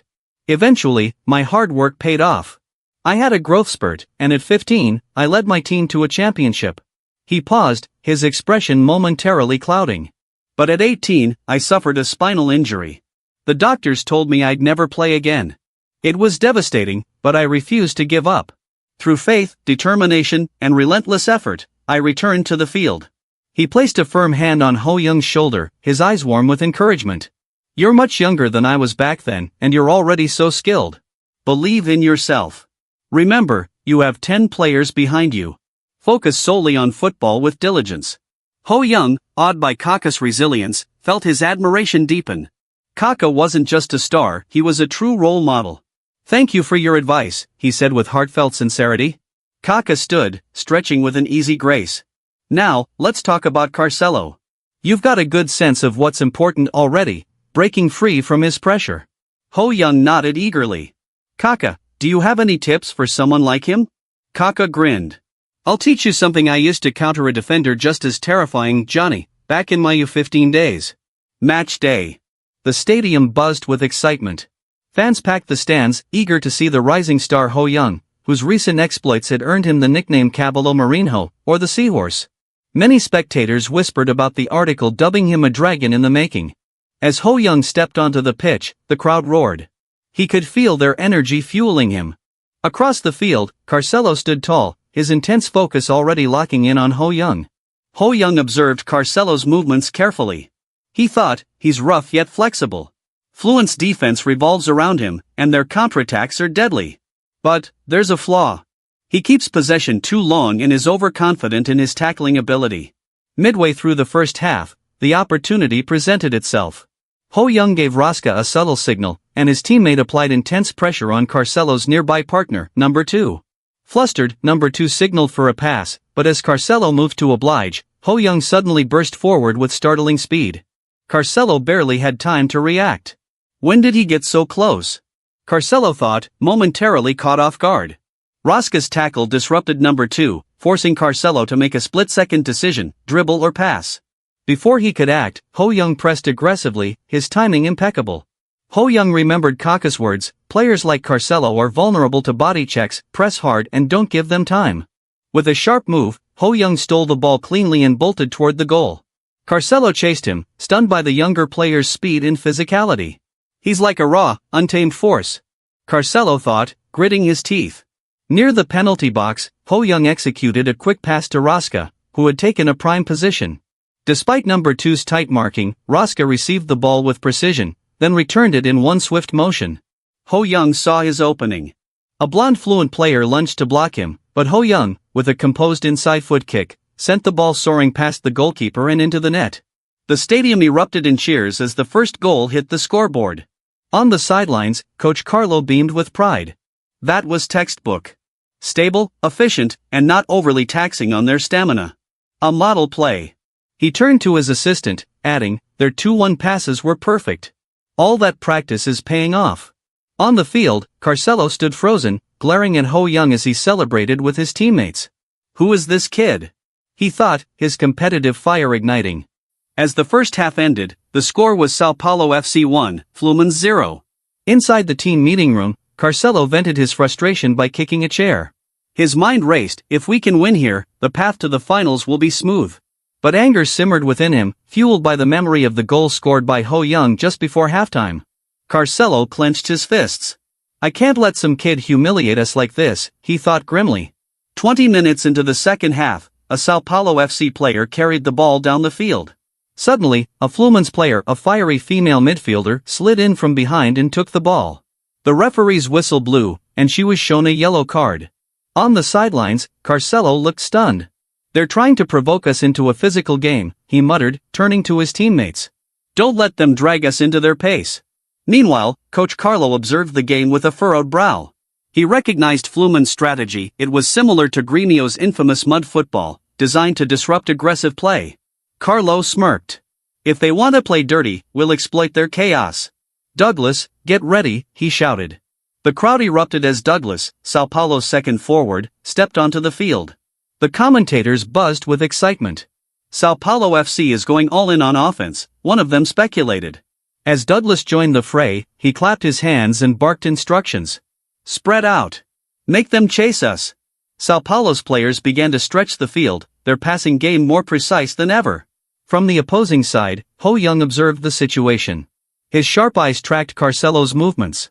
He's too aggressive, Ho Young analyzed. Their ball distribution is sloppy. If we strike now, we can widen the gap before they reorganize. With his keen tactical mind, Ho Young spotted the weak link. The second and third lines are too far apart. The flow is breaking there. He called out to Douglas. Drop back. Quick, short passes. Douglas nodded and executed the plan. Sao Paulo FC's players moved like clockwork, their rhythm mesmerizing.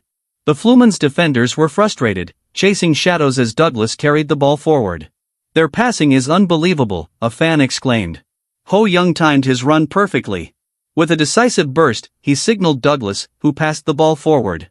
The crowd held its breath as Ho Young received the ball, pivoted, and fired it into the goal. The stadium erupted in cheers. Sao Paulo FC had scored again. Fluminense FC's players were rattled. Their pace is insane, one muttered. Our defense is falling apart. Desperation crept into their movements, creating gaps in their formation. With the game slipping away, Carcelo tried to counterattack, but Sao Paulo's defense held strong. His overlapping runs, his specialty, were neutralized, leaving him frustrated and ineffective. The final whistle blew. Sao Paulo FC had triumphed 2-0. The crowd chanted Ho Young's name as he became the hero of the match. His 2 goals cemented him as a rising star, a rookie with limitless potential. As his teammates celebrated, Ho Young took a moment to reflect. This is the result of my training, he thought, a satisfied smile on his face. No matter how hard it gets, this sense of achievement makes it all worth it. Coach Carlo approached him with a proud grin. Well done, Ho Young. Keep this up, and you'll be unstoppable. Later that night, while others celebrated, Ho Young sat alone in his room. His phone screen glowed faintly in the darkness, displaying a message that made his heart race. Talent copy activated, Football Genius A, 15 days remaining for full synchronization. Ho Young stared at the screen, his determination hardening into resolve. 15 days to fully integrate this skill, and 3 more matches against Carcelo to prove myself again, he thought. This is just the beginning. Far from the celebrations, in a quiet corner of a bustling cafe, a man sat nursing a cold Americano. Antonio Soriano, a seasoned scout with a sharp eye for talent, scanned the reports in front of him. This year's youth prospects were exceptional, and his workload had been overwhelming. But one name kept drawing his attention. Ho Young, he muttered under his breath, a smile playing on his lips. A talent worth keeping an eye on. Nearby, the cafe staff whispered among themselves, glancing at him. That guy's been here for hours with just 1 coffee. Couldn't he at least order a slice of cake, one of them grumbled. Unbothered, Soriano continued poring over his notes. His instincts told him this was a player who could shake up the football world. As he sipped the last of his drink, he made a mental note. I'll need to see this kid in action again. 3 days later, National League match. Antonio found himself seated in the audience, his sharp eyes scanning the field as the first match kicked off, Santos FC versus Corinthians FC. The stands weren't brimming with fans but were packed with family members, journalists, and scouts like himself. The collective focus was on one player, a rising star from Santos FC. As the match progressed, Antonio's sharp observations painted a clear picture. The boy had excellent agility, delicate ball control, and flashy footwork that screamed of Brazilian finesse. However, Antonio noted a glaring flaw: stamina. Still, his overall balance as a player stood out. When the final whistle blew, the scoreboard read 3-0 for Santos FC. It was no surprise, this year's championship heavily favored them. Antonio scribbled down a few notes, thinking ahead to the next match. The second match, Sao Paulo FC vs Bahia, was the real reason he had come. There were 4 players to observe: Casemiro, Douglas, Rosca, and, of course, Woo Ho-young. Antonio's lips curled into a smile as he made his way to his seat. Let's see what kind of magic this kid shows today, he thought. As the match progressed, Ho-young did not disappoint. Antonio watched with rapt attention as the young midfielder orchestrated plays, covering multiple positions like a seasoned professional. He created opportunities, executed 9 successful dribbles, and even managed 3 shots on target before being subbed off in the 60th minute, a tactical decision, no doubt, with an eye on the upcoming rematch against Fluminense. Antonio leaned back in his seat as the sun began to set. His notes were clear: Ho-young was versatile, skilled, and had a knack for adapting quickly. With proper training, this boy could shine even at the professional level, Antonio thought. The match ended with a decisive 3-0 victory for Sao Paulo FC, and as Antonio left the stadium, he felt an increasing desire to meet the young prodigy in person. Walking along the dimly lit footpath, Ho-young replayed the day's events in his mind. The win was satisfying, but he couldn't shake the feeling that he could have done more. If I hadn't been subbed off, I might have scored another goal, he mused. There's so much more to learn and so much more to achieve. Lost in thought, Ho-young didn't notice the man approaching him until he heard a voice from behind. Woo Ho-young. Startled, he turned to see a man in a suit holding out a business card. Antonio Soriano, football scout, the man introduced himself, his smile calm but confident. I've been watching your matches. I came here to learn more about you. Ho-young took the card, glancing at it briefly. His eyes widened when he saw the words Madrid, Spain. Antonio chuckled at his reaction. Don't let it overwhelm you, he said. Just remember, a Spanish team values your talent. Keep working hard, and I'll be rooting for you. With that, Antonio waved and disappeared into the night, leaving Ho-young standing alone, the card clutched tightly in his hand. 4 days later, pre-match tactics at Rio de Janeiro. The team meeting room was filled with the hum of anticipation. After a 5-hour flight, Sao Paulo FC was now in Rio de Janeiro, preparing for their rematch against Fluminense. Coach Carlo stood at the front, his voice firm and commanding. This isn't just any match, he began. We're on their home turf, and they'll be out for revenge after our last game. Stay focused. A win or a draw advances us to the Super Championship quarterfinals. Even losing by a single goal keeps us in the race. Stay sharp out there. A collective yes, sir, echoed in the room as the players absorbed his words. On the field, the tension was palpable as both teams lined up. Ho-young stepped forward to shake hands with Carcelo, their eyes locking in a silent clash of wills. Carcelo's grip was ironclad, his intentions clear. Ho-young winced slightly but didn't look away. This match is mine to win, he thought. As the whistle blew, Fluminense revealed their strategy early, employing a reinforced side attack with Carcelo as the right winger. Coach Carlo immediately recognized their tactic, a 4-4-2 formation aimed at exploiting Sao Paulo's narrow play. From the sidelines, he adjusted the strategy, ordering his team to dominate the midfield and cut off ball distribution to the sides. The battle begins. 8 minutes into the first half, Fluminense executed a clever pass that slipped through Sao Paulo's defense. Ho-young narrowed his eyes, recognizing the danger. They're trying to open up the wings, he realized. Calling out to Rosca, he instructed him to fall back and strengthen the midfield. Rosca nodded and adjusted his position. Sao Paulo transitioned to a 4-3-3 formation, countering Fluminense's side-heavy play. On the sidelines, Coach Carlo nodded approvingly. The sides may be strong, he muttered, but the center is weak. We'll win this through strategy. As the game continued, the intensity only grew, each team fighting to assert dominance on the field. And amidst it all, Ho-young prepared to make his move, determined to prove once again that he was a force to be reckoned with. The crowd's energy was electric, fueling Fluminense FC as their players charged forward with relentless aggression. Rosca, carrying the ball, faced his own challenge. A Fluminense player pressed him hard, frustration bubbling up between them. In a split second of anger and imbalance, the two players collided, both crashing to the ground. The referee's whistle cut through the noise, and Rosca's heart sank as he saw the red card raised against him. This can't be happening, Ho Young thought, his stomach sinking. He knew the consequences. A red card wasn't just an ejection, it was a stain that meant Raska would miss the next 2 matches, even if they advanced to the quarterfinals. Raska, still on the ground, argued, "It was an accident. I didn't do it on purpose." The referee's expression remained unmoved. "Your name," he demanded, warning Raska that further protest could result in additional penalties. Before things escalated, Ho Young stepped in, placing a firm hand on Raska's shoulder. "Just do as he says," he urged quietly. "It's already decided. Let's not make this worse." Raska, seething with frustration, gritted his teeth and gave his name. As he trudged off the field, his shoulders slumped. Ho Young could feel the weight of his teammates' anger and despair. "We trained for days for this match," Ho Young thought. All that effort, gone because of bad luck. But his resolve only hardened. "If luck is a skill, then we'll have to rely on our real skills now. We have to win, no matter what." Coach Carlo, pacing the sideline, clenched his jaw. With Raska gone, they were down a player. He called for Prino and quickly adjusted their strategy. Focus on cutting off their passes. Don't give away shooting angles, and avoid unnecessary physical confrontations. We're switching to a false 9 tactic. Move Douglas back and let Ho Young take the role. Prino nodded. "Got it." Carlo's eyes lingered on Ho Young for a moment. The false 9 is a versatile role, he thought. A midfielder disguised as a forward, orchestrating counterattacks and managing the team's rhythm. It's a lot of responsibility, but he's our best hope. As the game resumed, the commentators buzzed with speculation. How will Sao Paulo FC overcome this crisis? One wondered aloud. On the field, Ho Young ran tirelessly, determined to justify his coach's faith. He supported the midfielders, dropped back to help in defense, and intercepted passes with precision. Yet the absence of Raska left a gaping hole in their formation.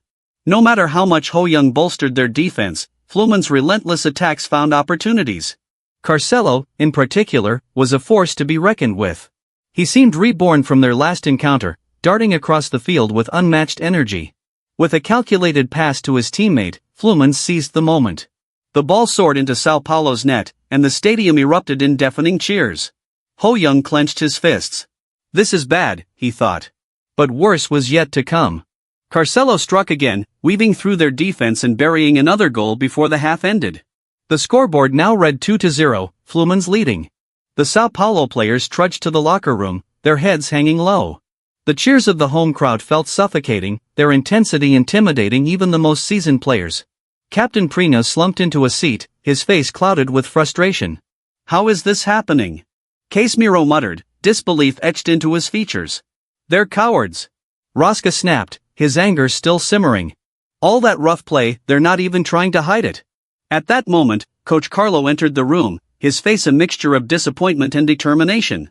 He sighed deeply and then spoke. Pathetic. What on earth are you all doing out there? Prina looked up and said bitterly, it feels like we'll get fouled for even the slightest contact. It's making us play cautiously. The room fell silent, the weight of their situation hanging heavy in the air. But Ho Young, sitting quietly, clenched his fists. He wasn't ready to give up. We'll turn this around, he thought. We have to. Coach Carlos's voice cut through the tense silence of the locker room, sharp but steady. I told you to avoid unnecessary physical confrontations, he began, but I didn't say to play passively. This isn't an uncommon situation, and you're not amateurs anymore. This is a stage that borders on professional. Whatever happens out there, losing your drive is unacceptable. The players listened intently, their heads hanging low but their focus shifting. Carlos continued, his tone firm yet encouraging. Your actions might be excused by me, but not by the home fans or the club. And let me be clear, our target is to win. To achieve that, you need to give everything you've prepared for. No excuses. A unified yes echoed through the locker room, determination returning to their eyes. Turning to Ho Young, Carlos spoke more personally. You did well stepping in with Raska. If you hadn't, he'd be out for 3 matches instead of 2. That shows good judgment. Ho Young nodded but couldn't hide his concern. Even so, coach, the players aren't pressuring their opponents properly. They're scared, and it's making them play too cautiously. Carlos met his gaze with a confident look. Then use your head more. That's why you're set as the false 9. It's tough, but in this situation, your role is critical. Ho Young straightened, his voice steady. Understood. As the players left the locker room, Rosca approached Ho Young, his expression a mix of regret and gratitude. "Why did you stop me earlier? I could have handled it on my own." He paused, then added, "But thanks. Do your best out there. For me, too." Ho Young gave a small smile, his confidence shining through. "Of course. Leave it to me." The scoreboard loomed over the stadium, showing a combined score of 2-2 from the first and second legs. If Sao Paulo FC conceded another goal, they'd be out. If it stayed tied, the match would go to penalties. Every second of the second half would decide their fate. The whistle blew, and the Sao Paulo players emerged with a newfound energy.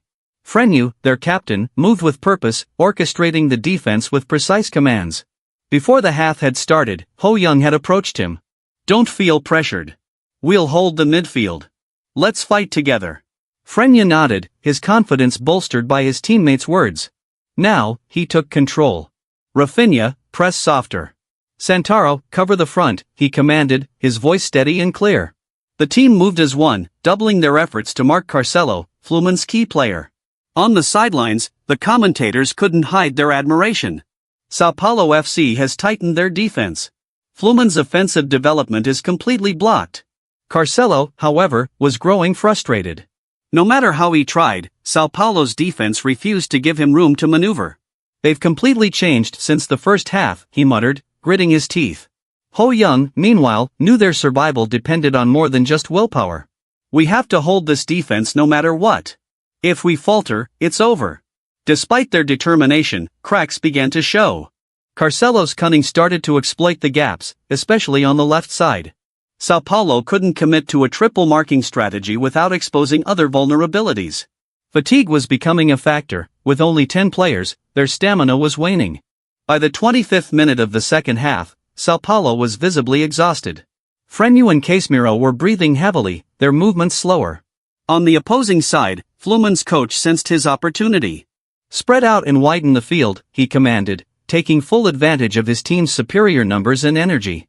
Fluminense surged forward, breaking through Sao Paulo's defense. A shot came flying, only to be narrowly blocked by the goalkeeper. The audience groaned in disappointment as the ball deflected away. Moments later, Carcelo fired another shot, but it bounced off the goalpost. Sao Paulo was barely holding on, their energy drained as Fluminense continued their relentless assault. With just 10 minutes left, Ho Young's mind raced. "What can I do? Carcelo's on fire, and if we can't stop him, this is over." From the sidelines, Coach Carlos shouted, his voice cutting through the chaos. "Hold on until extra time. Less than 10 minutes. Share the pain and work together. Support each other." Ho Young clenched his fists. "We can't give up now. We'll endure, no matter what. We have to fight as one." As his teammates nodded in silent agreement, their determination reignited, the battle raged on with everything they had left. The clock ticked relentlessly, the pressure mounting on Sao Paulo FC as they entered the final minute of the match. The stadium was a cacophony of cheers for Fluminense, but a determined energy surged through Ho Young and his teammates. If the body responds passively, the mind must take control, Ho Young thought, his vision laser-focused on the field. Carcelo is the biggest threat. If we can neutralize him, we can balance the difference. There's got to be a way out. Carcelo, meanwhile, was confident. Dribbling down the left wing, he smirked at Sao Paulo's defensive line. "They're exhausted. Their stamina's gone, and their spirits are breaking." Ho Young is stuck covering Rosca's position too. He's overworked. This is our game. With a quick pass, Carcelo initiated a triangle formation, Fluminen's strategy to break down Sao Paulo's defense. As the ball moved seamlessly among his teammates, he prepared for the final blow. Santaro, visibly drained, marked Carcelo as best as he could, but it was clear his legs were giving out. Carcelo saw his chance, but just as he made his move, Ho Young darted in, intercepting the ball with impeccable timing. The ball soared back toward Fluminen's half, forcing Carcelo to curse under his breath. What? How is he still keeping up? Carcelo's mind raced as he recalculated his next move. He passed to a teammate and tried to reposition himself, but Ho Young read the play like an open book, intercepting the ball again. Carcelo's frustration boiled over. He knew my next move? No way. This guy's on a different level.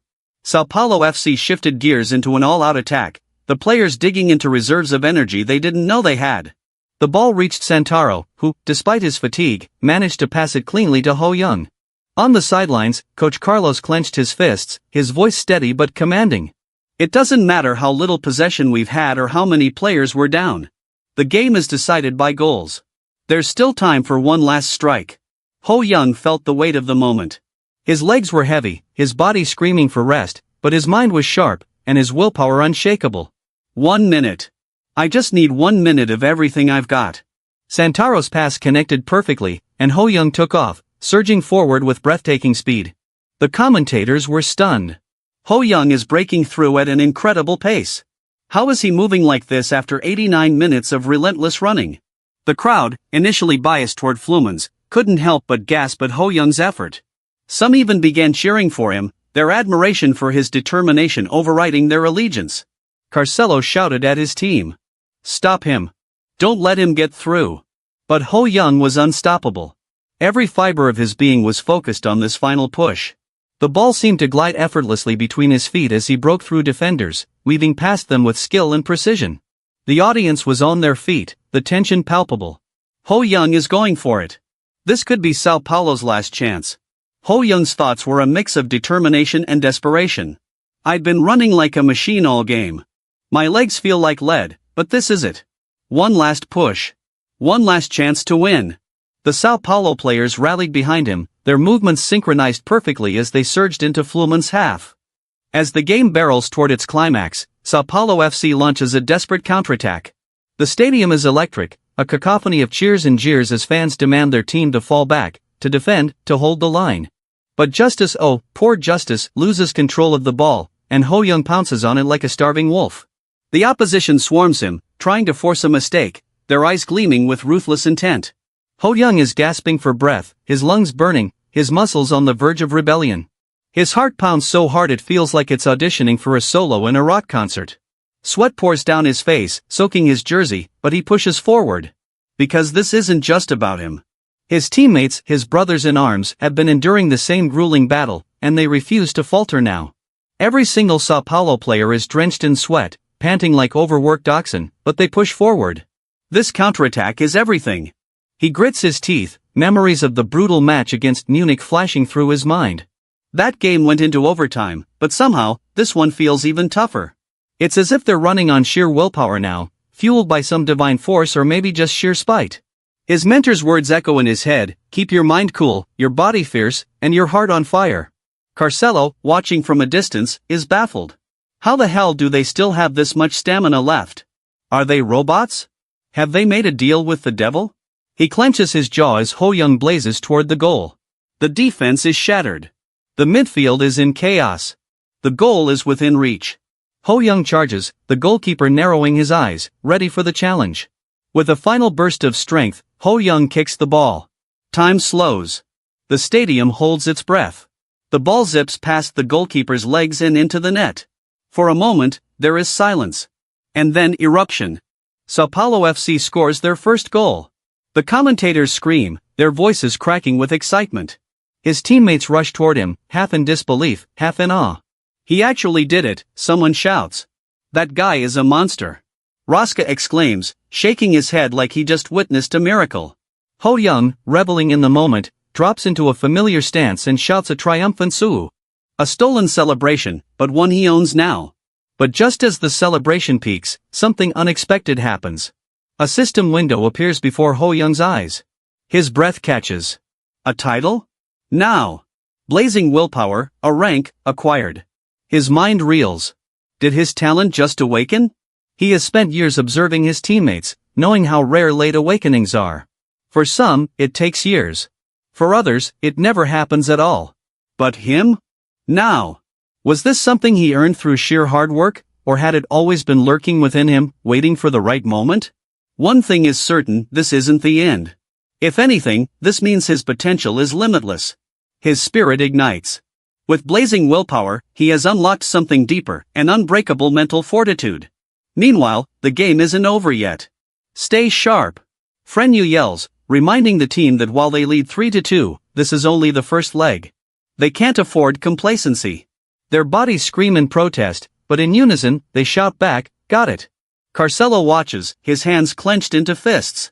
This was it. Sao Paulo FC has done it. The final whistle blows. Sao Paulo FC advances to the quarterfinals of the Super Championship. The team erupts in celebration, while Rosca lingers at the sidelines, catching his breath. Then, another system window pops up. Choose a talent to copy. Ho Young's eyes scan the options: active overlapping, A. Outstanding dribbling, B2. Flexible dribbling, B. Sharp cross, B. Organized playmaking, C. Rhythmic flexibility, C2. Clean Marseille turn, C. He grins. No hesitation. Outstanding dribbling is the prize. Flexible dribbling? He'll copy that when he faces Carcelo again in the next league match, because, they're going to clash at least twice more this season.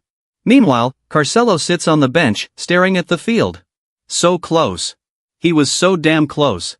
The scouts must have been watching. This was his shot at recognition, and he blew it. Ho Young approaches, his jersey drenched, his eyes filled with something unexpected: respect. He extends a hand, offering a jersey swap. Carcelo blinks. What? Ho Young's expression doesn't change. He wants this. A lump forms in Carcelo's throat. To think he would be consoled by Ho Young, of all people. He lets out a shaky breath, removes his own jersey, and hands it over. A silent acknowledgement. Today, he lost. But today is also a stepping stone. One he will never forget. Shift to the Sao Paulo FC locker room. The coach stands before them, his expression serious despite the victory. You played well, he says, his voice steady. But this is just the quarterfinals. Don't get ahead of yourselves. There are bigger battles ahead. The National League. The Regional League in June. And the Champions League in December. He pauses, looking at each of them. Be ready. A wave of determination ripples through the team. Yes, coach, they shout in unison. Ho Young leans back against his locker, catching his breath, a small smirk playing on his lips. The Champions League, huh? That means meeting prospects from other countries. Good. Because he's just getting started. The atmosphere buzzed with energy. It was like an all-you-can-eat buffet of talent, except instead of stuffing their faces with food, these players were devouring opportunities. Ho Young was looking forward to the match, his excitement barely contained, when Ho Young. The coach's voice cut through the air like an executioner's blade. For a split second, Ho Young felt a chill. Had he done something wrong? Missed a pass? Forgotten to bow properly? Head to the stands. Someone's here to see you, the coach added. A guest? Ho Young's mind flickered with curiosity. Who would come all the way to Brazil just to see him? Unless, was it debt collectors? No, he paid off his ramen tab last month. As he reached the stands, a man waved at him with the enthusiasm of someone who either knew him or was about to sell him something. Ho Young. It's me, Wang Tess York. Do you remember me? Ho Young blinked, searching his mental archives. Then it clicked: the journalist from last year, the one who had covered his return to Korea like he was some kind of war hero. Of course. Hello, Ho Young greeted him with a polite nod. Wang beamed. I'm here in Brazil as a special correspondent for the 2014 World Cup. Heard you were playing today, so I thought I'd drop by. Ho Young was genuinely pleased. Thank you for coming. No, Wang waved him off. I should be thanking you. You're giving me great material to write about. You're already pretty famous, but I have a feeling this article will make you even hotter. Ho Young chuckled. Hotter, huh? I'll try not to get burned. Wang grinned. Speaking of pressure, are you feeling any? Ho Young smiled, his face radiating confidence. Pressure? Not at all. Expectations, anxiety, stress, that's just part of being a pro. I'm actually grateful for it. Then he added, narrowing his eyes playfully, please, no devilish editing. Devilish editing? Wang cocked an eyebrow. You know, those dramatic headlines. Like Ho Young crumbles under pressure. Or, the fall of a star. Let's keep the knives in the kitchen, alright? Wang burst out laughing. Relax, I'm not out to ruin you. No hit pieces, I promise. Satisfied, Ho Young nodded. The interview continued smoothly until, near the end, Wang leaned in with an extra question. So, I hear you're quite close with Coach Cha Bungkuan. If he ever asked, would you join the youth national team? Ho Young didn't even hesitate. Of course. Every footballer dreams of that. Being selected is a must, and if it means putting Europe on hold, so be it. Wang's eyes twinkled. Interesting. Speaking of which, Europe, or a pro debut at Sao Paulo? Ho Young dodged the question like a skilled midfielder. For now, I'm just focused on the present. Wang smirked. Smooth. That was politician-level dodging. As the interview wrapped up, Wang clapped him on the back. Thanks for taking the time, especially when you're probably dead tired. I'll make sure to write you a great piece. Also, congrats on making it to the quarter-finals. Ho Young grinned. Thanks. Wait, congrats on being man of the match?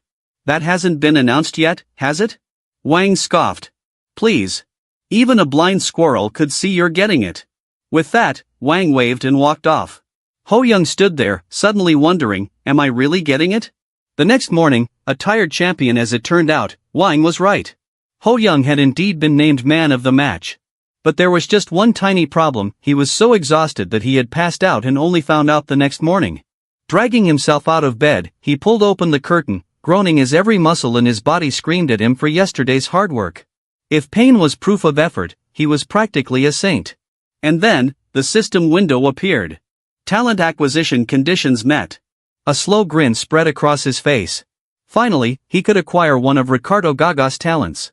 He had already picked up agility in mid-range shots, so now it came down to two options: Crown Prince playmaking, U rank, or sculpted beauty, A rank. U rank, that's unique. Only Gaga has that, he muttered to himself. A ranks are rare, but I should prioritize U rank first. If I get it now, the difficulty for acquiring other talents later will drop. Decision made. He selected Crown Prince playmaking, U rank. Talent copying will take 30 days. During this period, other talents cannot be copied. 30 days, huh? No problem. I'll just get the others afterward. Training with Gaga, a master and his apprentice at the training ground, Ricardo Gaga, his mentor and the star player, watched him with arms crossed. You seem motivated, but are you sure you're okay? You went all out yesterday. Ho Young grinned. I'm fine. I want to push myself while I can. Gaga smirked. If that's the case, I won't stop you. Activating the system again, Ho Young checked Gaga's stats. 2 more minor talents were now within reach, and the difficulty for acquiring them had decreased. Even better, there was an S-rank talent, lightning dribbling, hidden behind a simple but grueling condition: complete 2,000 minutes of tutoring under Ricardo Gaga. Ho Young's eyes glinted. This was an opportunity. Gaga raised an eyebrow. You're in a good mood. Ho Young smirked. Well, I've got a great teacher. Meanwhile, in the coach's office, head coach Victor leaned back in his chair, tapping his fingers against the desk. Come to think of it, aren't the scouts bothering us a lot these days? His assistant sighed. Like flies to honey. Or sharks to blood. Or journalists to controversy. Victor exhaled. Looks like we'll have to start swatting them away. The scouts had been hovering like vultures lately, and it wasn't going unnoticed. Did you watch the game yesterday? One of them had asked. Coach Carlo only chuckled. There'll probably be more of them in the future. His voice carried the weight of something inevitable. Ho Young's form is insane right now. Winning the championship isn't just a dream anymore. I want to make sure we show our best football. Then, with a slight shift in tone, he added, by the way, I'd like to submit an appeal regarding Rosca's red card. Victor nodded without hesitation. Of course. You should. A few days later, the Federation finally responded to Sao Paulo FC's request. After reviewing the match footage, the game committee determined that Rosca's action had been unintentional. The ruling was officially labeled a misjudgment, which, in football terms, was the committee's way of saying, oops, our bad. Rosca's red card had been nullified. When the news came in, Coach Carlo, Rosca, Ho Young, and Frenu sat there, momentarily stunned, as if they had collectively imagined it. Then, as the reality sank in, Frenu burst out laughing and clapped Rosca on the back. Well, congratulations. You're no longer a criminal. Rosca exhaled loudly, half in relief, half in disbelief. About time. Ho Young grinned. At least now we can all play together in the next match. That's a relief. The rest of the team, upon hearing the news, gathered around Rosca, celebrating like he had just been released from football prison. Even Coach Carlo cracked a rare smile. Meanwhile, back in Korea, journalist Wang Tae-seok's interview was spreading across the internet like wildfire. South Korean prodigy Woo Ho-young named man of the match in Super Championship round of 16. Expresses desire to join youth national team, could be called up as early as next year. The article ignited a storm of reactions. Some fans were ecstatic, already imagining Ho-young in the national team. Others were skeptical, cautioning people not to get ahead of themselves. And, of course, there were the ever-present keyboard warriors, launching baseless criticism just for the sport of it. Ho Young, however, didn't bother looking at the comments. He had bigger things on his mind. Gaga approached him with a slightly apologetic expression. "Unfortunately, I have to head back to Milan." Ho Young nodded. "Yeah. I figured." They shook hands, but there was an unspoken understanding between them. "We'll meet again on the field," Gaga assured him. Ho Young smirked. "You better be ready when that happens." As Gaga left, Ho Young watched him go, thinking, thanks to him, I gained a lot of good talents. The talents acquired through Gaga's special training were still being processed, but he didn't mind waiting. After all, what was a little time compared to the power he would gain? Then his thoughts drifted to Raska's talent, precise judgment, a rank. And Gaga's sculpted beauty, a rank. And, most importantly, the hidden condition that required him to complete 2,000 minutes of tutoring in order to unlock lightning dribbling, S rank. The condition for street talent had already been cleared, and after a fierce battle with Karstelo, he had received a well-deserved reward. A system notification popped up. Lightning dribbling, S rank, acquired. But then, another message followed. Similar talents can be combined. Ho Young's eyes narrowed as he read further. Cha Inatter's fast sprinting, U rank, lightning dribbling, S rank. The system explained, the value of Cha Inatter's fast sprinting, U rank, would transfer to lightning dribbling, S rank. Ho Young processed the information quickly. Wait. So a U-tier talent can transfer into an S-tier one? That means U-tier isn't always superior to S-tier. Another message popped up. Transfer process will take 15 days. During this time, no other talent can be copied. Ho Young leaned back, exhaling. He had figured something out. The system wasn't just about copying talents, it had rules, a structure. And he was beginning to piece it together. There were roughly 9 key points he had discovered so far. You cannot unlock a lower-tier talent of the same type as one you already have, but you can unlock a plus version of it. Talents were ranked as T-tier, U-tier, and S-tier, while S, A, B, and C existed independently of those. T-tier talents were exclusive to elite players over 18, like the legendary football prince TLU. U-tier talents were unique talents. Only one player could have them, like Cha Inatter's fast sprinting, U. When a legendary player retired, their U-tier talent could turn into L-tier, legendary. The difficulty of acquiring talents varied, some could be obtained in a single match, while others took far longer. Talent grades didn't correlate directly with their rarity. For example, superior shot accuracy, C3, could still be incredibly valuable. C3 talents weren't necessarily 3 times the value of a C-tier talent. It could be twice the value, or just 1.1 times. The exact numbers were unclear. Only a limited number of talents could be copied at once. Some took time to process, during which no other talents could be obtained. Talent synthesis was largely unknown. However, if 2 talents were of the same type, U-tier and S-tier could be combined. And that was all the information he had gathered so far. But what intrigued him the most was talent grading. Gaga had an S-tier talent already, and he wasn't even in his prime yet. Gabriel Malik had only 1 S-tier talent, but Buzz was loaded with 8 S-tier talents. So that raised the biggest question of all, were there talent grades beyond S-tier? If top-tier players had something beyond S-tier, what did that look like? Did they have 10 S-tier talents? Or something entirely different? And if U-tier and S-tier could be synthesized, what would that create? His eyes flickered to the transfer progress bar. Cha Inatter's fast sprinting, U, lightning dribbling, S, 15 days remaining. Ho Young exhaled sharply. Whatever happens next, I'll be ready.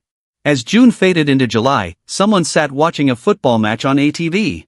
The commentator's voice rang through the room, and there it is. The 2004 European Championship crown goes to Greece. The team once written off as the weakest has conquered Europe's traditional powerhouses. A true giant killing. Who could have predicted this? The camera panned back, revealing Ho Young sitting with a blonde-haired girl, watching the screen. He smirked to himself. Exactly as expected. This is just like the future I know, right down to Greece winning with their supreme defensive strategy.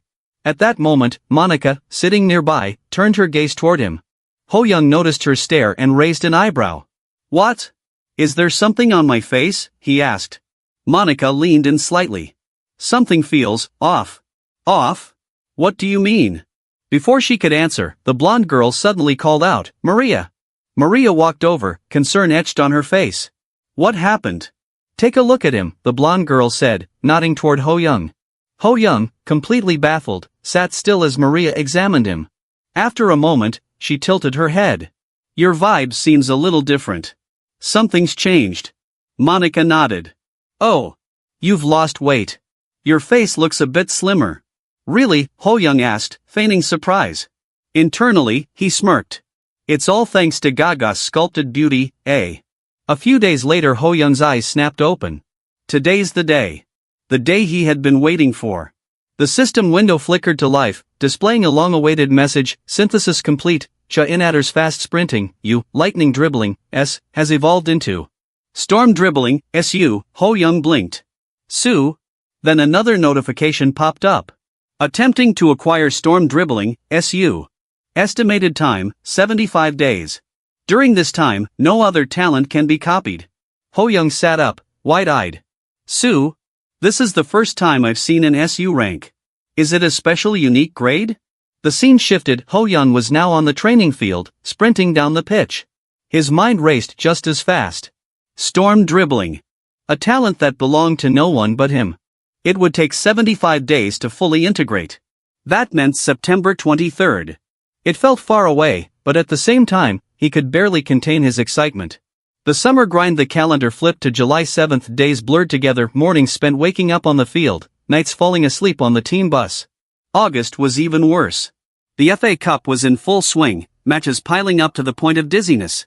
By September, both mental and physical exhaustion were at their peak. But Ho Young had no time to slow down. The watchful eyes of Real Madrid somewhere else, Real Madrid scout Antonio sat at his desk, poring over match reports. He muttered to himself, eyes locked on a particular name. The one to watch is the youngest player on the team. Wu Ho Young.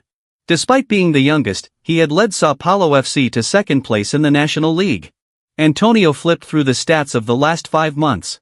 23 matches played, 17 wins, 4 draws, 2 losses, 24 goals, 11 assists, and, most importantly, his dribbling, already elite, had refined even further. This kid is the real deal, Antonio murmured. The next match will be crucial. The battle against Santos FC back at the Barra Funda training ground. Coach Carlo gathered the team. Our next opponent is Santos FC. The room went quiet. Everyone already knew who that meant. Carlo continued, there's someone on that team you're all familiar with. The name was on the tip of everyone's tongue before Pasta Polaris finally said it aloud. Daymar. Brazil's top prospect. The one everyone was calling the next big thing. Ho Young's fingers clenched into a fist. Finally. I get to face him. October 7th, Sao Paulo FC vs Santos FC. The stadium buzzed with anticipation. Fans filled the stands, the air electric with excitement. The match was all over the papers. Both teams couldn't afford to lose. One commentator summed it up best, the spotlight is on the showdown between Sao Paulo FC and Santos FC. It will come down to the strikers. Another added, Daymar and Wu Ho Young. It'll be crucial to see which of them can lead their team to victory. In the Santos FC locker room, their coach, Pamela, addressed the team. This match determines the top spot. We must defend it no matter what. One of the players, KB, smirked. No problem, coach. Daymar grinned. It's a piece of cake. We'll win for sure. Pamela frowned. You all still don't understand, do you? His voice dropped to a serious tone. Watch out for Wu Ho Young. Daymar, sitting silently, finally spoke. I've seen the footage of his play. He smirked slightly. He's good. I'll give him that. Then his eyes darkened. But he's not better than me. He turned to the coach. Don't worry, coach. Leave it to me. This match is going to be fun. The moment of truth. The whistle blew. Ho Young stepped onto the field. His eyes locked onto Daymar, standing across from him. He has a talent ranked higher than Football Genius, A+. To think that just a short while ago, Ho Young wouldn't have even dared to dream of standing on the same pitch as Daymar. But now he was here on equal footing. And he wasn't here just to participate. He was here to win. The match kicked off. Santos FC immediately went on the attack, their players passing the ball back and forth, looking for an opening. Ho Young watched, waited. Then, his moment came. As the match continued, a blonde guy in the audience cheered loudly. "They're charging right from the start," he shouted, his eyes glued to the action. He was cheering for Daymar, who had just received the ball and was making a move. Ho Young, watching intently, thought to himself, "He's not just going to stand there and watch me. I have to block him." Ho Young dashed forward to cut off Daymar, but Daymar swiftly passed through him, leaving Ho Young in the dust. The ball zoomed forward, and Frenyu was left in shock. As Daymar passed him, Frenyu's heart raced. He spotted the goalpost, and with the ball now 13 meters from the goal, it was the perfect position for a shot. But as he prepared to take it, he noticed Tabagal, ready for a rebound on the other side. "I can do this," Frenyu thought as he kicked the ball toward the goal. But instead of finding the back of the net, the ball struck the goalpost and bounced off. "Ah, this is bad," Frenyu muttered under his breath. He was too late to react. Raska sprinted towards the ball, collected it effortlessly, and turned toward his teammates. Coach Carlo had warned them about Raska's quick ball distribution, and now they could feel the pressure. Raska's quick thinking had given Santos FC a counterattack opportunity. The situation was dangerous. At that moment, Oscar passed the ball to Ho Young, shouting his name. The crowd roared. "It's Woo Ho Young," someone shouted as Ho Young received the ball. The lightning dribbling technique kicked in. Ho Young sliced through 4 Santos FC players, each of them stunned by his unbelievable speed. Even the players on the bench couldn't believe what they were seeing. Ho Young, with his sheer agility, broke through the defense, and with a sharp strike, he sent the ball flying toward the goal. Sao Paulo FC had scored the opening goal, and the fans erupted in cheers. Ho Young fist-bumped Raska, exclaiming, "My bad, I got this." Meanwhile, Daymar stood in disbelief, watching as Ho Young celebrated. This shouldn't be happening, Daymar thought, frustration bubbling inside him. It wasn't a mistake. I should have scored that goal. It was just bad luck, the ball hit the post and fell right to them. But that kid, he didn't even use any special technique to score. The crowd cheered, and Daymar's thoughts drifted to the past, when everyone had spoken of him as a prodigy. They said I would lead the future of football.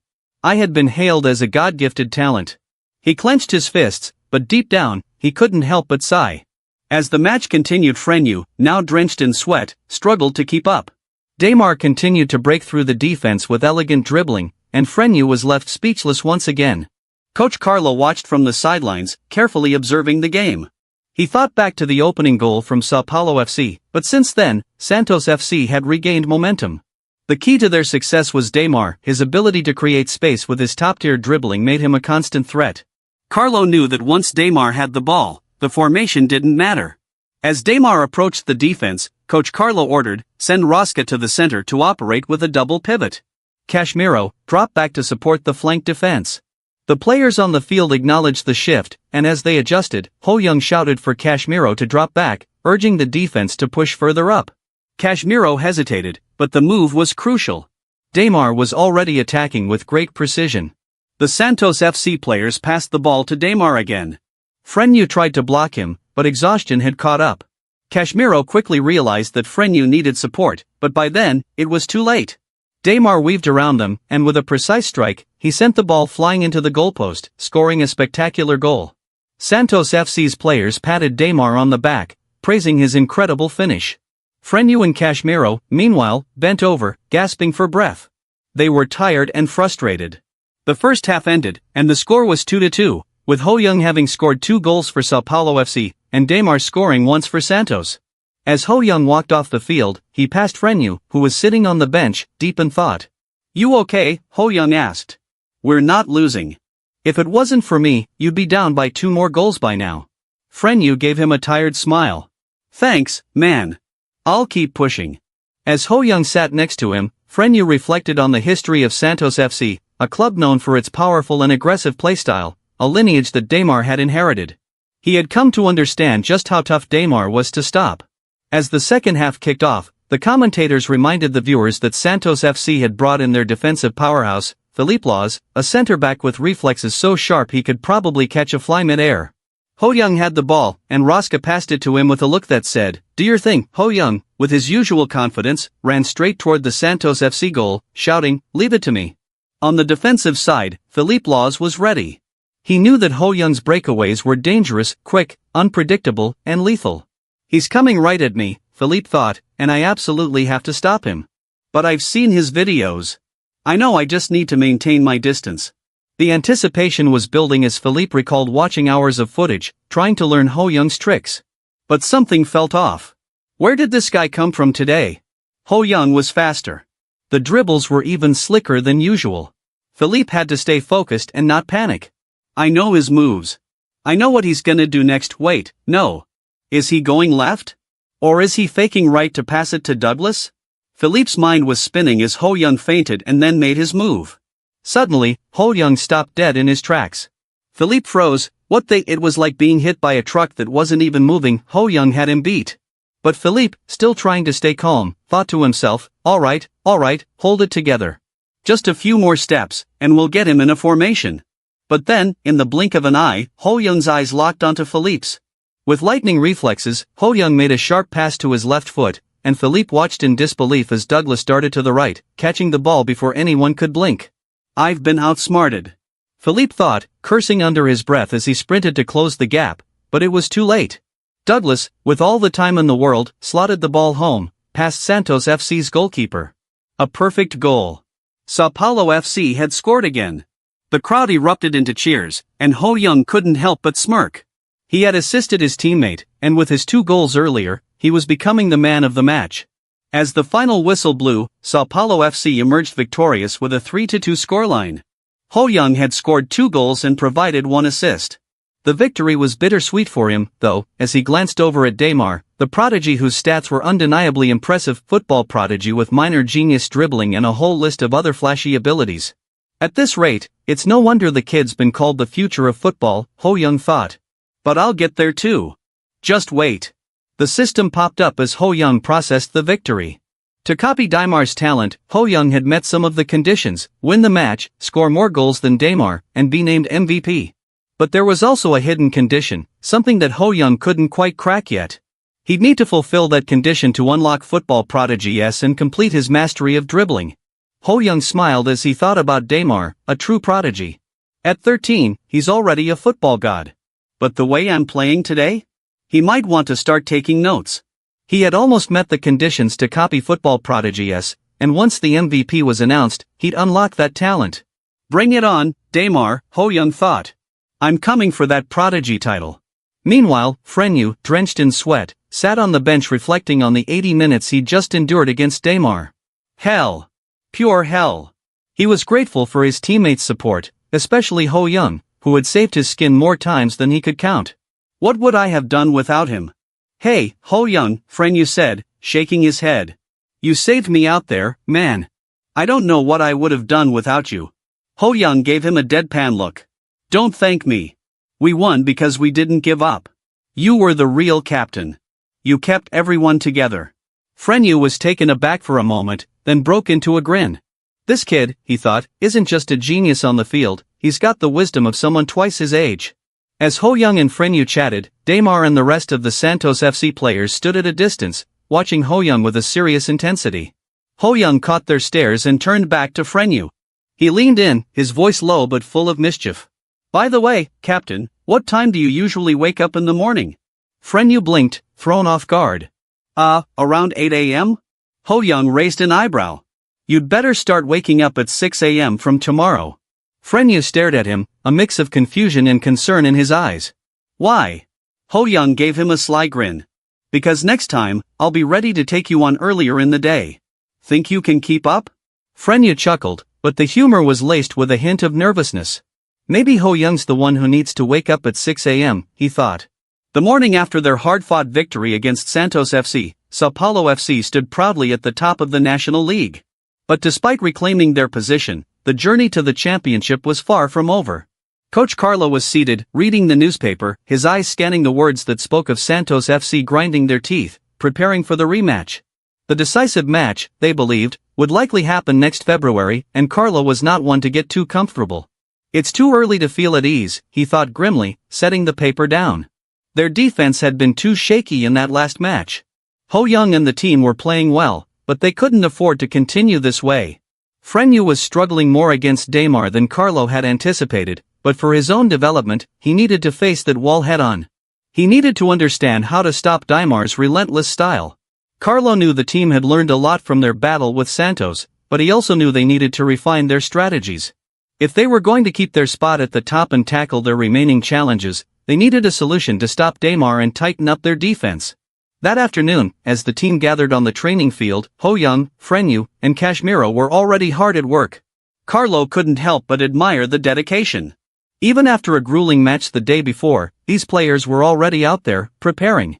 Ho-young was truly something special, his passion and talent were undeniable. What surprised Carlo more, however, was that Kashmiro and Frenyu were also joining in extra practice. He approached them with a smile, his voice warm. "What are you doing here, coach?" Ho-young asked, clearly amused. Carlo chuckled. "It's good to see you working hard. We've got to win the next match too, right?" Ho-young nodded. "Of course, coach. We can't stop now." Carlo's heart swelled with pride. This is what a professional mindset looks like. From that day on, Sao Paulo FC focused heavily on practical training. Ho-young began leading extra sessions, gathering teammates whenever he could. Most notably, he and Kashmiro worked together to help Frenyu prepare for the relentless task of defending against Daimar. Ho-young knew just how difficult it was to face a player like Daimar, so he made it his mission to help Frenyu and the others get as much practice as possible. One day during training, Ho-young turned to Frenyu and said, "Now that Raska is here, let's do a 2-on-2 practice match. I'll take the role of Daimar, and you two can face me." Frenyu gave a heavy sigh. He had faced Daimar before, and it hadn't gone well. He was still shaken by the intensity of the match. But Ho-young wasn't going to let him back down. "You'll be fine," Ho-young said, grinning. "Stay focused, because Daimar is a whole other level. I'll try my best to mimic him." Frenyu nodded, setting his jaw. This is for the team, for Sao Paulo. He had learned from Ho-young's guidance. It wasn't just about Daimar. It was about improving, adapting, and getting better together. As the game began, Ho-young immediately took off towards Frenyu, using his quick, agile dribbling to throw off his defense. How does he move like that? Frenyu wondered, but he was ready. "I need to keep my distance. I can't let him break through me like Daimar did. I have to be smarter." Ho-young grinned as he evaded Frenyu's best attempts, dancing past him with ease. "You've got to focus harder, Frenyu. Daimar's moves are unpredictable, but you'll get used to it." As Ho-young pressed forward, Raska and Kashmiro worked to block Ho-young's path. It wasn't easy. Daimar was a player who could change the game in a heartbeat. But Frenyu, though fatigued, was holding his own. After the session, as they sat on the sidelines, Frenyu turned to Ho-young. "Why are you helping me so much?" Ho-young glanced over, his expression serious for a moment. "Because we're teammates. It's just what we do." Frenyu felt the weight of the response. If I were in Ho-young's shoes, I don't think I could have helped someone as much as he's helped me. Ho-young smiled. "Then show me in the real match. That'll be the best way to repay me." And with that, Frenyu's confidence grew. He was improving with every practice session. Ho-young wasn't just a teammate, he was pushing him to new heights. A few months later, on December 22nd, Sao Paulo FC entered the field for the FA Cup final. Their opponents were Santa Cruz FC, a team from the second division. The match was expected to be easy, but Ho-young wasn't taking anything for granted. "This is a perfect chance to see if our training's paid off." As Santa Cruz FC passed the ball around, a blonde winger received the ball, attempting to dribble past Frenyu. But Frenyu was prepared.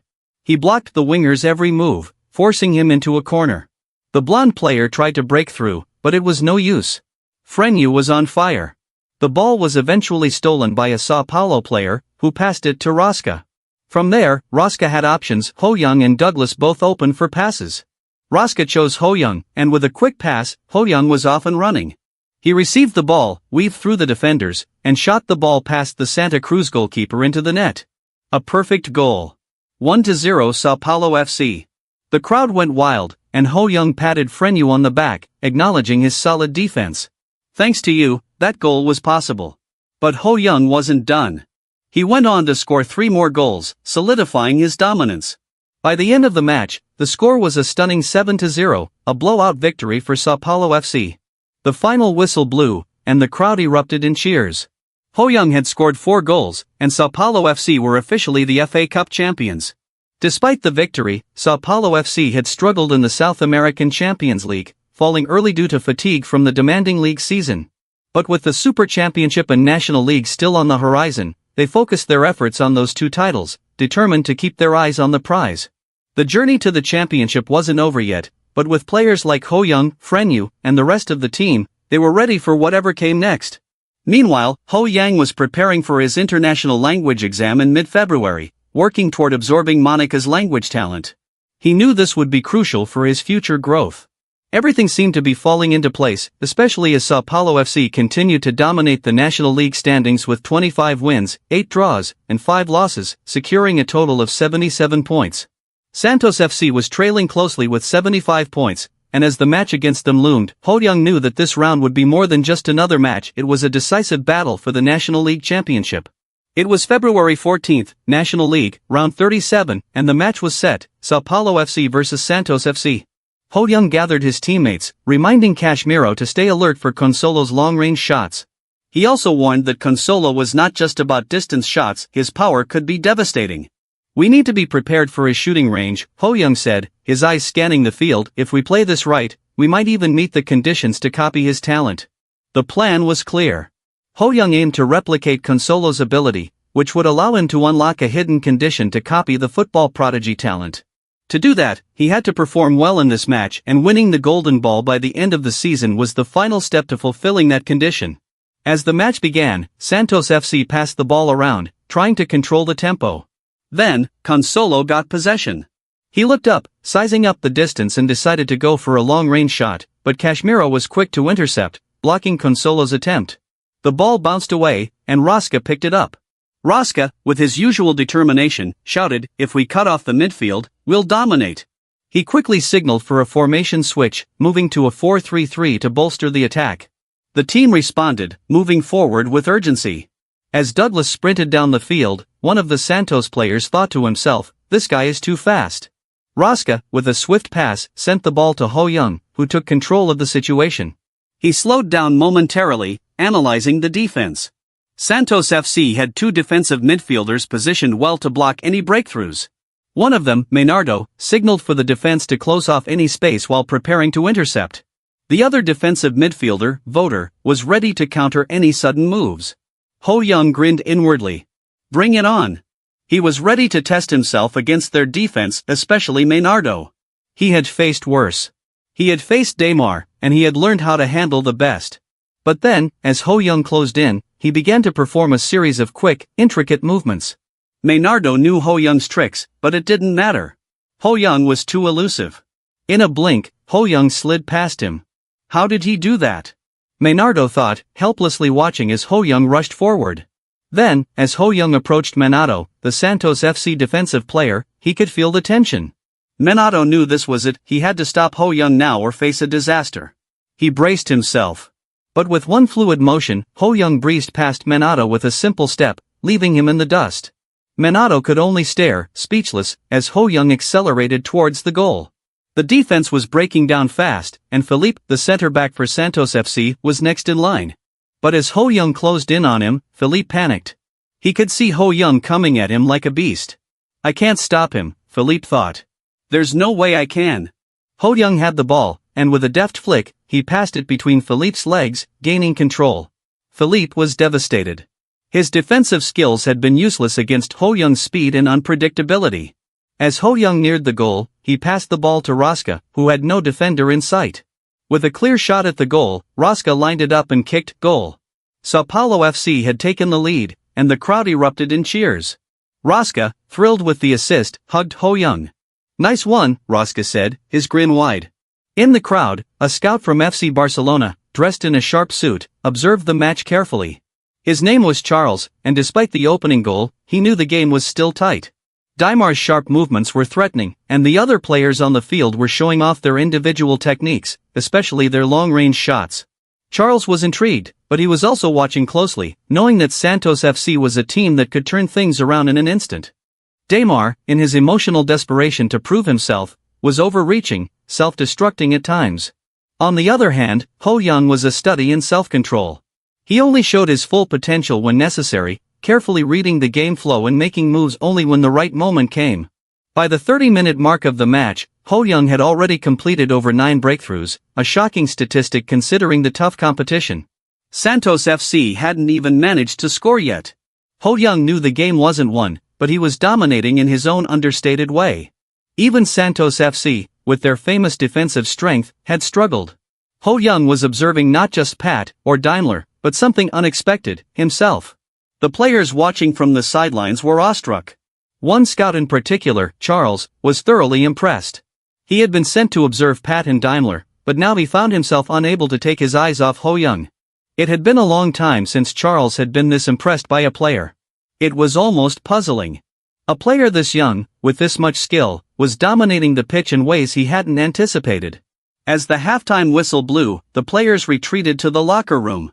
Freneau felt a sense of relief hearing Ho Young's praise. "You did really well in the first half. Thanks to you, we have some breathing room in midfield, and it's less taxing physically for the rest of us," Ho Young said, his tone appreciative. Freneau couldn't help but smile. "That's a relief to hear." Ho Young continued, his voice gentle but firm.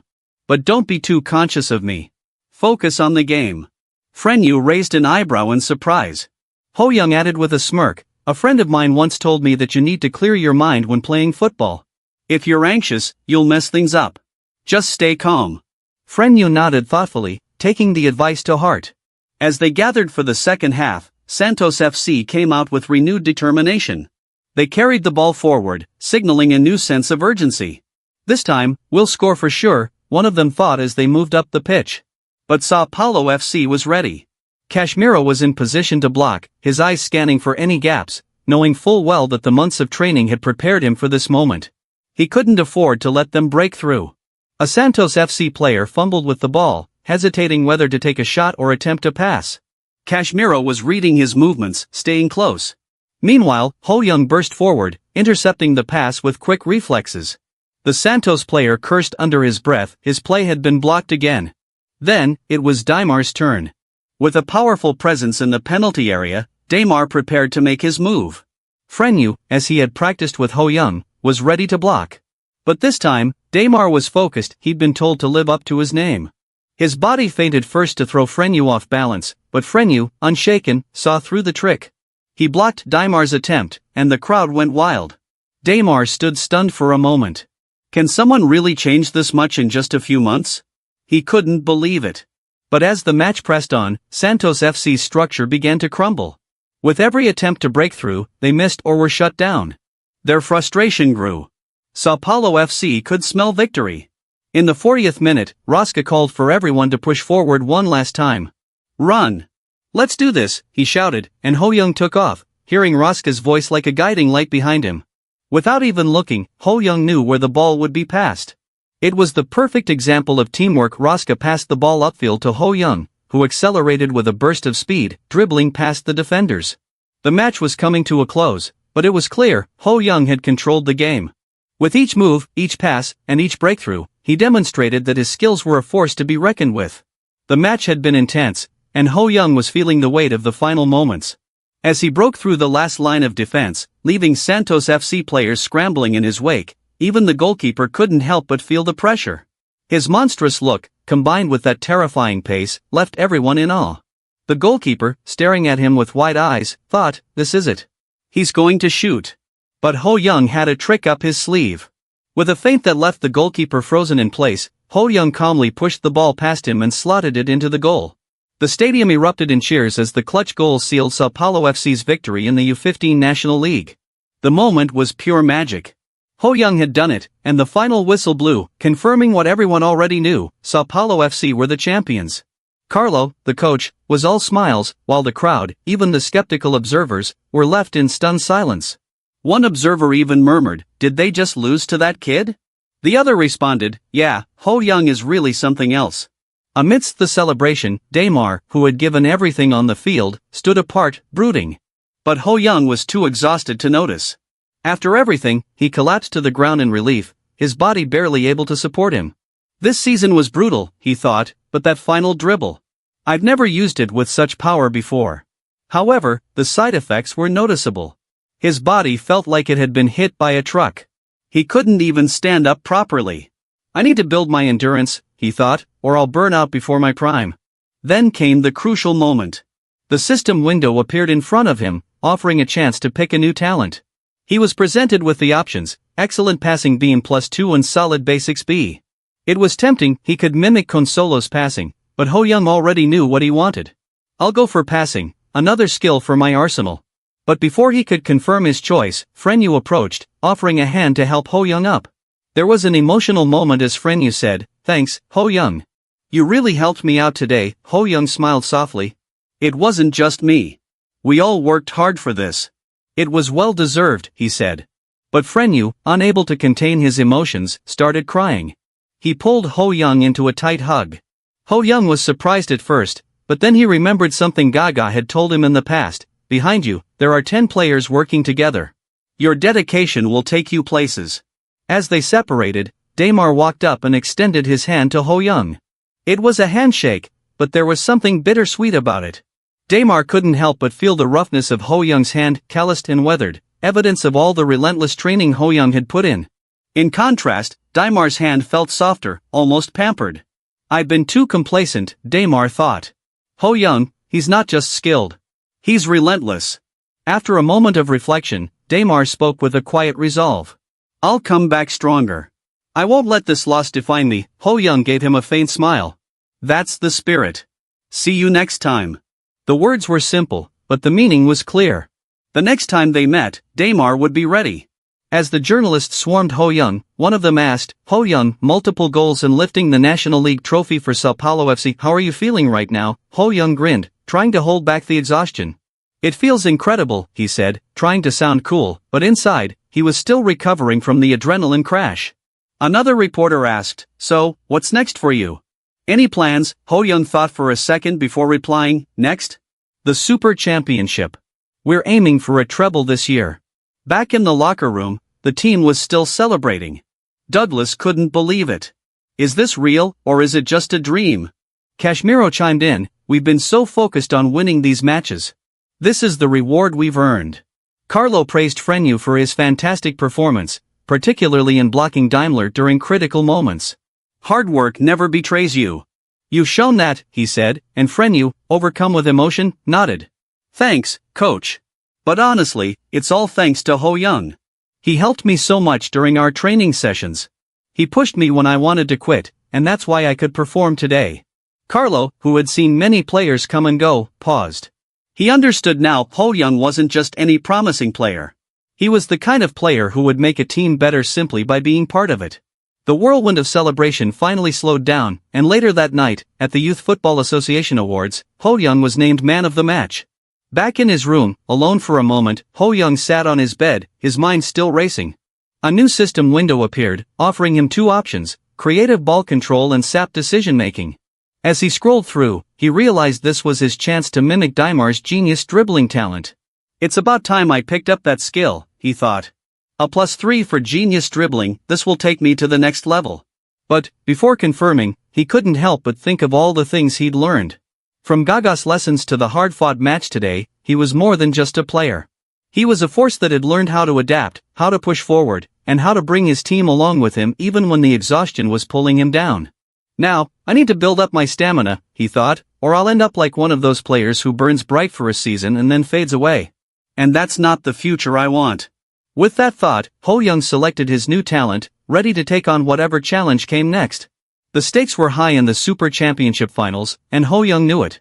After a grueling National League campaign, where his team had already secured the championship, they now faced their biggest test, CR Baku Dagata and their star player, Philippe Coutinho, considered by many to be the heir to Iniesta's legacy. The Sao Paulo FC squad had already earned their spot in history, but as Frenyu wisely pointed out during training, never let your guard down. It was hard not to feel like everything was over after dominating the league, but there was still a final step to complete before they could claim the treble, a victory that would cement their legacy. As the Super Championship final kicked off, the tension in the Maracana Stadium was palpable. Philippe Coutinho, with his fancy footwork and reputation as a rising star, was the player everyone had their eye on. But Ho Young wasn't intimidated. Having already faced incredible players like Tamar and Pad, he knew better than anyone that success was about persistence. And he was ready to prove himself once again. The conditions to unlock some of the most impressive talents were now in front of him: score 2 goals and block a pass. He was looking for a way to not just win but to further enhance his already formidable skills. Outstanding agility would be a great choice, but there was a challenge in the air, and Ho Young was determined to rise to it. Ho Young's first chance came early in the match. After passing the ball to Raska, he received a quick return pass. His feet barely touched the ground as he sprinted forward, dodging through defenders, and suddenly, there it was, the goalpost. He had a clear shot. With a focused determination, he launched a piercing, heavy Miltrain shot that sent the ball rocketing into the back of the net. 1-0 to Sao Paulo FC. The crowd erupted, but Ho Young was already looking ahead. That felt good, he thought, but it's not enough yet. The goal was just the first step. Sao Paulo FC had taken the lead, but now the team had to maintain their momentum. The skill difference between the teams was apparent to everyone watching. The National League champions weren't just a one-hit wonder. The commentators were quick to highlight the sharp contrast in playstyle. Since that opening goal, Sao Paulo FC has been unstoppable. The Super Championship final was now in full swing, and Sao Paulo FC was absolutely dominating. Ho Young had already helped secure 2 goals, and then Raska, with a perfect pass, managed to score their second. Douglas, ever the reliable striker, added another, making the score 3-0 at halftime. The CR Baku Degata players were clearly shaken, and they knew they were facing a team unlike any they had encountered before. In the Sao Paulo FC locker room, the players were feeling confident, but Frenu reminded everyone not to relax yet.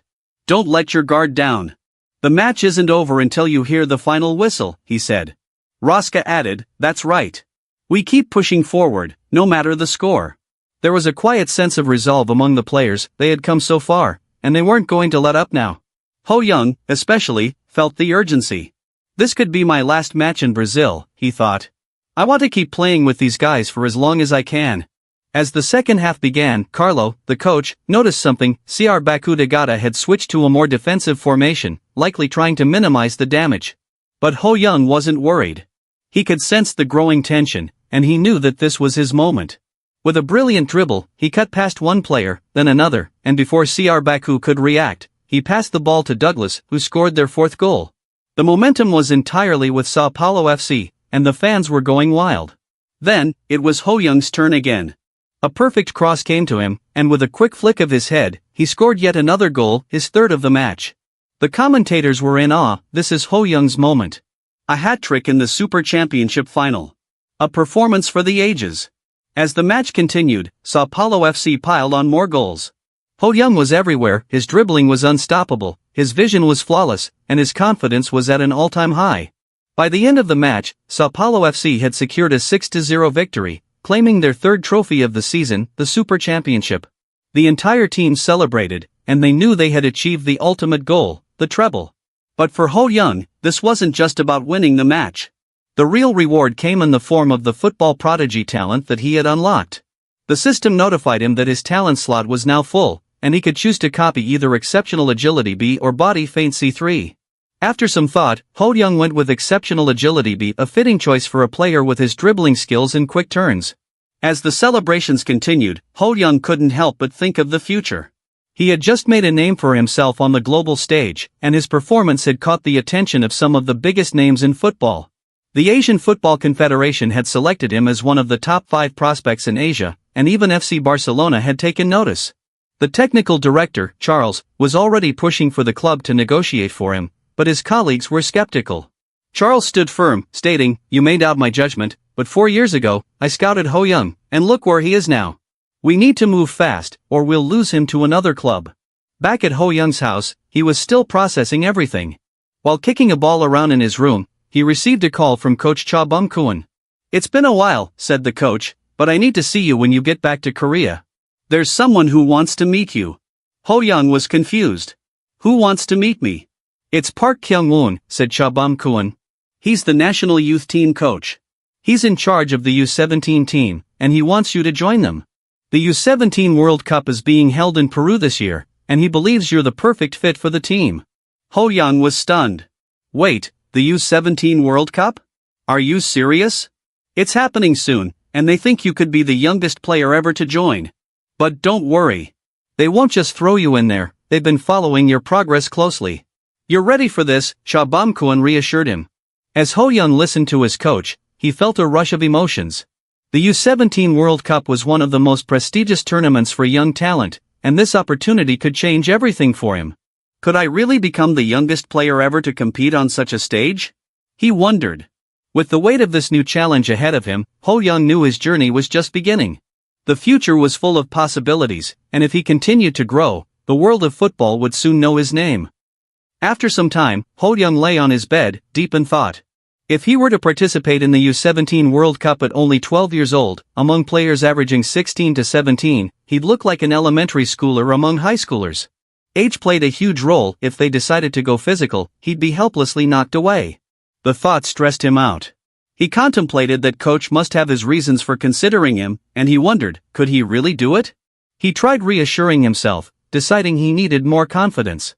Determined, he planned to train his muscles and improve his flexibility to avoid possible injuries.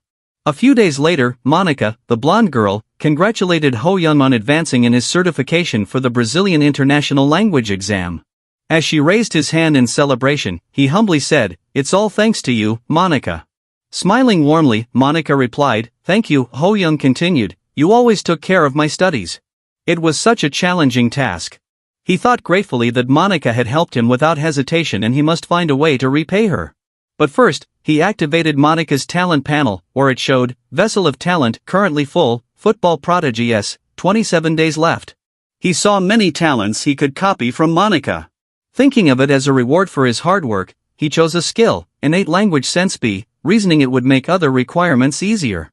He also planned to copy body balance next. While he enjoyed copying these talents, Monica observed him, thinking he looked rather happy, which gave her relief. Early in March, at Incheon Airport, Ho Young found himself surrounded by reporters calling out to him. He was surprised. He'd never seen so many reporters when he'd last returned. Just then, someone called him Sung-sun. It was his mother and father. His father raised his hand, calling him over. Ho Young shouted back, "Mom! Dad!" as cameras flashed around them. One reporter called out, "Just a moment, could you look this way?" Another reporter asked, "Perhaps you have any close player friends you can tell us about?" Ho Young paused to think, then casually mentioned names like Frenyu, Rosca, Casimiro, Douglas, and others. A reporter, scratching his cheek nervously, clarified, "They must be Brazilian friends. Any players we might know?" Ho Young chuckled lightly and said, "Yeah, it would be Gaga and Malik." The reporters looked puzzled at first, taking a moment to process. But as the names hit them, they gasped in shock. "Wait. Ricardo Gaga? Gabriel Malik?" Seeing their enthusiastic reactions, Ho Young smiled and explained he'd trained with Gaga and exchanged emails with Gabriel, who gave him advice. Excited, a reporter quickly asked, "Could you tell us more about that?" Later, at the office, Coach Cha greeted them, saying, "Sorry to keep you waiting. The Pro League has started, and things have been hectic." He added an apology to Ho Young's parents for the delay. Ho Young's father replied kindly, "Not at all." Then Coach Cha turned to Ho Young, observing, "You've grown taller and more dignified since I last saw you." Ho Young asked shyly, "Really?" He then added, "Coach, you look healthy, too." Coach Cha smiled and introduced the man sitting beside him. But before he could finish, the man himself spoke up, saying warmly, "Nice to meet you, Ho Young." He introduced himself as Park Kyun-won, the U17 coach. Seeing him, Ho Young realized with surprise that he was facing the national team coach. Park quickly reassured him, "Don't be scared, I won't bite." Ho Young sat up straight, thinking that if he showed good performance here, there was a high chance of being selected for the youngest national team spot. In that moment, he recognized a clear opportunity to gain great talent. Coach Park then asked, "Do you know what the U17 team is, Ho Young?" He confidently replied, "It's the team that placed third in last year's Asian Championship, securing a World Cup spot by defeating Qatar." With a proud nod, Park said, "You know well." He continued, "We want to select you as a player for the national team in September. But for now, until April, you don't have any club commitments, right?" Hearing this, Ho Young was startled. He stammered, "That's correct, but why do you ask?"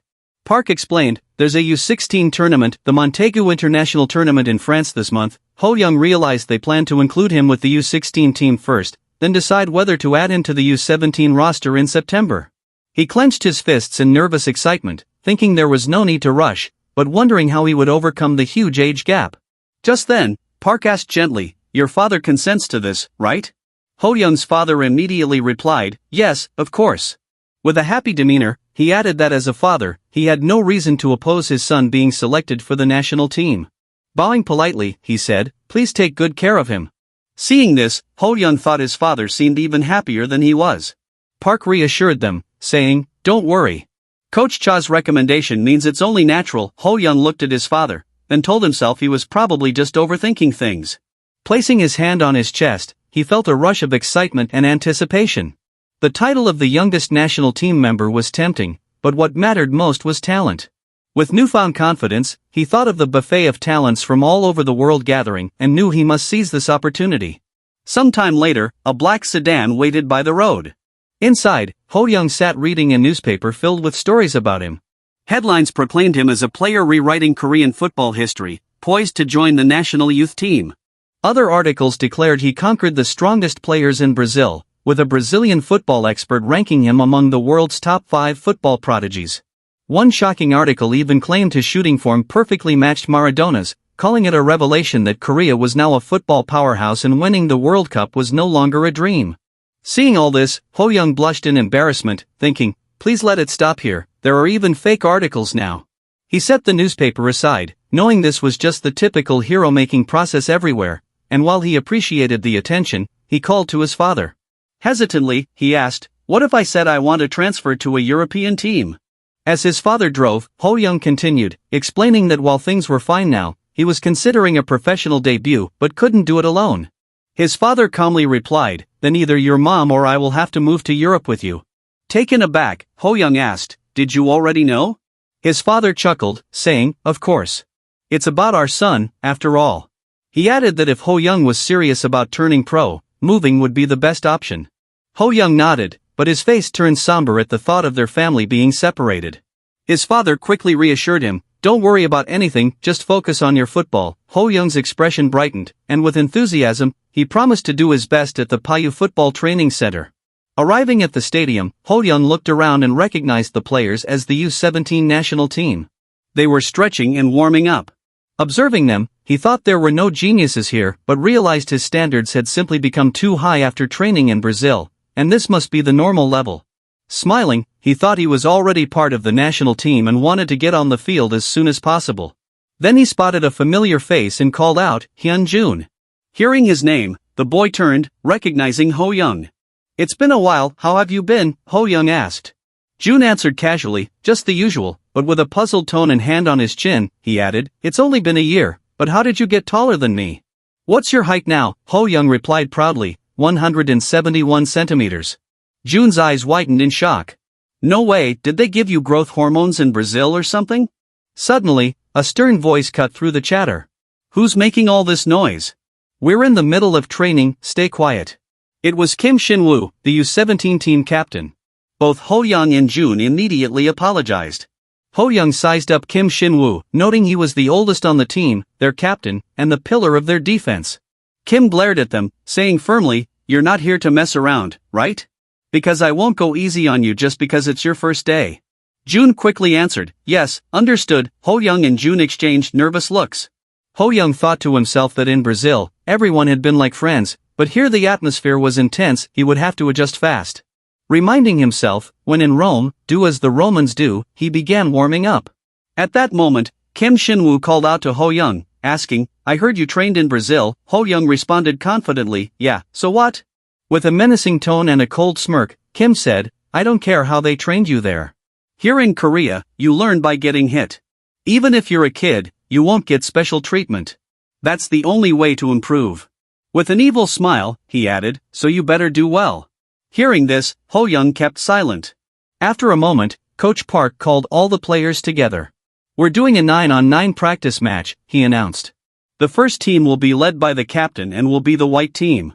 The second team, including the new members, will be the blue team. Then he began listing the players for the blue team, Kim Sang-soo, Oyunho, Park Chang-soo, Kim Jae-min, Lee Chung-ho, Nam Wo-young, Gu Ja-ho-young, Suk Hyung-jun, and finally Woo Ho-young. He added, the players I just named were the blue vests.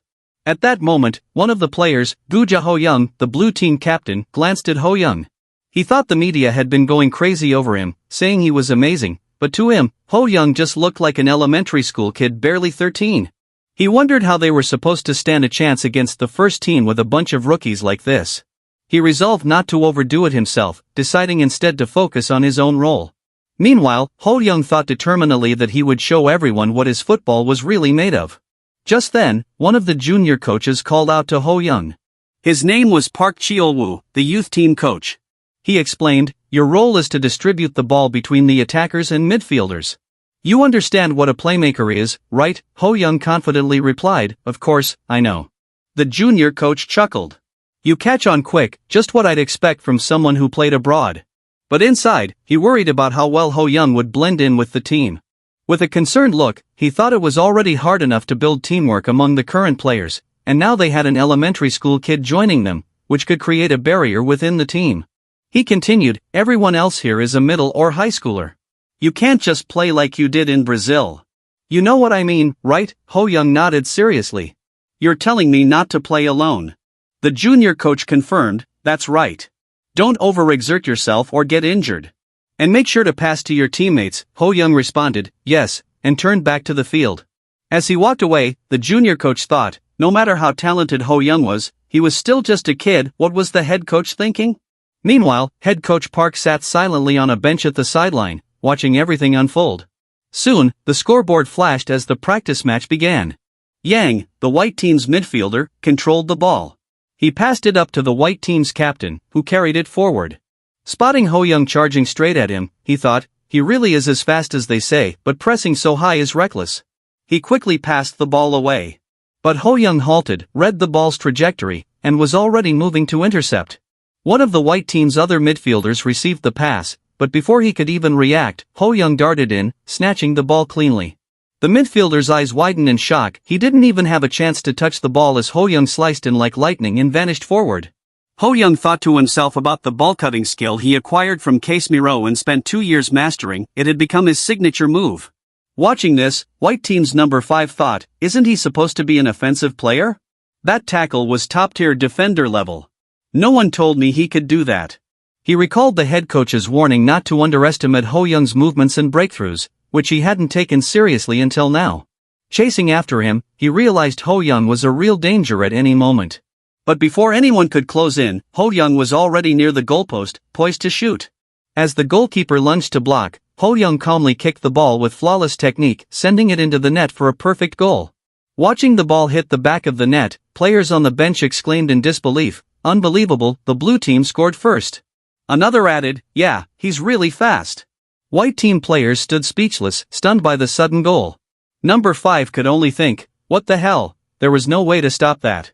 Just then, the white team's captain stormed up to him, yelling, hey, Kim.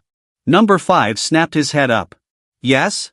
The captain, red-faced with anger, shouted, get your head in the game. If he's pushing you, you need to step up and take the ball yourself. You couldn't even stop an elementary school kid.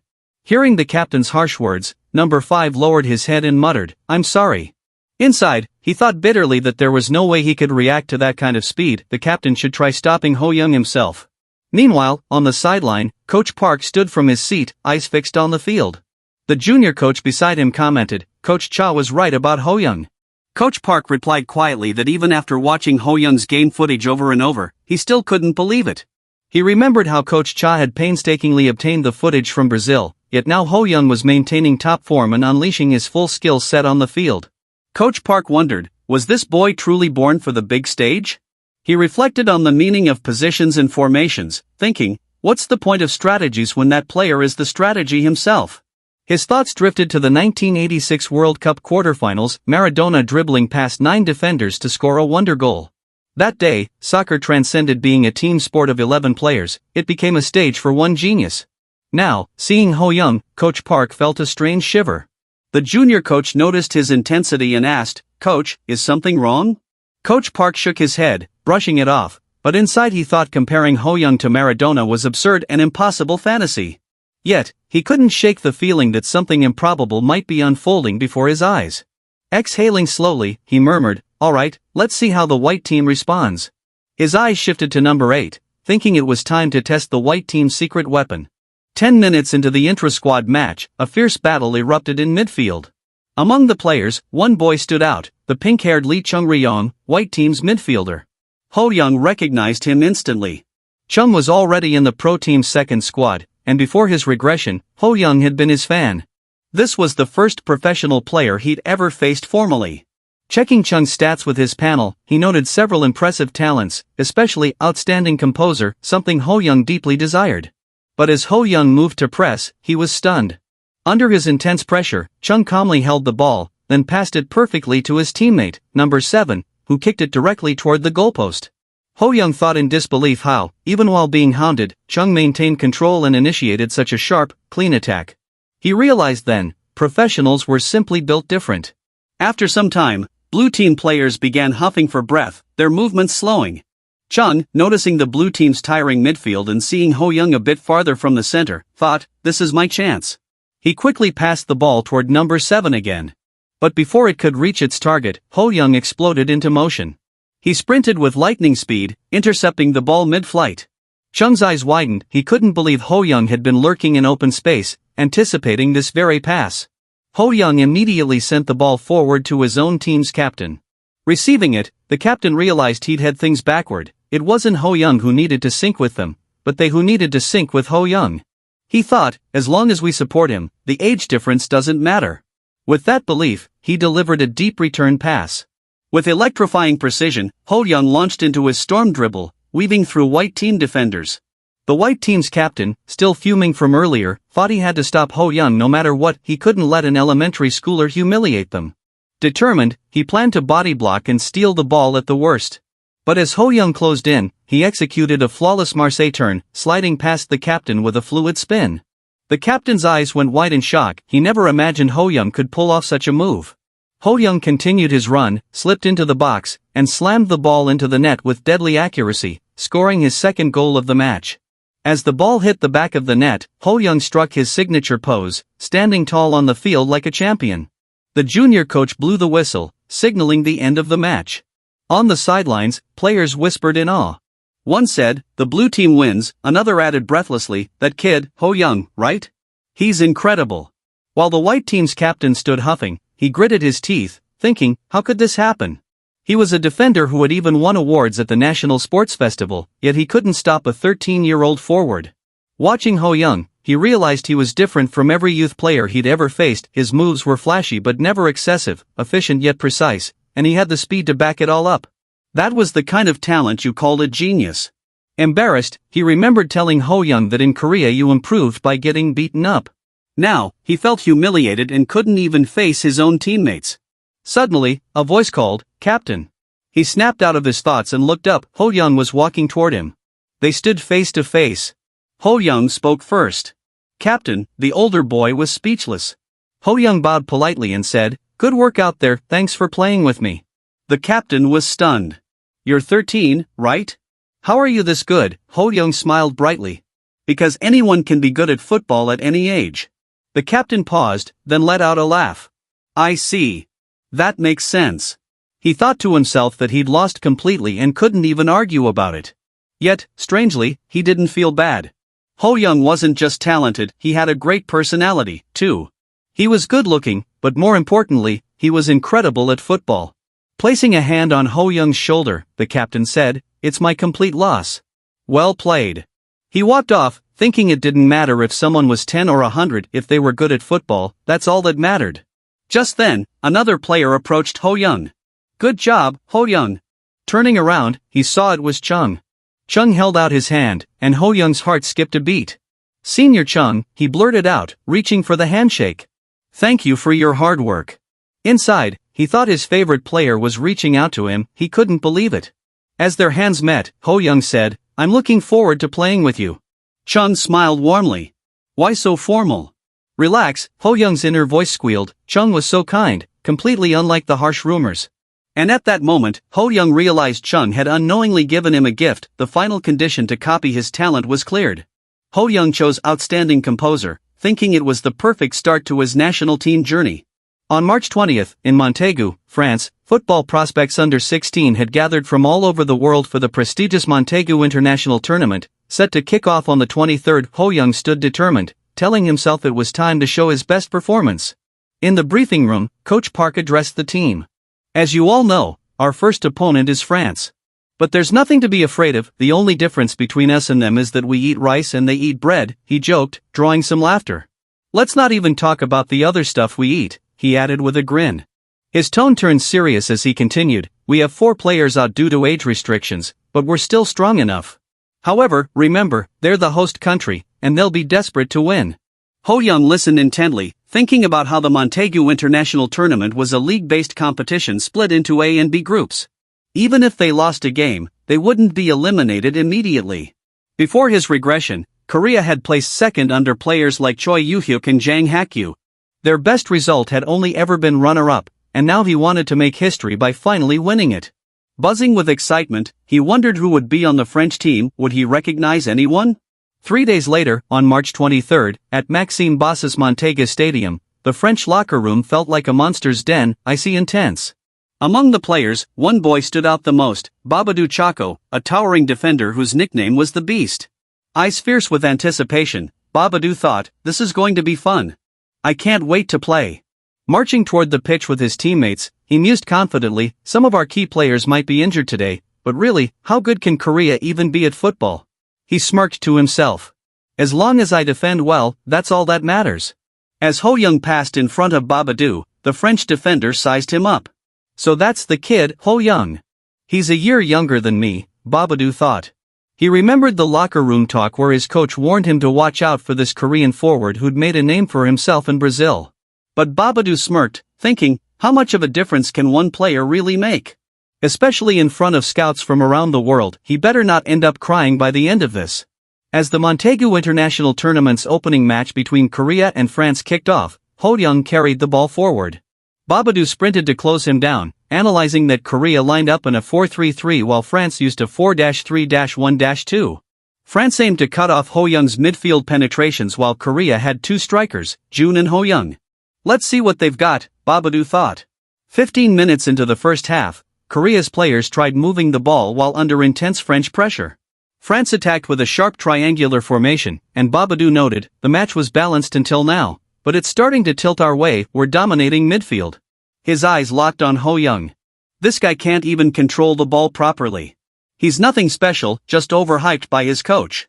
Anger simmered inside him. A country like this making it to the World Cup semis? Ridiculous. Teams relying on luck instead of skill piss me off. I'll crush them with real ability.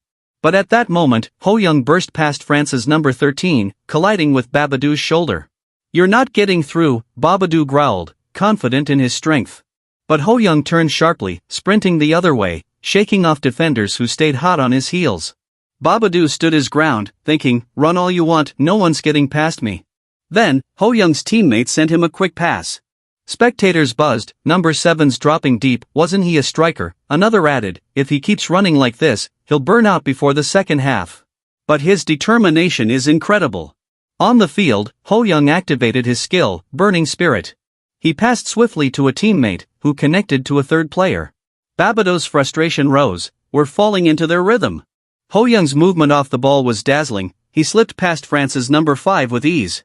The crowd murmured, "His off-ball movement is insane." Babadou snapped, "Ho-young, stop passing and face us head-on." But Ho-young ignored him, dashing beyond his reach. As the ball came to Chung, he spotted an opportunity. Ho-young was free. Chung's perfectly timed pass found Ho-young, who received it smoothly with his left foot. Grinning, Ho-young accelerated with shocking speed. The crowd gasped, "What the hell is that? He's like a storm." France's players shouted in panic, "Babadou, stop him." Babadou grinned, thinking, "Yeah, come at me, I'll block you and impress the scouts." But before he could react, Ho-young zipped past him like a flash. Babadou spun around in disbelief. What is that?" Ho-young stormed into the box and blasted the ball into the net. Babadou stood frozen. "Damn it," he muttered, stunned as the scoreboard showed Korea leading.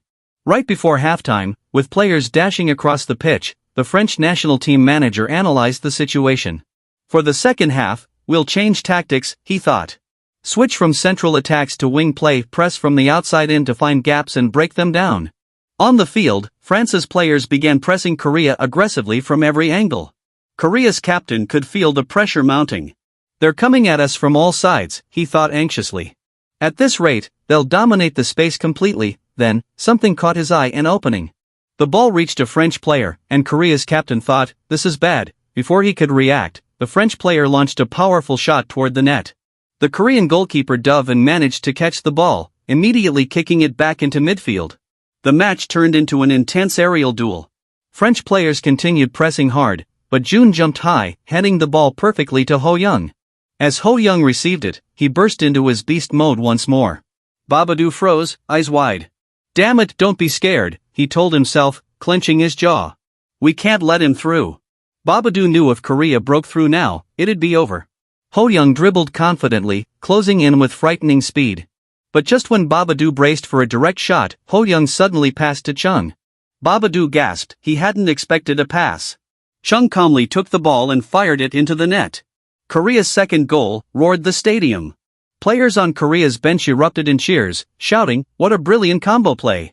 Chung and Ho Young high-fived, Chung saying, nice pass. Ho Young glanced at Babadoo, who was kneeling on the grass, shoulders slumped. Ho Young thought, Babadoo's an elite French prospect. Opening his status window, he checked Babadoo's stats. His specialty was physical contact, so Ho Young had avoided clashes and focused on aerial play instead. Ho Young's eyes shone as he looked at the talent he aimed for, innate muscles.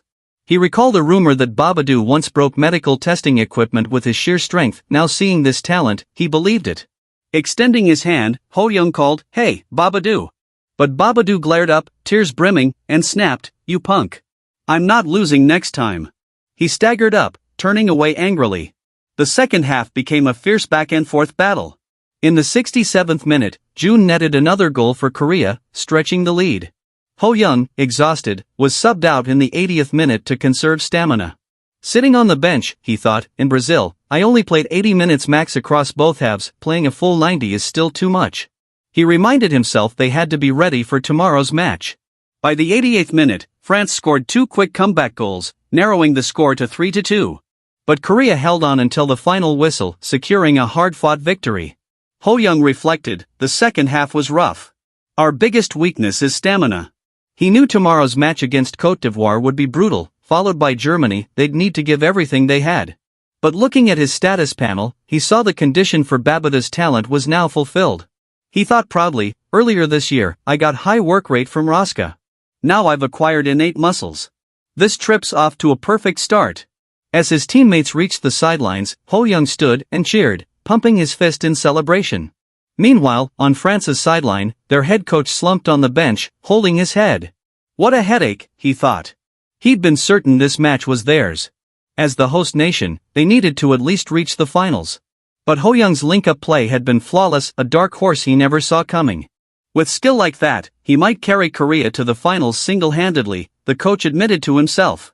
Glancing sideways, he asked the player beside him, once your injury heals, do you think you'll be able to stop him next time? The player, Lusa Chisoko, clenched his fists and answered firmly, Coach, why are you asking something so obvious? Later, the announcement came, man of the match, Ho Young. The crowd exploded with shouts of it's that kid. Among France's fans, someone groaned, I can't believe France didn't get man of the match, while others looked stunned. Ho Young raised his hands, the spotlight firmly on him as the dark horse of the tournament. Among the audience, the stands were buzzing with mixed emotions after the match. A girl with long brown hair muttered, Mireille looks so gloomy. Her friend, a blonde girl with a France flag painted on her cheek, sighed, Korea ruined everything today. Yet another blonde girl, eyes still wide in amazement, added, but that kid, he was incredible. He definitely deserved man of the match. Meanwhile, a middle-aged man chuckled to his friends, well, we got lucky witnessing such a thrilling match. It's not every day you see youth football at this level. In the aftermath interview area, reporters crowded around Ho Young, cameras flashing non-stop. One reporter, his microphone trembling with excitement, congratulated Ho Young on being awarded man of the match. You got past Babadoo 4 times, was he an easy opponent? The reporter asked. Ho Young's eyes widened a bit at the question. Shaking his head, he replied through the interpreter, no, not at all. He was incredibly tough. He's very strong. I just managed to find the right gaps to break through. The interpreter repeated Ho Young's words, surprising even the reporters with how mature he sounded for his age. Another reporter pressed, really? Then what do you think was France's biggest issue in today's match? Anything you think the French players could learn from you? The interpreter turned to Ho Young, summarizing the question delicately, they say France played a strong game and it could have gone either way. Ho Young nodded, thinking carefully before replying with a polite smile, they're a strong team. It really could have gone either way. Then came the big question, 2 days from now, you face Germany, favorites to win it all. What kind of match do you expect? Ho Young's eyes shone with anticipation. Memories flashed in his mind, 3 years ago, the MBS World Youth Tournament where Germany had crushed Korea. But in a calm, confident voice, he replied, "It sounds exciting." The interpreter conveyed his words, and the reporters scribbled furiously. That night, news spread like wildfire across sports forums and social media. South Korea's youth exchange team, led by Coach Park, defeats France's U16 squad 3-2. Headlines called Ho Young Korea's Little Maradona, praising his explosive opening goal. Inside the forums, threads exploded. One user asked desperately, "Where can I watch the full match? I only found highlights." Another replied, "Even just the highlights were insane." Others debated passionately. One commenter sneered, "Still, it's just a youth match." But someone else shot back, "Honestly, even the highlights were incredible." Fans marveled at Ho Young's post-game composure. "Did you see his interview? He speaks so well for a 13-year-old. Another grumbled, "I wish he'd just say things straight instead of being so humble." Someone else posted, "Is it just me or does he look different? Anyone got a side-by-side comparison?" Replies came flooding in, "Puberty envy, lol, he could pass for a high schooler already. He's so handsome, hope he keeps growing up just like this." Excitement only grew as one user wrote confidently, "If we beat France, Côte d'Ivoire should be a breeze." The next day, March 24th, inside Korea's locker room, Coach Park's face was serious as he addressed the team. "Côte d'Ivoire is one of Africa's powerhouses," he said gravely, eyes scanning each player. "They're definitely not an opponent to take lightly. But they lost 3-0 to Germany, so their mental state must be a mess right now. We need to take advantage of that." Every player shouted in unison, "Yes, sir." As they entered the tunnel leading to the stadium, Coach Park's mind raced. He knew tomorrow's showdown with Germany would be the real mountain to climb. Today's match was their best chance to secure advancement. But he was also worried. Many players were still tired from the intense game against France. He thought, if we use Ho Young wisely, we might pull off a big win. Then he turned to Ho Young directly, saying firmly, "They have monstrous endurance. We need to go all out early, tighten our defense, and take control. Do your best out there." Ho Young's eyes gleamed as he answered, "Yes, sir." Stepping onto the pitch, Ho Young scanned the Côte d'Ivoire team. His sharp gaze settled on each player. He thought, "No outstanding talents among them, and their moves, I've seen it all before." His heart pounded with determination. "I can just focus on the match. I've got a good feeling about this. I'm going to leave it all out there." The referee's whistle blew, and the match began. Korea wasted no time pressing forward. At the 8th minute of the first half, a Korean midfielder spotted Ho Young sprinting into space and sent a sharp through pass. Ho Young trapped the ball cleanly with his right foot, eyes locked on the goalkeeper. Without hesitation, he launched a blistering shot into the net, the ball slamming in with a resounding thud. The announcers screamed in disbelief. Just 8 minutes into the match and Korea takes the lead. Ho Young does it again. Ho Young celebrated with his signature shoe pose alongside June. The stands erupted in wild cheers. June, laughing, shouted, "Everyone in the crowd is loving our duo." Ho Young grinned, replying, "I told you this would be fun." At the 15th minute, Ho Young seized another chance, rocketing a shot toward the top corner, but this time, Côte d'Ivoire's goalkeeper leapt, punching it away with both hands. Landing hard, the goalkeeper gasped, "Every shot's a cannon blast. Can you take it down a notch?" Sweat rolled down his face as he scanned the field desperately. His name was KP Manet, a 15-year-old who had just been called up. First Germany, now Korea, this is a nightmare, he thought, legs trembling from fatigue and fear. He wiped his brow and readied himself, knowing Korea's attacks were far from over. As the stadium roared, the African goalkeeper's eyes widened in panic as he tracked the ball at Ho Young's feet. "That guy, he's Ho Young, right?" he thought desperately. "Please, go easy on me." But there was no mercy. Ho Young launched himself forward, darting past Côte d'Ivoire's number 7 with effortless speed. The defenders couldn't keep up as he raced in a straight line toward the goal, eyes locked, heartbeat pounding with fierce determination. Then, in one smooth motion, Ho Young activated his skill-heavy mid-range shot and unleashed a powerful kick. The ball rocketed off his foot like a cannonball, a blur streaking toward the left side of the goal. The goalkeeper, KP Manet, dove instinctively, his fingertips grazing the ball. But the sheer force of the shot blew past him, slamming into the net with a heavy thud that echoed through the stadium. Manet landed hard, face pressed against the grass, his mind spinning. He hit the tournament, he thought, eyes tearing up from frustration and awe. As Ho Young stood tall, chest heaving with exhilaration, he glanced at his skill window. Just one more step, he thought, and heavy mid-range shot will be promoted from B to A. A thrill shot through him as he realized how far he'd come since copying this talent from Yun. It's grown this much already. His sharp gaze scanned the pitch. He analyzed Manei carefully. The goalkeeper's short, he's weak against long-range shots, Ho Young assessed. It's safe to try more from a distance. More importantly, he thought about the condition he'd been working on since Brazil, 30 mid-range goals from over 30 meters in official matches. Once I reach that, I can copy Coach Cha's talent. A smile tugged at his lips. I'm almost there, let's keep shooting. On the other end, KP Manei was trembling in the goalmouth, his breath coming in ragged gasps. His mind replayed the last shot on a loop. I can't stop him. The match continued, but the Korean team's momentum was unstoppable. Ho Young controlled the field, orchestrating passes with Chung, weaving through defenders, and constantly threatening the goal. Côte d'Ivoire tried to regroup but couldn't regain control. Each Korean attack felt like a tidal wave crashing over them. Finally, the referee's whistle signaled the end of the match. Korea had secured a commanding 3-0 victory.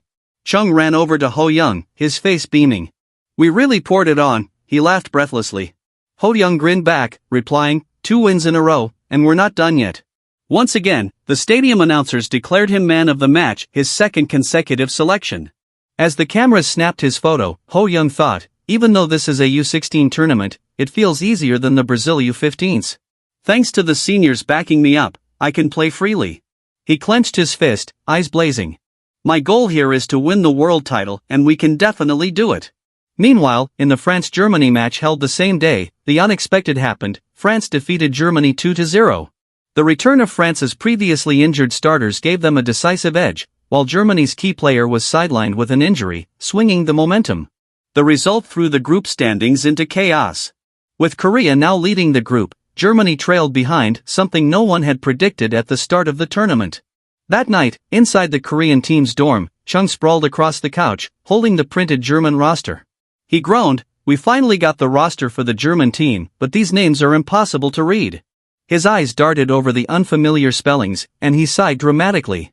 Ho Young, sitting across from him, scanned the list intently. A complete elite squad, and their performances show they're gunning for the championship, he thought. His eyes paused on one name, Tonis. We've faced each other before. As Chung continued reading the names aloud, Tonis. Dalzer.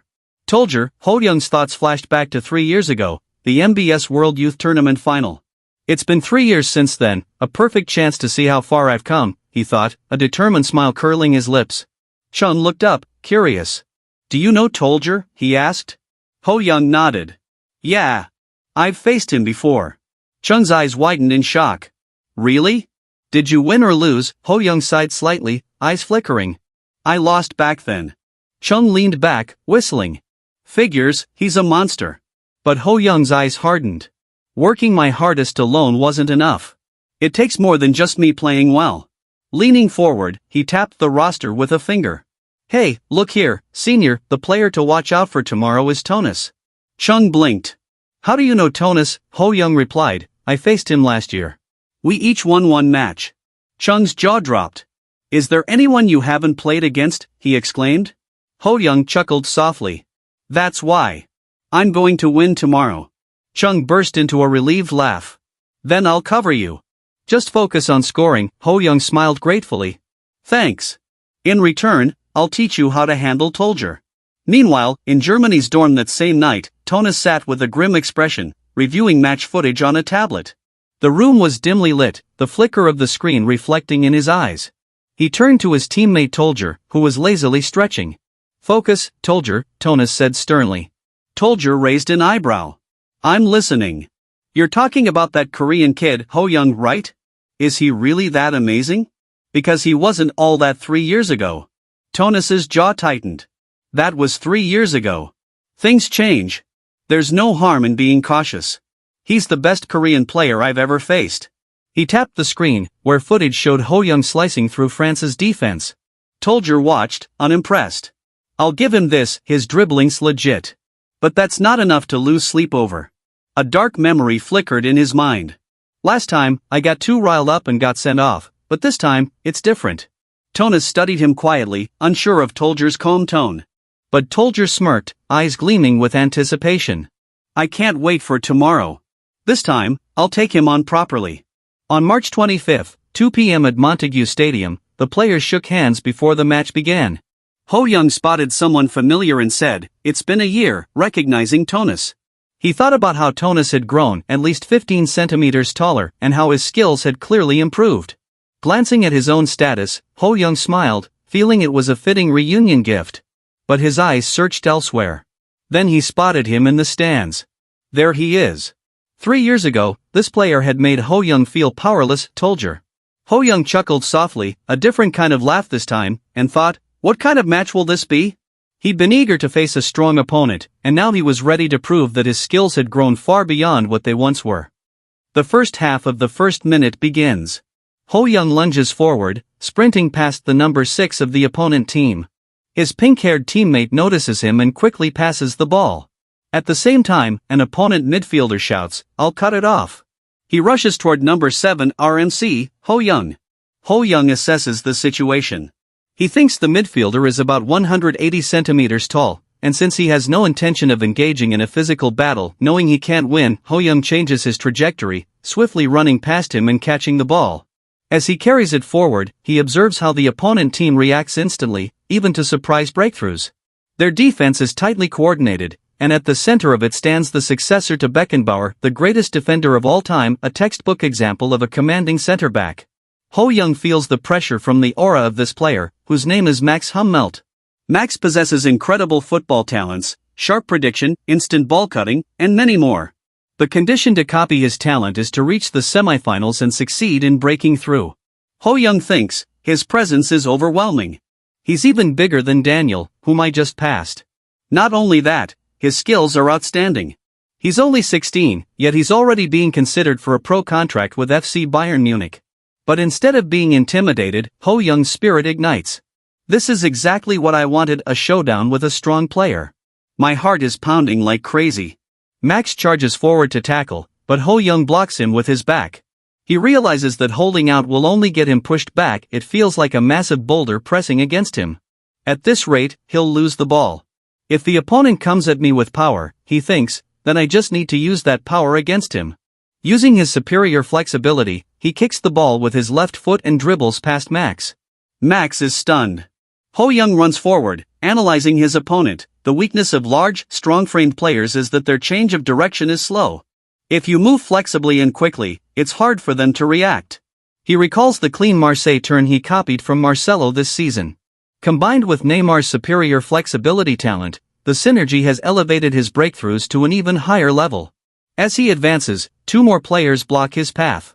The obstacles aren't ending anytime soon, he thinks. From their stance, he notices how they maintain proper distance, leaving no space for a direct breakthrough. His pink-haired teammate runs beside him, and Ho Young considers retreating. Situationally, stepping back might be right, he thinks. But whether it's narrow or wide, I just need to smash through. With that, he activates his skill, storm dribbling, and dashes past the yellow-haired opponent so quickly that the defender can't even react. That's why it's called Storm. The audience erupts in shock as Ho Young breaks through. Number 4, Jerome, quickly runs to keep up with him. We now learn that the yellow-haired player is none other than Jerome Boateng, a center-back like Hummelt and another core part of the defense. His strength lies not only in his physicality but also in his versatility and build-up play. Jerome recalls the warning from Willie and Coach Jonas, "That's Ho Young, the one we must mark closely. He's fast, but this is my domain." With renewed determination, he charges forward. Ho Young is startled by how quickly Jerome closes in. The crowd roars, amazed that such a strong-built center-back could move at that speed. Jerome thinks, I just need to stick my leg in one more step. But before he can, Ho Young activates his acceleration and bursts forward with explosive speed. Jerome is shocked. Impossible, this speed is like a track athlete running 100 meters in 10 seconds. And yet, while running that fast, he can still dribble with perfect control? This is what they warned me about. Despite deliberately leaving space to defend, Jerome still gets past. Frustrated, he curses, "Damn it! I should have kept more distance." Meanwhile, Ho Young thinks, that was close. Thanks to his enhanced flexibility, his bursting runs are sharper than ever, and he breaks through safely. With fire in his eyes, he mutters, "Well then, only one person is left." The last opponent rushes toward him, already panicking, "This is bad, what should I do?" But before he can act, Ho Young passes to his pink-haired teammate. As the defenders react and move toward him, Ho Young instantly dribbles past, regaining the ball for himself. Without hesitation, he strikes, sending the ball flying into the goalpost. The announcer's voice booms across the stadium. It's the opening goal for Korea. And with this, Ho-young scored his first goal. He and his teammates celebrated by performing their signature move, the shoe. The pink-haired teammate tapped Ho-young's shoulder and said, "Nice link-up." Ho-young returned the praise, complimenting him for the excellent pass. Meanwhile, the opponent team gathered in discussion. Some players were shocked. It's surprising that Asia has a player like that. Another added, "He's like Götze of Dortmund." Jerome stepped forward and said, "Let's pull ourselves together. It's okay, we have the monster striker, Wöhler. With him, we can turn the tables anytime." Max followed up, "We are the German national team. We've always won. Let's work together and defend the goal." With that, the German players united in spirit and did not concede any more goals for the remainder of the half. Though Korea created a few dangerous moments, Germany's goalkeeper made incredible saves, and their defenders held strong with calm composure. They regained control of the game by relying on their tall players, dominating aerial battles. While it didn't lead to a goal, it restored momentum for the team. The first half ended. Inside the meeting room, a blonde girl rushed in and called out, "Coach Jonas." Jonas, the coach of the U16 German national team, turned toward her. She reported, "France has scored 1 goal against Ivory Coast, and the first half has ended." Hearing this, Jonas looked worried. "This is trouble. At this rate, we'll have to beat Korea to advance to the semi-finals." He recalled earlier interviews with other coaches. One had said it was regrettable to lose the opening match, but emphasized that Woo Ho-young was a powerful and clever player. Another had complained about conceding 2 goals to Ho-young, frustrated and unsure of how to stop him.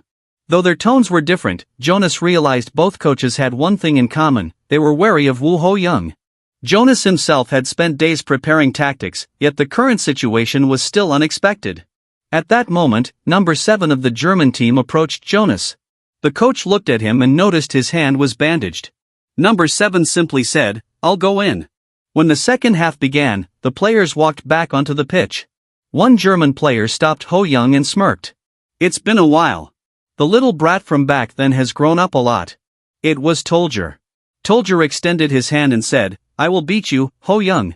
Ho-young shook his hand firmly and replied, "That's my line." Tolger continued with a confident grin, "It'll be tough, since our team has the strongest midfielder." Hearing this, Ho-young was a little taken aback. He turned to look and realized Tolger was talking about the white-haired boy Tommy Kroos. Tommy possessed many football talents, each at an A-level standard. To copy his talents, the conditions were clear. Score while playing in a striker position. Be selected as man of the match. Ho-young remembered Tommy's reputation, already scouted by big clubs at age 15, a top-class prospect. In his previous life, during the 2014 Brazil World Cup, Tommy Kroos had led Germany's attack alongside Wöhler, Götze, and Ozil. Looking at Tommy now, Ho-young thought, he really is a world-class midfielder. While he leans toward assists, his all-around talents are incredible. Still, Ho-young reflected, we somehow endured the first half, but this feels like climbing one mountain only to face a snowy peak. Wöhler, Max, and Tommy, if I do well, I might acquire the talents of all three. 10 minutes into the second half, the Korean coach analyzed the game from the sidelines. The tide has completely turned. Germany has switched from a 4-4-2 to a 3-5-2 formation, aiming to seize control of the midfield. Tolger, originally a center-back, is now playing as a defensive midfielder. Is this to strengthen the defense and stop Ho-young's breakthroughs? He stroked his chin thoughtfully. But above all, that guy named Tommy. Since Tommy entered, Germany's attacks had grown faster and sharper. With quick, precise passes and clever triangular plays, he created space for teammates and raised the tempo. The Korean coach admitted to himself, because of Tommy's precise build-up, our defense is being toyed with. The crowd roared as Germany's fluid play dazzled the pitch. In one moment, Tommy passed the ball again. A Korean player muttered in frustration, another pass from Tommy. But his distraction cost him dearly. An opponent dashed past, catching him off guard. Number 4 of Korea realized too late, I let my guard down, it's dangerous now. The German attacker carried the ball straight into a one-on-one situation with the goalkeeper.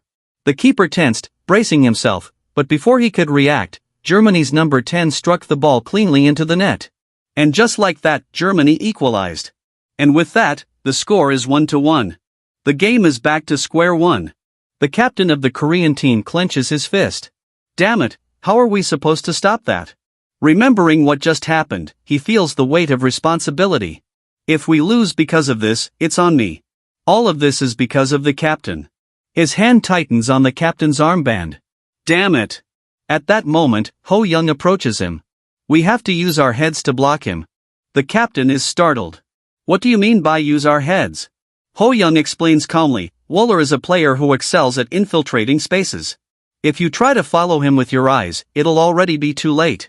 You have to use your head to predict his movements. Hearing this, the captain finally understands. He pats Ho Young's shoulder firmly and says, hurry up and go. We'll cover your back as much as we can. With that, the match continues. The ball lands at Tommy's feet, but even he looks a little puzzled. Korea's way of playing has changed. The player who scored earlier also looks unsettled as he clashes with Korea's captain. The Korean four-back defense has adjusted their movements, and it's throwing Germany off. Still, number 10 thinks, I just need to kick it up a notch too. He drives forward, confronting Korea's captain. The captain focuses. I can read his movements. I won't let him through that easily. But before he can act, number 6 of Germany suddenly sprints in between them. In a flash, number 6 and number 10 switch positions. The Korean captain freezes in shock. What? Switching play? Tommy immediately sends the ball to number 10, who, now free, strikes again. The ball rockets into the net. Another goal. Ho Young watches, stunned. Another assist from Tommy. Is he really injured? The thought nags at him. Tommy can create chances in any situation. We need to strengthen the defense to stop him. But if I focus on defense too, my stamina won't last. I need to keep attacking. Still, a chance will definitely come. Meanwhile, Germany's coach Jonas nods with a smirk. Yes, this is it. I was worried earlier, but if we can just score one more, we'll seal it. I'm counting on you, Tommy. On the field, Tommy carries the ball forward again. Let's finish this with our golden route, he thinks. He sends another pass toward number 10. But just as number 10 prepares to receive it, the Korean captain slides in with a perfectly timed tackle, knocking the ball away. Number 10 stumbles, shocked. The Korean captain breathes heavily. I barely blocked it. From the sidelines, Coach Jonas curses under his breath. Damn it! If he had broken through there, it would have been another goal. Then suddenly, his eyes widen. Wait! Korea launches a counterattack. Jonas shouts furiously, block him here. Don't let him through. But before Germany can react, Ho Young receives the ball. Immediately, Tolger steps in front of him. Not this time, his glare seems to say. Ho Young narrows his eyes. I've long since surpassed the wall you were back then. And I need to copy your abilities, so to win this match is non-negotiable. I can do this. He ducks low and begins dribbling with sharp, practiced movements. His ball control and footwork slice past Tolger's defense. Run! Get open! Tolger shouts in desperation. I know, the goalkeeper yells back, already preparing himself. But it's too late. Ho Young slips through the gap, raising his leg. And smashes the ball into the net. The stadium erupts. Korea scores just before the end of the match. The equalizer. 2-2. Ho Young started celebrating his equalizer, and at the same time, his skills leveled up. He thought to himself, awesome. Even my talents leveled up. As the Korean team happily chatted and congratulated each other, Tolger was devastated. He clutched his head, dropped to his knees, and muttered, damn it, no way. His teammates scolded him, saying, I told you not to let your guard down. Tolger's frustration overwhelmed him, and he began to cry. With that, the match ended. Korea versus Germany concluded in a 2-2 draw. This result confirmed Korea's advancement to the semifinals.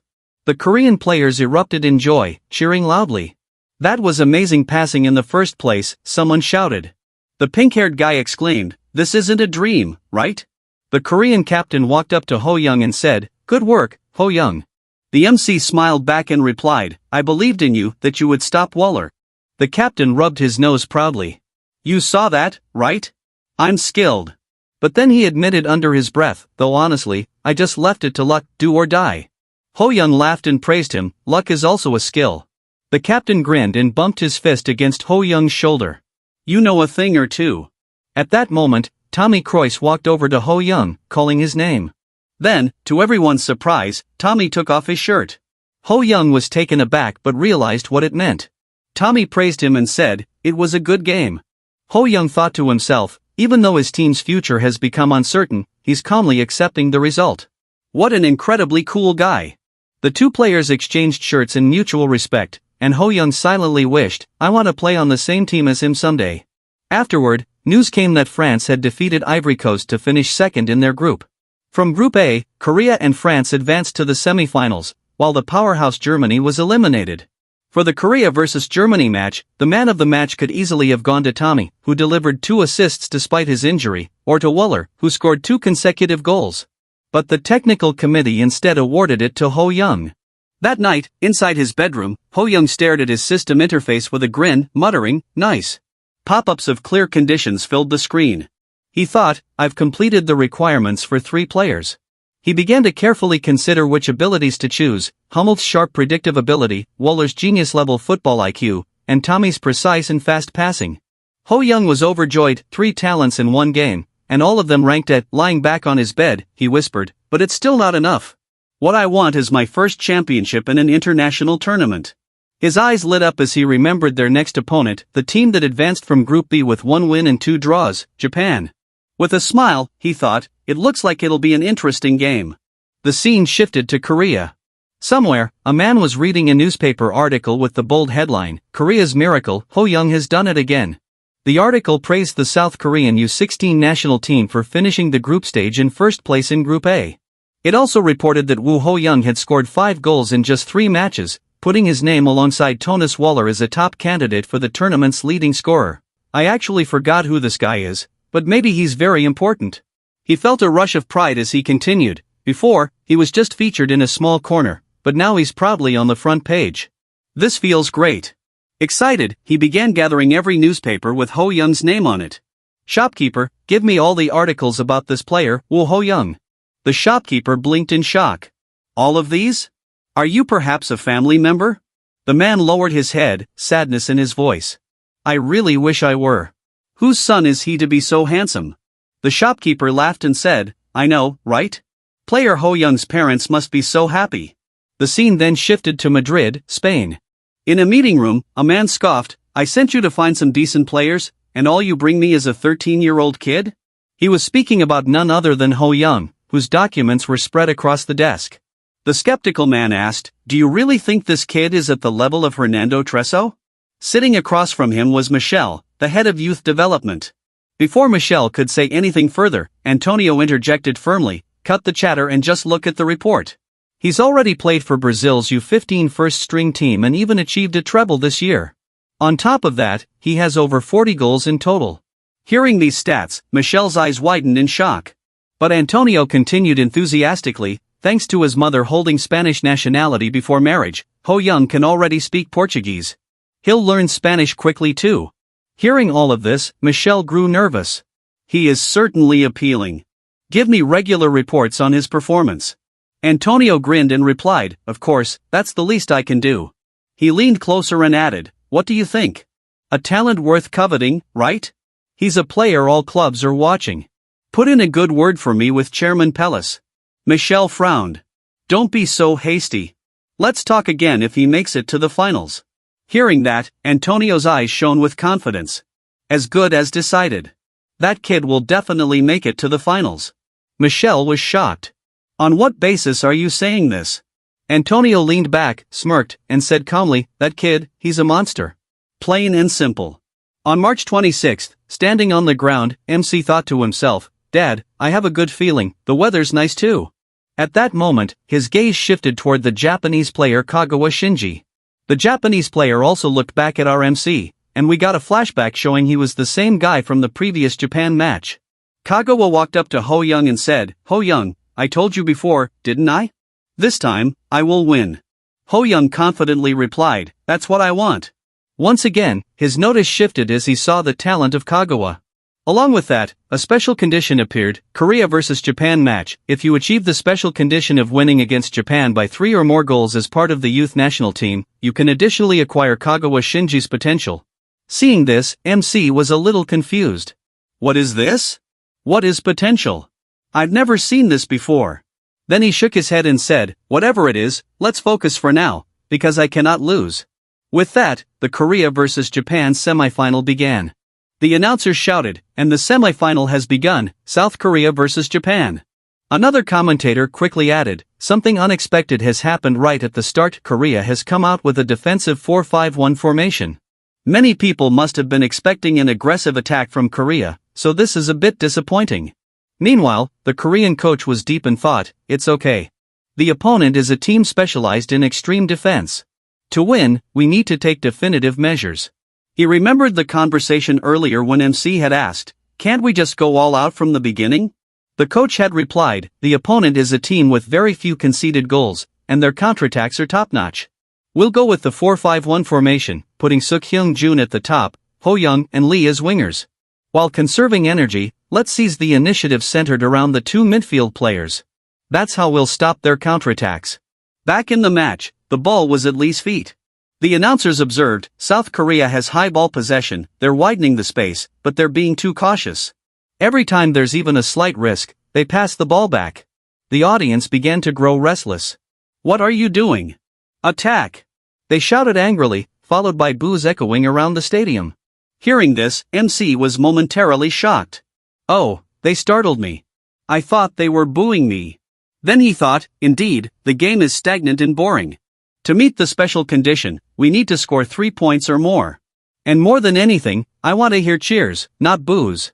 MC reflected, "A stable strategy is good, but there's an opening right there." With determination, he thought, "Let's do it." He glanced at his coach, gave him a small nod, and then suddenly dashed forward, shouting, "Senior, pass me the ball." He sprinted past Japan's number 6 as his captain delivered the pass. Stopping the ball with his left foot, MC carried it forward at full speed, leaving Japan's number 7 stunned. That tempo suddenly quickened. The Japanese player exclaimed. The audience erupted, "Wow, it's Woo Ho-Young." They began to think, so it was all part of the plan after all. Even his Korean teammates shouted, "What's wrong, Ho-Young? Why are you suddenly charging ahead like this?" MC replied firmly, "Just support me this once. I'll break through." His teammate answered, "Okay, let's go fast, they're scared right now." "Yes," MC replied with determination. On the sideline, the Japanese coach grew tense. "Be careful not to lose the ball. Japan's defensive organization is strong. Most attacks will be blocked," he thought. At that moment, MC passed the ball to his teammate, then sprinted ahead once again to receive it back. The announcers roared, "Finally! The dormant Ho-Young has awakened. What an incredible breakthrough!" As MC closed in on the goalpost, a Japanese defender rushed toward him, trying to block him. But before he could, Ho-Young quickly kicked the ball toward the goal. The goalkeeper dove with perfect timing, managing a spectacular save as the ball bounced out of bounds. The announcers shouted, Ho-Young's shot was blocked by a super save. MC's teammate quickly ran up to him, patting him on the shoulder. "It's okay, Ho-Young. That was a good try." For a moment, it looked like MC was disappointed, but then he turned back, clenched his fists, and said with resolve, "Senior, let's keep this momentum going. We can break them down." At that moment, the Japanese team huddled together, talking among themselves. One of them asked nervously, "What do we do now?" Number 4 replied, "I think we need to press from the halfway line."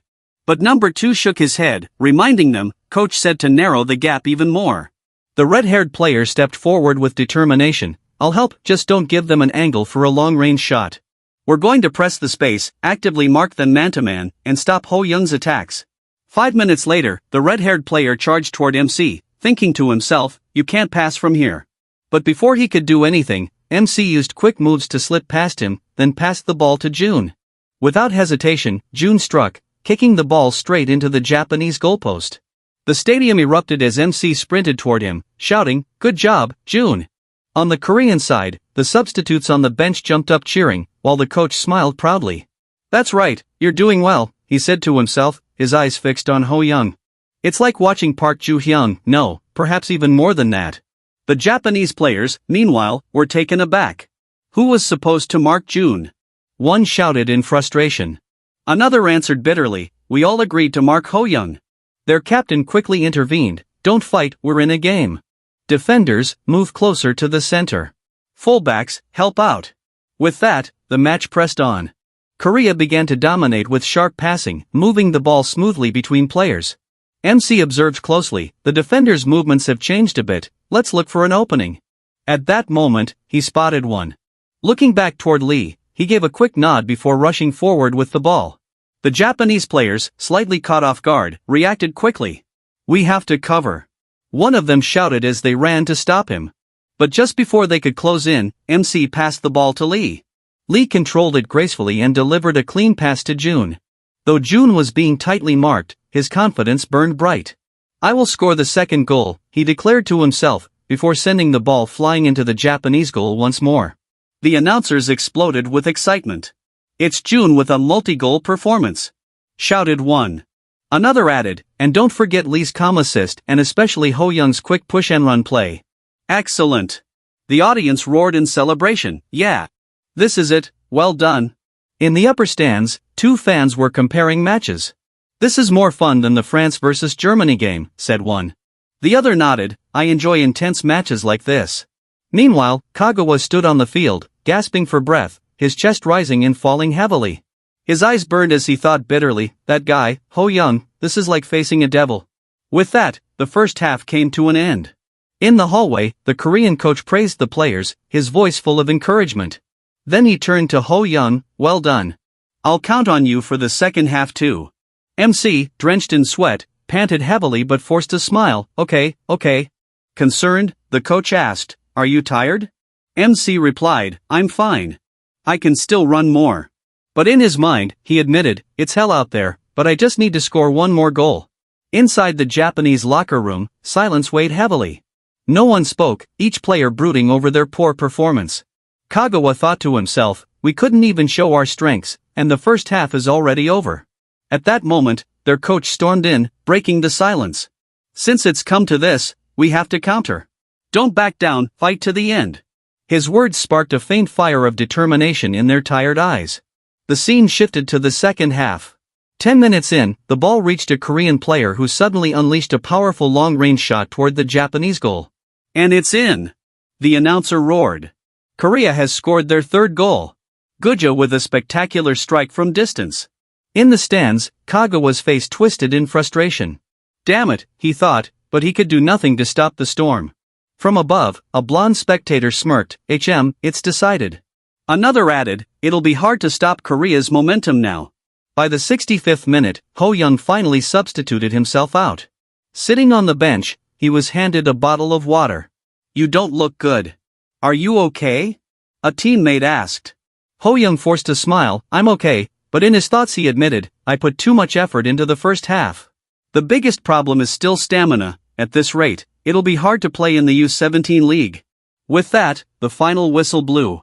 Korea defeated Japan by 3-0, securing a decisive victory. Though exhausted, MC sat happily on the sidelines, proud of his team and overjoyed by their performance. As they stood in the hallway after the Japan match, a new system notification popped up. MC had copied another skill, simple and delicate ball touch sense. He thought to himself with satisfaction, good. I've achieved the condition and copied Kagawa's talent. We won 3-0 today, but my skills will surely improve even more next time. He's a late bloomer after all, even if he's only an A or B class prospect now, in a few years he'll be an A-class player. Still, what concerned him most was the special condition reward, potential. His potential, which had previously been at B-, had now shifted to B+2. He considered carefully, it would be best to grant potential to the most needed talent, but then smiled, anyway, this is awesome. To even get such a special ability. At that moment, someone approached and spoke in a different language, greeting them warmly, everyone, good game. The Korean captain blinked in confusion, who is that? Lee tilted his head, what did he just say? The captain frowned, I don't even know what language that is. But MC froze in shock. He recognized the man immediately, Marcel Desailly. A member of Les Bleus, the team that had led France to World Cup victory, later captain of Chelsea, and now ambassador for the tournament, the French legend himself. MC's eyes widened as he instinctively read the man's talents, immovable rock T, unrivaled jumping power S, hardness S, phenomenal physique S. Known as The Rock, Desailly was famed for overwhelming toughness and physical strength, one of the top defenders of the 1990s and 2000s. MC thought in awe, what a stroke of luck. With Desailly's physique, I could overcome my weakness. But still, a legend is a legend. The conditions to acquire his T-grade talent are far too high. You must be above 18, and all the restrictions are extreme. Whether I can achieve it or not, everything depends on the final match. Since it's such a rare opportunity, should I try talking to him? I know a little English. Nervously, MC stepped forward and said, "Hello," in English. The legendary man turned, smiling, and replied, "Hello. Oh, you're the pretty good one. I enjoyed the game." He thought to himself that June may have scored the goals, but the most impressive player on the pitch had been Ho Young. For an under-16 player, he had shown an incredibly high level of performance, the kind of quality that belonged on a professional stage. MC quickly said, "It's an honor to meet you." Saley tilted his head curiously. "Huh? You know who I am?" Ho Young replied confidently, "Of course. You're John Terry's mentor. I'm a Chelsea fan." Hearing this, the French legend was both shocked and delighted. His face lit up with excitement, and he suddenly hugged Ho Young, laughing, "You know a thing or two. I didn't think you'd recognize my face." Then, patting MC on the head like a proud uncle, he added warmly, "Can't wait to see you at the award ceremony." Later, inside the Korean locker room, MC let out a deep sigh. He had been so nervous speaking to the legend. His teammates, however, were buzzing with excitement. "Wow, Ho Young, you speak English pretty well," one exclaimed. "That was so cool, you're good at English," another added. MC thought to himself, "Honestly, I've never properly learned English, but somehow my language skill has improved without me even realizing. If I can get Monica's language talent with this momentum, I'll learn Spanish quickly too. That would make advancing to Europe much easier." At that moment, June grinned and teased, "Ho Young, you can just eavesdrop on the opponent's tactics in the next game." The captain smacked him lightly and scolded, "Idiot, the next opponent is France. They speak French, not English." Everyone laughed, but the truth of their next challenge weighed heavily. Meanwhile, somewhere else, someone was reading an article on a laptop. The headline blazed across the screen, "The last opponent in the Montaigu International Tournament final, France vs Korea." As the long-awaited rematch approached, the hearts of Korean football fans began to burn with anticipation. Night fell in France on March 20th. Inside the packed stadium, the atmosphere was tense, silence hanging before the storm. Then came the announcement, number 7 of the French team, Rusa. As he stepped onto the pitch, the crowd erupted, cheering wildly. "I've been waiting for you. France needs you," they roared. Immediately after, the camera focused on number 7 of the Korean team, Woo Ho Young. As he walked onto the field, the French coach watched nervously, his thoughts grim, "He's here. This is the one we need to be most wary of." On the opposite side, the Korean coach clenched his fists, whispering, "Please, kids, do your best." Both teams lined up for the handshake. Number 7 of France and number 7 of Korea locked eyes with burning intensity, the weight of their nations behind them. And then, the referee's whistle echoed across the stadium. The Montaigu International Tournament final, South Korea vs France, had begun.